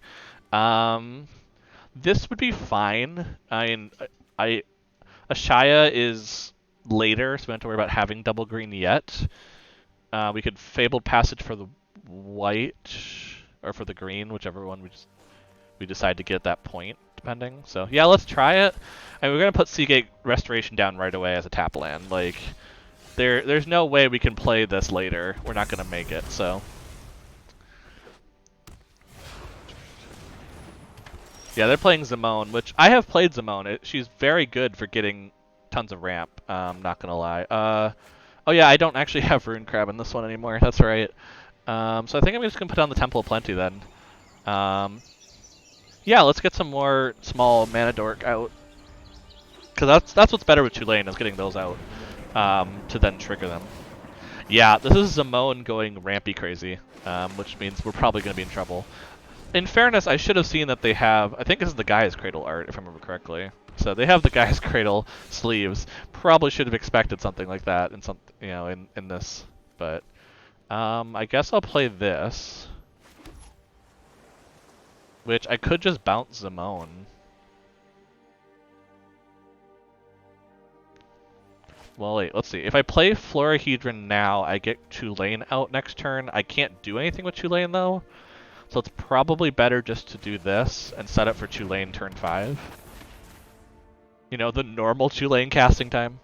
But this way I at least slow them down a little bit, because they have to put Zimone back out, basically, if they care about it. Oh no, oh no, no! They get a Saturn for this. This card counters any ramp strategies, and I've avoided putting it in some decks on purpose because the idea is it's just gonna keep bouncing lands to my hand, so I don't get anywhere. Is the problem? So Fabled Passage is actually really bad. What am I gonna do? What am I gonna do? I think I am still gonna put Fabled Passage out just so I can get the land on the next turn, because it's just based on if they had another land enter. So as long as I just do this on my other turn, we're good. But yeah, let's do this. And just hit next. Because we need to get... I guess I could attack with Baron. Nothing stops me here. They would have to block with the Scavenging Ooze to kill it, so yeah, I just get 2 damage out. Yeah, we have to go get a green from Fabled Passage for sure at this point. Like, there's no doubt about it. We need that extra green for what our hand's showing. The nice part is we can play the Fabled Passage as a land and crack it the next turn, so we still do Ancient Ward and stuff, but...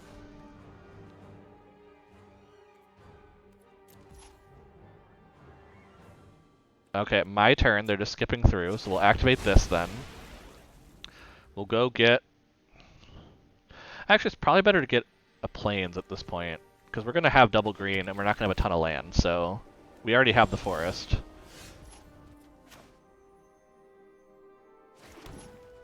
And this way we can tap this for green and leave that up, playing Tulane. They might counter this. I'm fully aware they might counter this. Oh, they didn't. Selfless Savior, quick!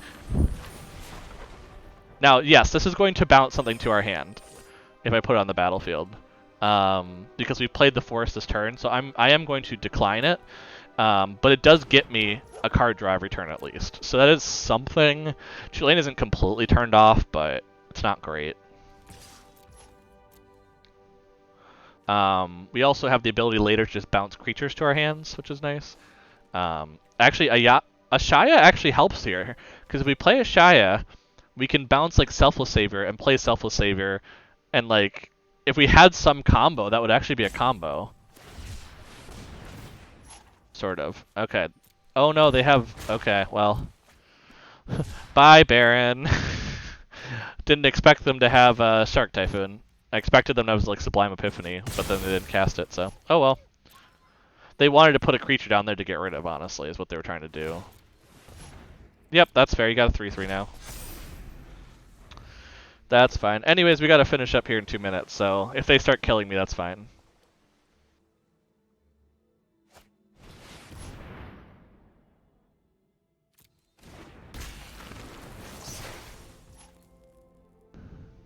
Pass.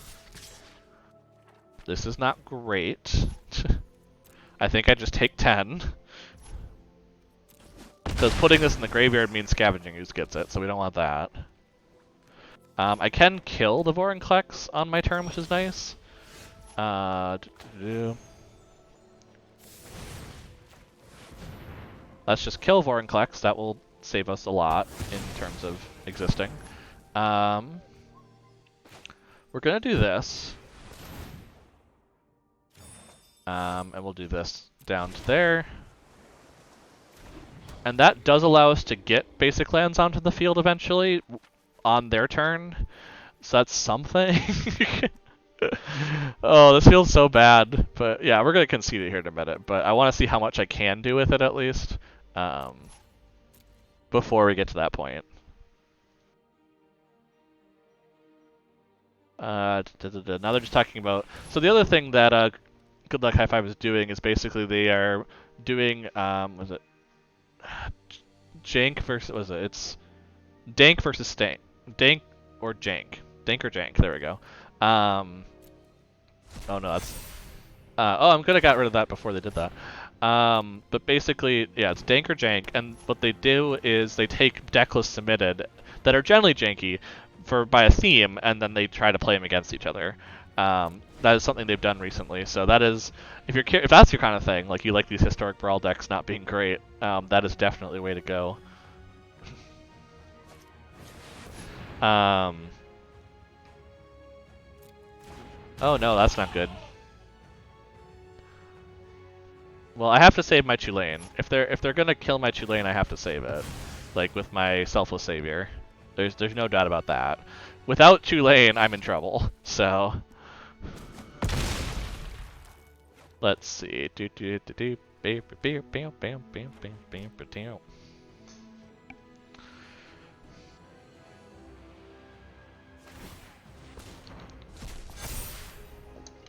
Yep, that's expected. They didn't attack. That's unexpected.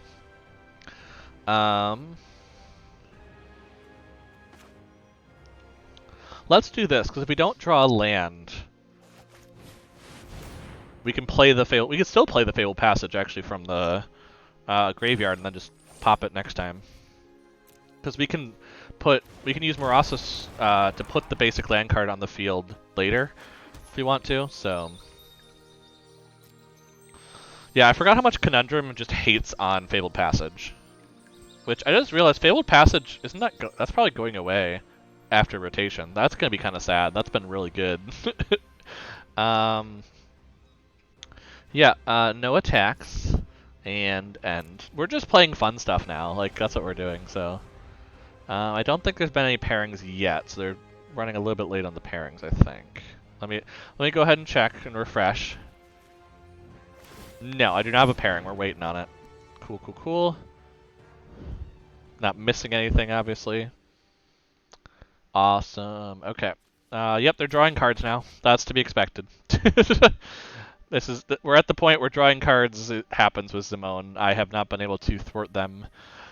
Most people have been doing this instead of Kinnan, which I find interesting because I feel like Kinnan you get big stuff out sooner, but it is more fragile. When they cast new pairing received. There's our new pairing.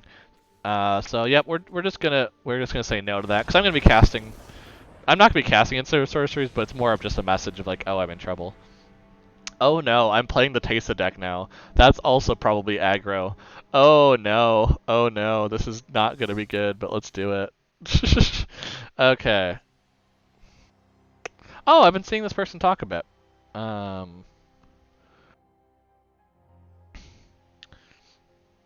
Let's see. Okay, so let's go ahead. Let's swap me to no game screen, so I'm not showing off their name. And let's go into here. Switch the challenge match around. Gate Gatsby. And play.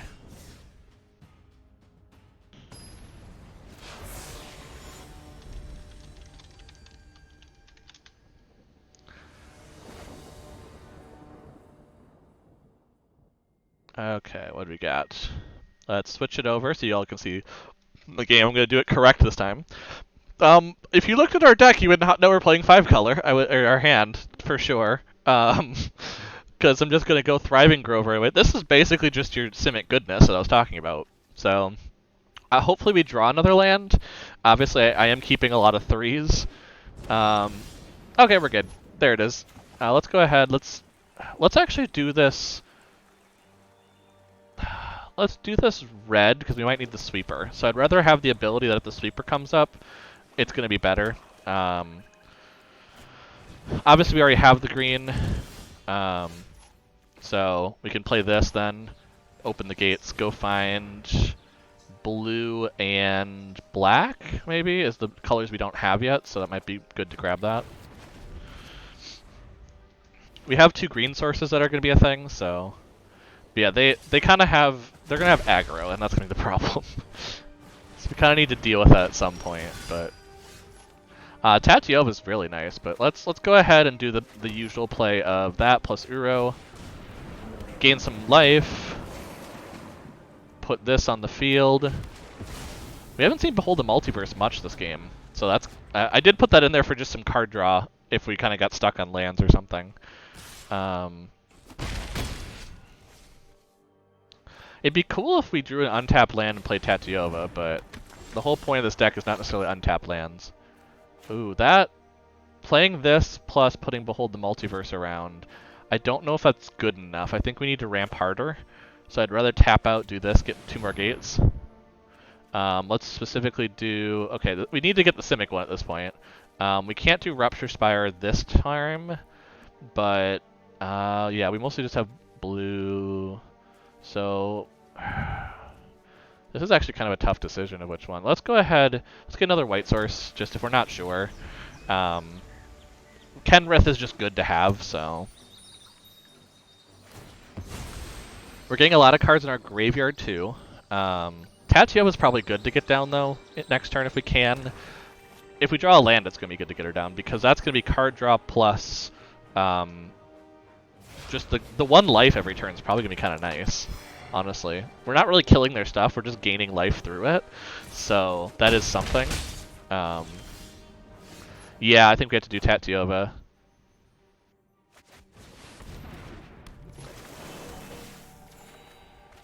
Casualties is terrible against this deck. So that's not great. I mean, we could kill Teysa and their command tower, I guess, but that's about it. I'm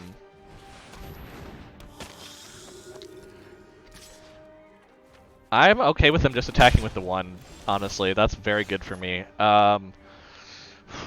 Okay, well let's go ahead, let's play Field of the Dead first. Because 1, that's going to trigger the zombie, and that's going to get that. Then let's play...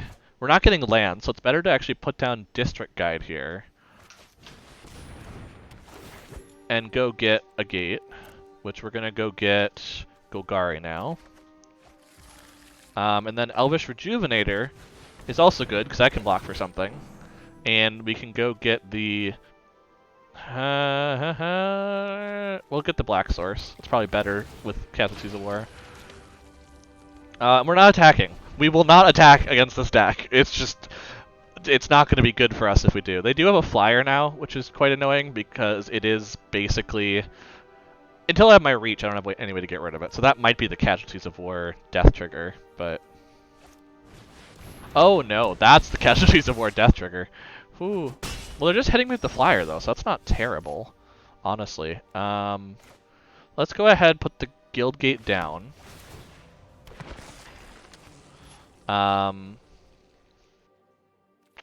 Let's play a Midnight Clock, because that's just mana advantage.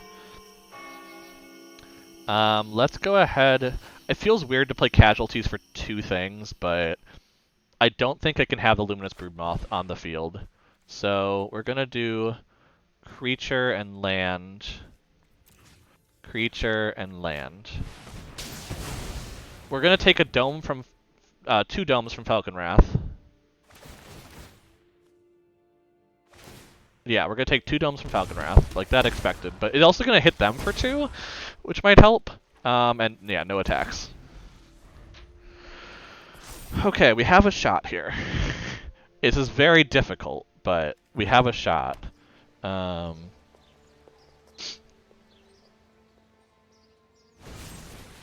Okay, they're gonna kill my Tatio, but that's fair. Tatio actually did very well in this deck. I expected it would, to be fair. It was in... I'm sure it was in the Gates deck when it existed, like, for the short time before it went out, but... Okay, do we have enough? We don't have enough in our graveyard for Uro yet. So I'm thinking playing Growth Spiral is good. To then put this on the field. Because then we can play Uro, which is going to gain us some life. Which is what we need. We need to keep gaining life to exist, basically. And we can put this on the field. Let's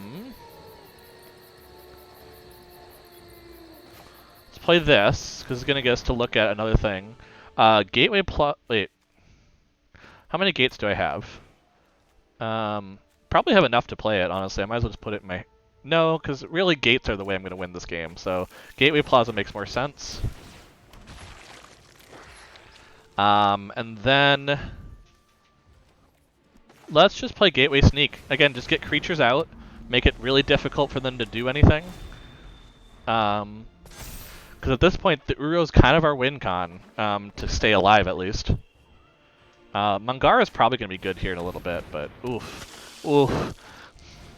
Oh no! Okay, that's what? Everything that dies 3 life down for me and they gain 3? They're still only attacking with that though. I feel like they should be attacking with more, but I don't know. I feel like I just need to draw cards, so we're just going to go ahead and draw a couple cards to see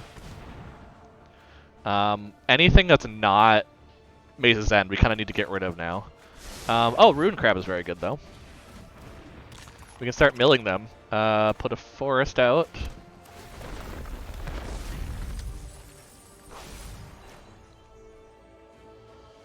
Play a Zuza. Put a Thriving Isle out with white. And we'll put Kenrith out. So I can start gaining life. Because right now, how much... No, I can't gain life. I only have two lands left. Okay, but I can put a counter on something. I didn't put anything out, so this is not unblockable. I probably actually need to gain some life. Let's see. If I do this, it's a net 0 and something dies. Yeah, let's do it. Oh, and then I gain 5 life. Yes, that was perfect. That's what I need to do. Yes, I'm going to net 0 on it, but that's probably fine. Yep. That's expected. I do get rid of the Death Toucher, which is probably nice. But yeah, that's going to trigger. So I'm going to lose 6 life from that, aren't I? Yeah, they have me dead. I don't know if they're just curious if I can pull it off at this point, but holy crap, this is so many triggers. Yeah, let's resolve them all. Let's see what happens. Oh, that's right. They get 1 back from that. That's right. They could kill me just by attacking me, because I'd have to block, but I don't know. I'm going to end the turn. I'm going to make them not realize that I have the ability to gain 5 life, and hope that that makes a difference. Oh, this is a close one. Again, I just need to get to Maze's End, basically. Oh, Cavalier of Night. That's not good. Because that lets them sacrifice their own creatures. So that's another 6 life from me. What are they destroying? I don't even know. Oh, they're destroying Kenrith. So I have to trigger Kenrith now, basically. Once I'm able to. I have to wait for it to all the triggers to come up.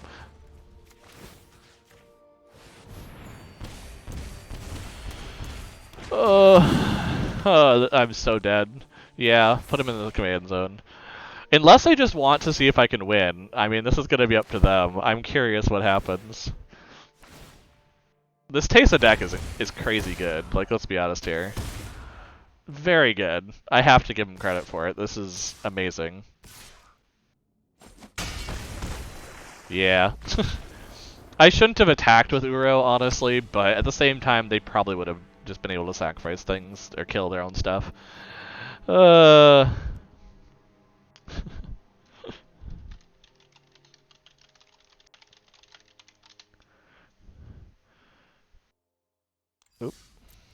Ah, not my decklist submission. Match result, I did not win.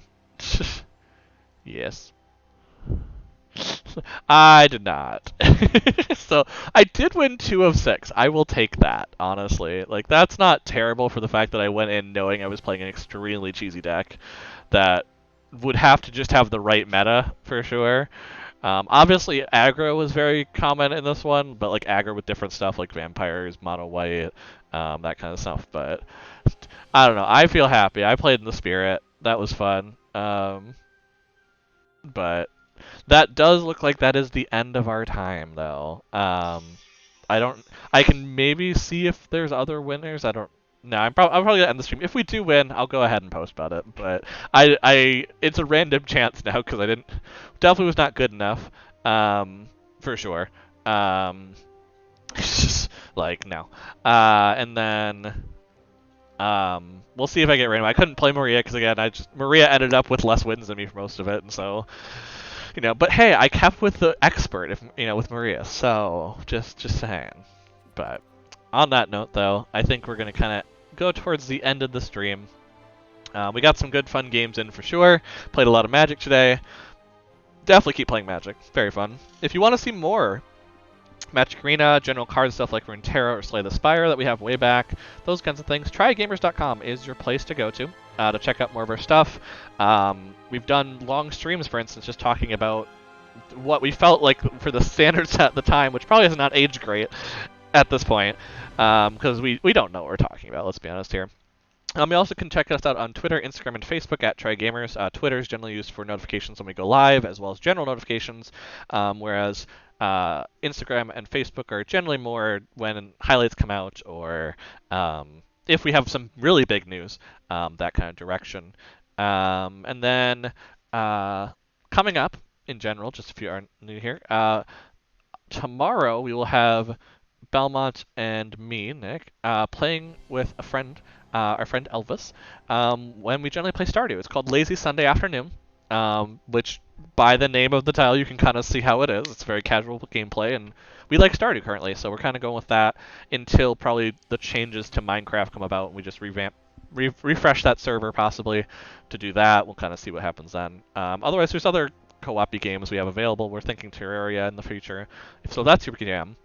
Lazy Sunday Afternoon is your show. There then is on Monday. I generally stream Monday nights. Right now it is currently Temtem, which is, if you know Pokemon, it's very much like that, except MMO. I have definitely played modded Stardew, those kinds of things. It was called Cute and Chill for a bit. It kind of depends on what I'm playing, what I'm calling it. So it's been Cute and Chill. But in general, I think we've settled on Mental Health Monday.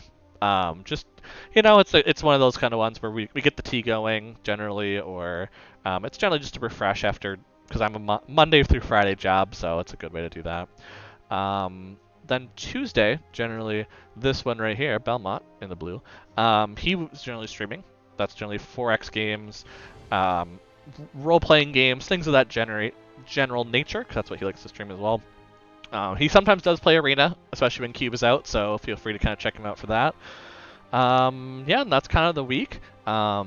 In the near, kind of for those that are new, generally in the near future, I'm hoping to do another stream.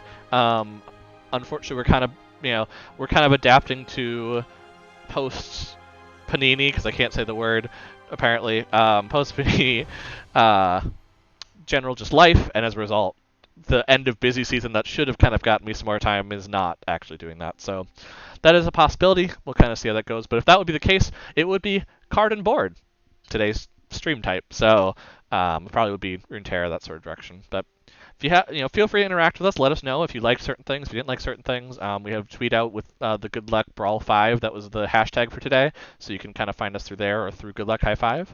Thank you so much to Good Luck High Five for having me in your tournament. Like, that was just awesome. I'm going to do a shout out quick to their Twitch channel, which will help you find the rest of them to kind of go that route.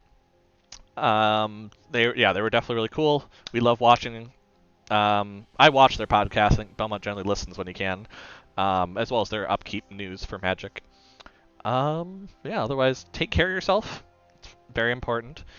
Be kind. It's a rough time for everybody. And no one, I think, really has a good time right now, necessarily. We've lowered the bar for what we expect from life. So definitely, take care of yourself, make sure you're taking your meds, and you're doing what you need to do. And just know that we love you. You're important. We love you. So have a wonderful rest of your Saturday, and we will see you all tomorrow. Good night, everybody.